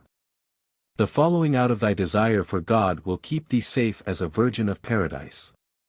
Then when the soul sets forth from the gate, the old heart becomes new thereat. His form escapes from the bonds of nature, the heart gives back its charge to the spirit. From earth to God's throne comes forth a mighty shout by reason of his soul's progress. The dust raised by the wind of his desire and pain turns woman into man if it but pass by her. All that would cause him trouble in his way quits the path before him the mountains in fear become colored wool for his socks. The fire in him destroys the glory of the sea for the sake of his upward ascent. When he is roused to leave himself they throw down the stars before him. When his eye sees the brightness of the path, the sun seems dark to him by its side. There is no evil or good in that world, no earth or sun or stars, but whoso walks not in love's street, nor in his heart seeks love, for him is made a different heaven, him they seat upon a different earth. Because of the labor of his search Gabriel unceasingly bathes his face in the water of life. Understanding is bewildered by his soul's shout, devils become firewood for the lightning of his horse's hoofs. To pursue the path his pained heart would burn mankind with fire of sighs. None of the contented can know the secret of his sigh, none pious with earthly piety can ever find his footprints. When his horse's hoof scatters the dust, Gabriel makes of it a life-giving fragrance. As he makes towards the world of annihilation the wind cries, halt a moment, Mustafa standing by his path in benevolence calls out, O Lord, keep him safe. Because of his high dignity God suspends the scales of justice from his heart, the friend of God sprinkles water in his path. Gabriel's self cracks the whip. On his decree and ordinance and his creative power. All that comes forth in the world is by decree, and what the prophet speaks is also by decree, infidelity and faith, good and evil, old and new, all is referable to him. Whatso exists, is under the command of the Almighty, all things work in accordance with the decree. All are in subjection, his omnipotence the subduer, his creative power appears high above all. All is subject to his omnipotence, dependent on his mercy, all were preceded in time by his eternal omniscience. The man of the people, or he of the philosophers, he who is under command, or who is of the learned, all must return to his presence. Whoso possesses power, it is of his favor. His causes have displaced reason from her position, his methods of deriving one thing from another have cut off the soul's feet. The soul's relation to the world of life is like a blind man and a pearl of Ammon. One showed a pearl to a blind man, the greedy fool asked him, How much wilt thou give for this pearl? He said, A round cake and 2 fishes. For no one can discern ruby or pearl, why be angry, except by the pearl of the eye? So, since God has not given me this pearl, do thou take away that other pearl, and talk no more folly. If thou dost not wish to be laughed at by the ass, take thy pearl to one who is skilled in pearls. As soon as he puts the sole of his foot upon the oyster, his art knows well its value. Understanding is a tent before his gate, the soul a soldier in his army, the soul from fear of being rejected by him sweeps not the dust of his court except by permission. All in place and time are his property, from the be of his decree to the wicked of it was. His decree has commanded the service of his court to all intelligences in the words, Obey God, from the vegetative to the reasonable soul all like slaves are seeking him. Well thou knowest that on the plane of eternity without beginning works the hand of the creative power of God, the great and glorious. God's decree has caused power in every sphere to become pregnant with act. So that when the way of the membranes is opened, there comes forth that wherewith they were pregnant. How shall existence rebel against him, to whom non-existence is obedient? One word of command awakened the universe. All things came together into the circle. The soul that obeys the command, and commands, the intelligence that understands the Quran and gives us our faith. Wisdom, and life, and abstract form know that all proceed from the decree, and the decree from God. When the sun's light falls upon the water, the quiet water is stirred into activity. The sun's reflection from the water falls upon the wall and paints the ceiling with beauty, know that too, that second reflection, of the water on the wall, is a reflection of the sun. He has caused all things to return to himself. For none can escape from him. All things are, yet all are far from all, thou hast read in the Quran, all things return. Qur. 42:53, From him are evil and good, power and might, the sentence is not changed, is his decree, Qur. 50:28. His decree changes not, man can only stand in wonder before it. He is all-powerful to do whatso he shall desire, whatso he wills, he does, for his is the dominion. He who, invested with his authority, is in his secrets, and he whom he compels to be his slave all are subjected or exalted according to his decree. Mankind heed not the good or evil. As to whatso has been, and whatso shall be, that only can they do which he commands. All that the master has written and set forth, the boy in school cannot but read. If from his records he has written out a certain alphabet, he cannot turn his head away from it. Whether thou existest or not is not to the workings of God in the path of his might and power, all is God's work, happy is he who knows it. Reason became the pen, the soul the paper, matter received form, and body was transformed into individual shapes. To love he said, fear none but me, to reason, know thyself. Reason is ever love's vassal. Love's point of honor lies in scorning life. To love he said, do thou rule as king, to human nature he said, live thou in thy household, in sorrow make the elements thy food, and afterwards take in thy hand the water of life. So that when the reasonable soul has made of it her riches, and expends it in the path of the Holy Spirit, that Holy Spirit rejoices in the soul, and the soul becomes pure as the primal reason. This is the soul's progress from life's beginning to its end. In view of thy religion to fly from poetry is better to shatter thy verse as thou wouldst an idol.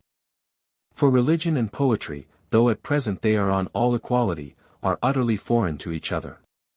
The things that are permitted to us, are forbidden to one who is ignorant of both of these. He appreciates the difference between prohibition and permission who looks on ease in the light of a wound. To remember the words of the all-knowing Lord renders easy the accomplishment of the aim. God Most High has said, say, if men and jinns conspired to bring the like of this Quran, they could not bring its like, not though they helped each other. Qur. 17 hours 90 minutes, and said the Prophet, on whom be mercy and peace, the Quran is riches, there is no poverty if it be given, and there is no riches beside it. And he said, peace be upon him, the Quran is a medicine for every disease except death. By reason of its beauty and its pleasantness the discourse of the Quran has no concern with clang of voice or travail of the letter. How shall phenomenal existence weigh its true nature, or written characters contain its discourse? Thought is bewildered before its outward shape, understanding stupefied before the secret of its surahs, full of meaning and beautiful are its words and surahs, ravishing and enchanting is its outward form.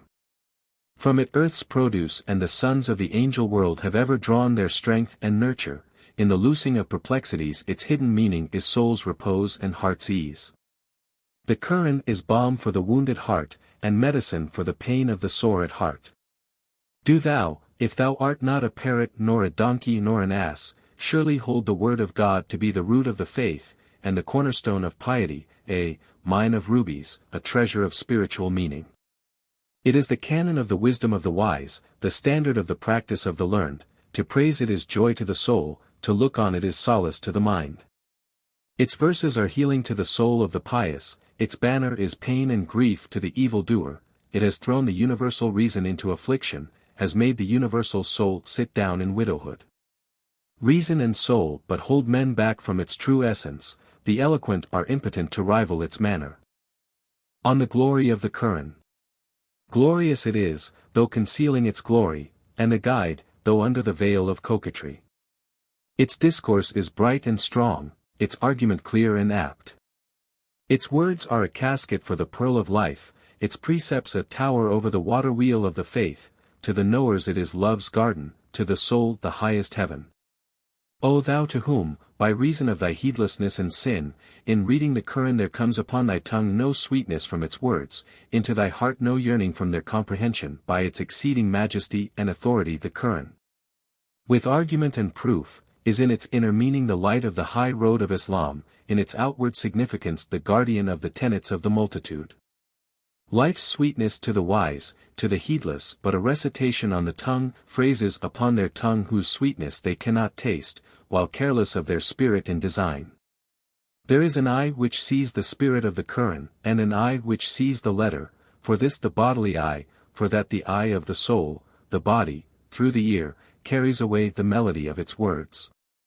The soul, by its perceptive power, feeds on the delights of its spirit. For strangers the curtains of majesty are drawn together in darkness before its loveliness, the curtain and the chamberlain know not aught of the king. He knows who is possessed of sight, but how can the curtain know aught of him? The revolutions of the azure vault have brought no weakening of its power, no dimming of its luster. Its syntax and form, pronunciation and nonation, prevail from earth to Pleiades. Now hast thou in thy daily provision tasted the nut's first husk. The first skin is rough and harsh, the second is like the moon's slough, the third is silk, pale and fine, and fourth is the succulent cool kernel. The fifth degree is thy abode, where the prophet's law becomes thy threshold. Seeing then thou mayest delight thy soul with the fifth, why halt at the first? Thou hast seen of the Quran but its veil, hast seen its letters, which do but hide it. It does not reveal its countenance to the unworthy, him only the letters confront. If it had seen thee to be worthy, it would have rent this subtle veil and shown its face to thee, and there thy soul might have found rest. For it heals the wounded heart, and medicines the disappointed soul. The body tastes the flavor of the dregs that it may live, the soul knows the taste of the oil. What can sense see, but that tile outward form is good? What there is within, wisdom knows. Thou recitest the form of its surahs, and its true nature thou knowest not, but know, that to him who truly reads the Quran, the feast it gives comes not short of the guesthouse of paradise. It has made the letter its veil, because it is to be concealed from alien eyes. Material existence knows not of its inmost soul. No, its body is one thing, its soul a thing apart. From its outward form thou sayest but so much as do the common men from the appearance of a king. Why deemest thou that the words are the Quran? What crude discourse is thine concerning it? Though the letter is its bedfellow, it knows it not, no more than the figures on the bath, nor do the sleepers and the cut purses I see, like those who watch, the spirit of the Quran. Of the recital of the secret of the Quran. Tongue cannot tell the secret of the Quran, for his intimates keep it concealed. The Quran indeed knows its own secret, hear it from itself, for itself knows it. Except by the soul's eye none knows the measure of words from the true reader of the Quran. I will not take upon myself to say that thou truly knowest the Quran though thou be Uthman. The world is like the summer's heat, its people like drunkards therein, all wandering in the desert of indifference, death the shepherd, men his flock, and in this waste of desire and wretchedness the hot sand shows as running water. The Quran is as the cool water of Euphrates, whilst thou art like a thirsty sinner on the plain of the judgment. The letter and Quran hold thou as cup and water, drink the water, gaze not on the vessel. Because it is summer, thy home seems to thee a mine of enmity, because the water is cold, the vessel of turquoise, thou usest not to fast. To the pure heart suffering will tell in a cry of anguish the secret of the pure Quran. How can reason discover its interpretation? But a delight in it finds out its inmost secret. Though the written characters are not of the word, the scent of Yusuf is in his garment. The fair Yusuf was cast away in Egypt, but the scent reached Yaqub in Canaan. The letter of the Quran is to its sense as thy clothes to thy life. The letter may be uttered by the tongue, its soul can be read but by the soul. The letter is as the shell, the true Quran the pearl, the heart of the freeborn desires not the shell. Though its words are fair and finely traced, though the mountain becomes as carded wool before them, make music of them in thy heart like Moses, not outwardly like the treble of the pipes. When the soul recites the Quran it enjoys a luscious morsel, whoso hears it, mends his ragged robe. The words, the voice, the letters of the verses, are as 3 stalks in bowls of vegetables. Though the husk is not fair nor sweet, still it guards the kernel, but through thy impurity the mystery becomes a song, the word of God a tune through thy folly. Whilst thou art in this tomb appointed for us, this residence contrived for us, in this world full of objects of pursuit, this abode of deceit, look with thy earthly sight upon the willow, and with thy soul upon the tuba tree. Read with thy tongue the letter, and the sense with thy soul. Sacrifice, to honor the Quran, thy reason before its discourse. Reason is no guide to its mysteries, reason is impotent here. Thou art now shameless, deceitful. Thou art not worthy to have the curtain of the mystery drawn aside, thou knowest not of its secret, hast not yet arrived at Arafat. So long as thou desirest pleasure and cherishest desire, play as a child, thou art not man enough for this. But when wisdom has conquered the world of desire, pure goodness succeeds to evil, the devil of passion flies to hell, and Suleiman regains his ring, the Quran's secret routs the demon, what wonder if he flies in terror from the Quran? Wait, for when the day of true religion dawns, the night of thought and fancy and sense flies away. When the veiled ones of the unseen world see that thou art stainless, they will lead thee into the invisible abode and reveal to thee their faces. And disclosing to thee the secret of the Quran, they will withdraw the veil of letters. The earthy will have a reward of earth, the pure shall see purity. An understanding of the Quran dwells not in the brain where pride starts up. The ass is dumb as a mere stone, and lends not his ear to the secret of God's word, turns away from hearing the Quran and pays no heed to the surah's secret. But if the mind be disciplined of God, it shall discover in the surah the secret of the Quran. In the recital of the miracle wrought by the Quran. O thou, who hast got into thy palm but the ocean's foam, and of thy possessions hast made the semblance of an array. Thou hast not laid hold of the pearl's true substance, for that thou art occupied only concerning the shell, withhold thy hand from these lackluster shells, and bring up the bright pearl from the ocean depths. The pearl without its shell is cherished in the heart, the shell without its pearl is clay to be thrown aside, the pearl's value comes not from the shell, the arrow's value comes from its hitting the mark. He who knows of his own sight the pebbles of the sea bottom will not mistake sheep's dung for pearls of the sea, while he who stands aside on this stream's shore can lay no claim to its shining pearls. The lines of the Quran are like unto faith's shore, for it gives you to heart and soul, its bounty and its might are as the encircling sea around the soul's world. Its depths are full of pearls and jewels, its shores abound in aloes wood and ambergris, knowledge of first and last is scattered from it for benefit of soul and body both. Be pure, that the hidden meanings may appear to thee from out the cage of the letters, for till a man come forth from his impurity how can the Quran come forth from its letters? As long as thou art veiled inside thyself, what difference, to thee or to thy understanding, is there between evil and good? In the letter of the Quran is no healing for thy soul, the goat grows not fat on the goatherd's call. Nor soon nor late the water of his dream satisfies the thirsty one in his helplessness. Thou, who art enthraldom to pen and ink, canst not distinguish between face and veil. In the world of the word at least, the word's outward characters are not esteemed to be its life. When thou settest foot in that country, he will teach thee the alphabet of sincerity, and when thou shalt recite the alphabet of the faith thou shalt know Sun and Pleiades for thy father and ancestors, such is the way of the loyal followers, and such too is the alphabet of the lovers. Dark is the veil on the face of day, the verse of its conceits is very subtle. If thou wouldst have a treasure for thy soul and heart, recite with heart and soul a verse from it. That in it thou mayest find the jewel of the truth, the essential basis of thy faith, that thou mayest find the casket of the incomparable pearl, and know the pure gold from the silver. That glorious as the sun and moon there may appear to thee from behind the dark screen its own beautiful face, like a bride who comes forth lovely and joyous from out her gauzy veil. Of the guidance of the Quran. It is the guide, and the lovers the travelers, it is a rope, and the heedless sit in the pit. Thy soul has its home at the pit's bottom, the Quran's light is a rope let down to it. Rise and seize the rope, so thou mayest haply find salvation, else thou art lost in the pit's depth, flood and storm will destroy thee. Like Yusuf thou art brought by Satan into the pit, be thy wisdom the glad tidings, thy rope the Quran. If thou desirest to be as Yusuf, and to enjoy high place, take hold of it and come forth from the well.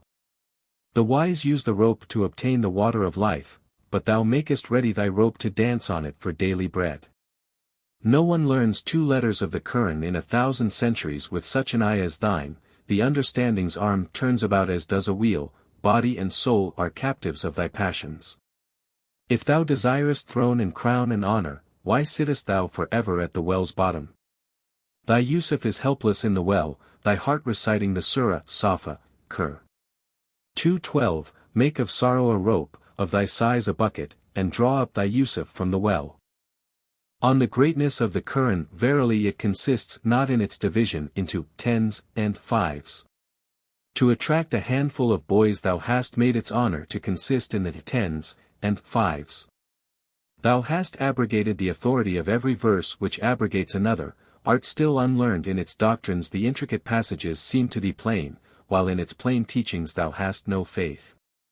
Thou hast abandoned the light of the Quran, and for the sake of the multitude hast made its outward form the tool of thy hypocrisy for a measure of barley and 2 plates of chaff. Now thou intonest its cadences, now recitest its stories.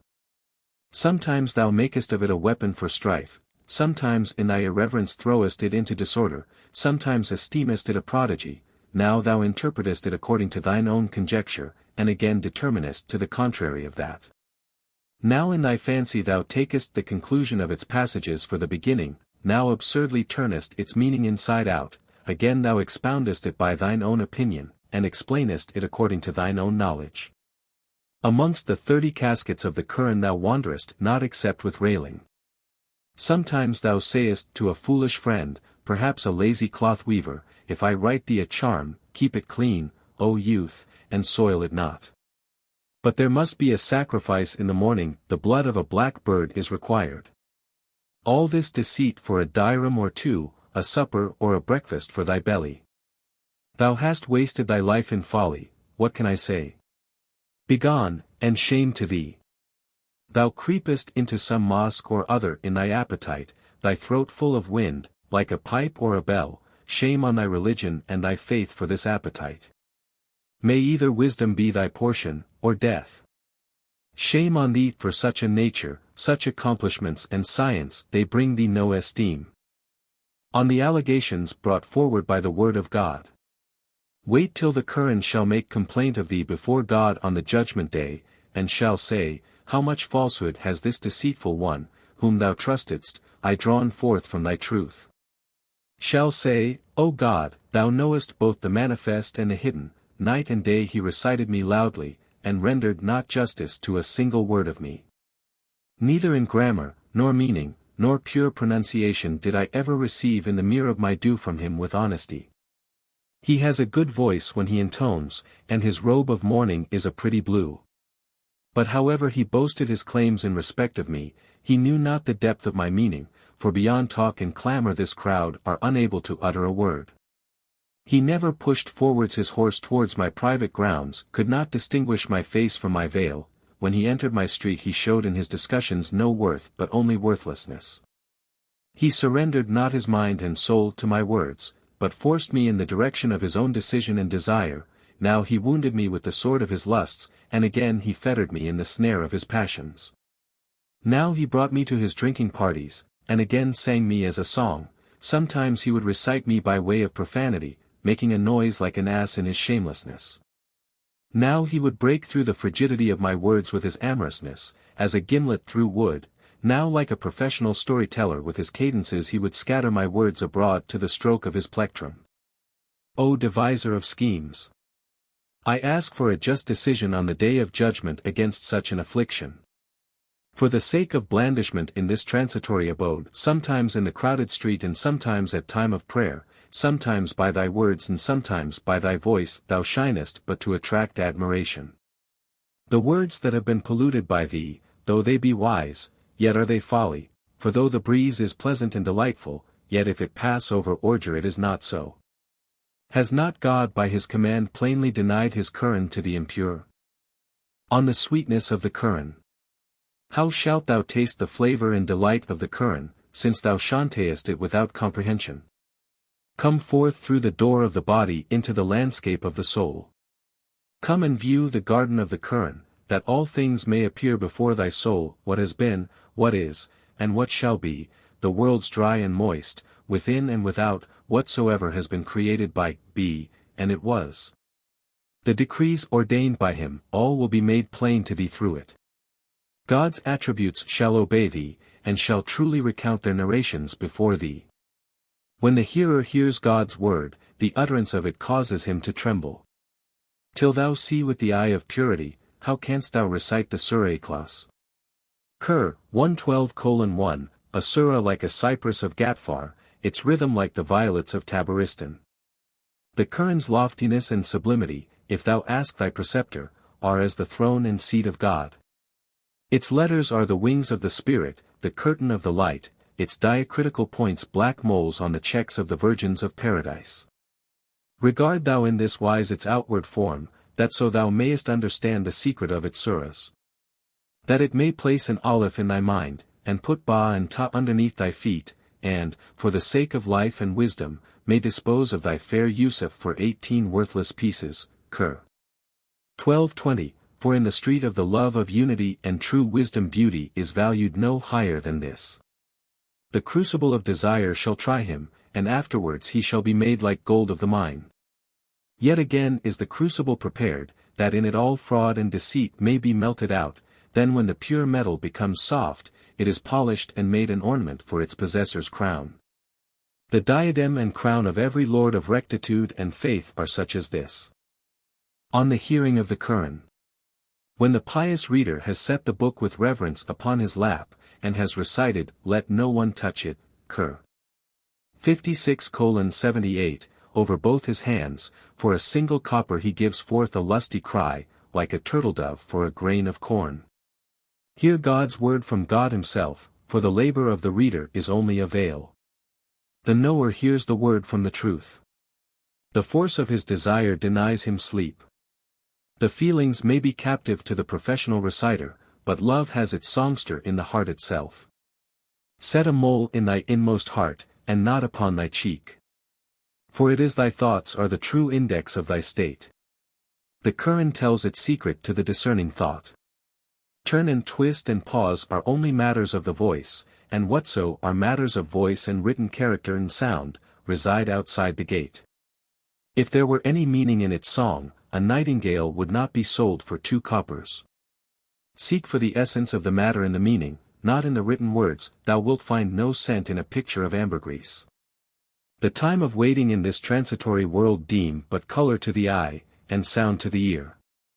But the session of the soul is a place where hearing is not, and song is silence there. How shall love deem worthy notice a sweet that can be tasted? Make not thy soul glad with song, for song brings no memories but of heaviness. The friend who becomes thy friend at the bridge, take him not away from the water with thee, either drown him in thy hatred, or put him underground, and then rest happy. But in love, to bear the burden of its commands, whether good or whether evil, is wisdom. Give to the flames the gifts of the material world in thy smiling heart place instead of smiles a cry of lamentation. And when one of smiling heart gives forth a plaint, seize him by the foot and drag him off to hell. Knowest thou not, thou monster, that all those devils of thy lower nature, by using 100 tricks and frauds and deceits, will break forth within thee, till thy reason and sense desert thee? O thou, who in this desert of injustice readest prosperity, for a whirlpool shame on thee. The path of religion consists not in works and words, not in syntax and accidents and metaphor. These kinds of things are far from God's word. The contents of the Quran are like scattered pearls. O Muslims, it may be the Quran will one day depart again skywards. For though now its name is with us, its laws and commands are obeyed among us no longer. The wise man listens to the Quran with his soul, and abandons the letter and the outward elegance. His soul takes its delight in it, and sets to work afresh on all its duties. Know that to the eager disciple music and beating time are like poverty to a lover. The state of ecstasy that comes of skill and fraud is like the drowning cry of Pharaoh. His cry was useless to him as he drowned, the fire of his reconciliation gave forth no smoke. On the path, the condition of pursuing which is the devotion of one's life. Foolish shouting is asinine and shameless. Whoso gives forth 3 shouts in the assembly, know that he does it in his anxiety for 2 coppers. But the sigh of the disciple who has gained love is like a serpent sleeping upon a treasure. If the serpent raises himself upon the treasure, the pearl in his mouth darts forth fire. What is the darwish's laughter? Folly. And what the crackling of a lamp? Water. When water is mixed with the oil, the light, depending on the purity of the oil, is affected. When the oil begins to burn, the foreign moisture announces itself. Thy sighing is mere self-adornment, thy proper path is to observe God's law, thy path is a polished mirror, but thy sighs veil it over. The comparison of the creation of Adam and of Jesus son of Mary, on both of whom be peace. Adam's father in this world was the same breath which begot the Son of Mary. That which became his body was of the nature of humanity, and that which became his soul was of the fragrance of that breath. Whoso has in him that breath, is an Adam, and whoso has it not, is an effigy belonging to this world only. When Adam received that breath from the power of God, his soul became conscious, and hastening towards the universal soul he asked, "What canst thou tell me of this breath?" Soul replied, "My cup and robe are empty. My robe and cup hold not of it, this precious gift has been given freely. Wheresoever thou wilt incline, let it be in accordance with this breath, incline not towards thyself in opposition to it. And soar above the snares of earth, gaining the abode of Godhead, viewing the confines of the spirit land, like Jesus, with the eye of thy divinity. Claim no distinction for thyself in thy village, for thou art only distinguished in that to be naught is better than such distinction. Like a dot on the die used as a tool of the game, thou thinkest thyself to be something, but that something is not, thou art indeed a unit, but like the dots on the dice hast a name merely for purposes of counting. Fortunate is he who has effaced himself from the world, none seeks him, nor seeks he anyone. Whoso is caught in the bonds of this world, is a gainer if he escape from its forces. For this world is the source of pain and sorrow, and the wise man calls it, the house of lodging. Since in the light of reason and clear sight 2 flights at the proper time are as good as 3 victories, so thou, O full of excellencies, art a fool, if at this river thou stayest on the bridge or in the cave. Let the guide of thy bodily and of thy spiritual life be for this world wisdom, for the other thy faith. Fortunate is he whose guide is wisdom, for both worlds are his submissive servants. When the fruition of desire is attained, the go-between's talk becomes a heaviness, though she sets the business going, yet when the closet is reached she is only a bore to thee. To commemorate the prophets is better than speaking of fools. The prophets were the upright ones of the faith, who showed to the people the path of rectitude. The self-opinionated were bewildered and they disappeared in the sunset of annihilation. The darkness of the night of polytheism drew close its curtains, infidelity placed kisses on the lips of idolatry. One bore a cross in his hand as it were a rose branch, another like a water lily worshipped the sun, one worshipped idols continually, and another had no aims whatever, this one in his senseless folly deeming evil from the devil, good from God. Some strewers of dust, eaters of fire, others beaters of the water, commerce of the wind, here one scouring all sense out of his brain, as it were done by wine, there another dashing the turban from his head, as if it were carried off by the gale. This one calling an image his god, and that one like the priest of an idol temple wrecking all religion, one practicing magic, another astrology, one living in hope, another in fear, all were leading unlovely lives, all were blind of understanding. The masses were suppliants to an impostor in the faith, the magnates occupying the high places of religion, the religion of the truth concealed its face, and everyone published a false faith. False doctrine and polytheism began to fly abroad, and every kind of heresy reared its head. Here one in bondage to the teachings of folly, there another satisfied with an empty deception. Their ears listening to the devil's promptings of desire, their ravings displaying the devil's guidance. Folly and slander and idle chatter appeared wisdom alike to the crowd and to the wise. The great were the slaves of their lusts and pleasures, the populace of their jests and follies, the knowledge of God's religion was blotted out, all alike triflers, babbling folly. Under pretense of knowledge each sought his own glory, and under cover of such knowledge each hid his reason. From fear of imposture and magic the virtues hid themselves, like the olive in Bism, when the great withdrew to their houses, the people returned to their impieties. One followed the path of Moses, Jesus the leader of another. The faith of Zoroaster proclaimed itself, the veil of mercy was torn to pieces. The land of Turan and kingdom of Iran were each laid waste by the other's violence. The Ethiopians advanced towards Yathrib, the elephant and Abraha were routed by the birds. The house of the Kaaba, seized by the stranger, became an idol temple. The world was full of stupidity and fraud, the man of wisdom found the path of religion difficult. In this world of the lost one's dog and ass raised their voices every morning. It was a world full of the vile and worthless, Utbah and Shaiba and the cursed Bujal, a world full of devil-like beasts of prey, 100,000 paths with pits in the way, and all men blind. Ghouls on either hand, in front a monster, the guide blind, his companion lame, disabled by their ignorance, in the heaviness of sleep, the scorpion of their folly wards off from them the knowledge of their danger. Since somewhat has been said of the unity, I will now speak of the glory of the prophets, especially the praise of the last of the apostles, the best and choicest of God's messengers. The end.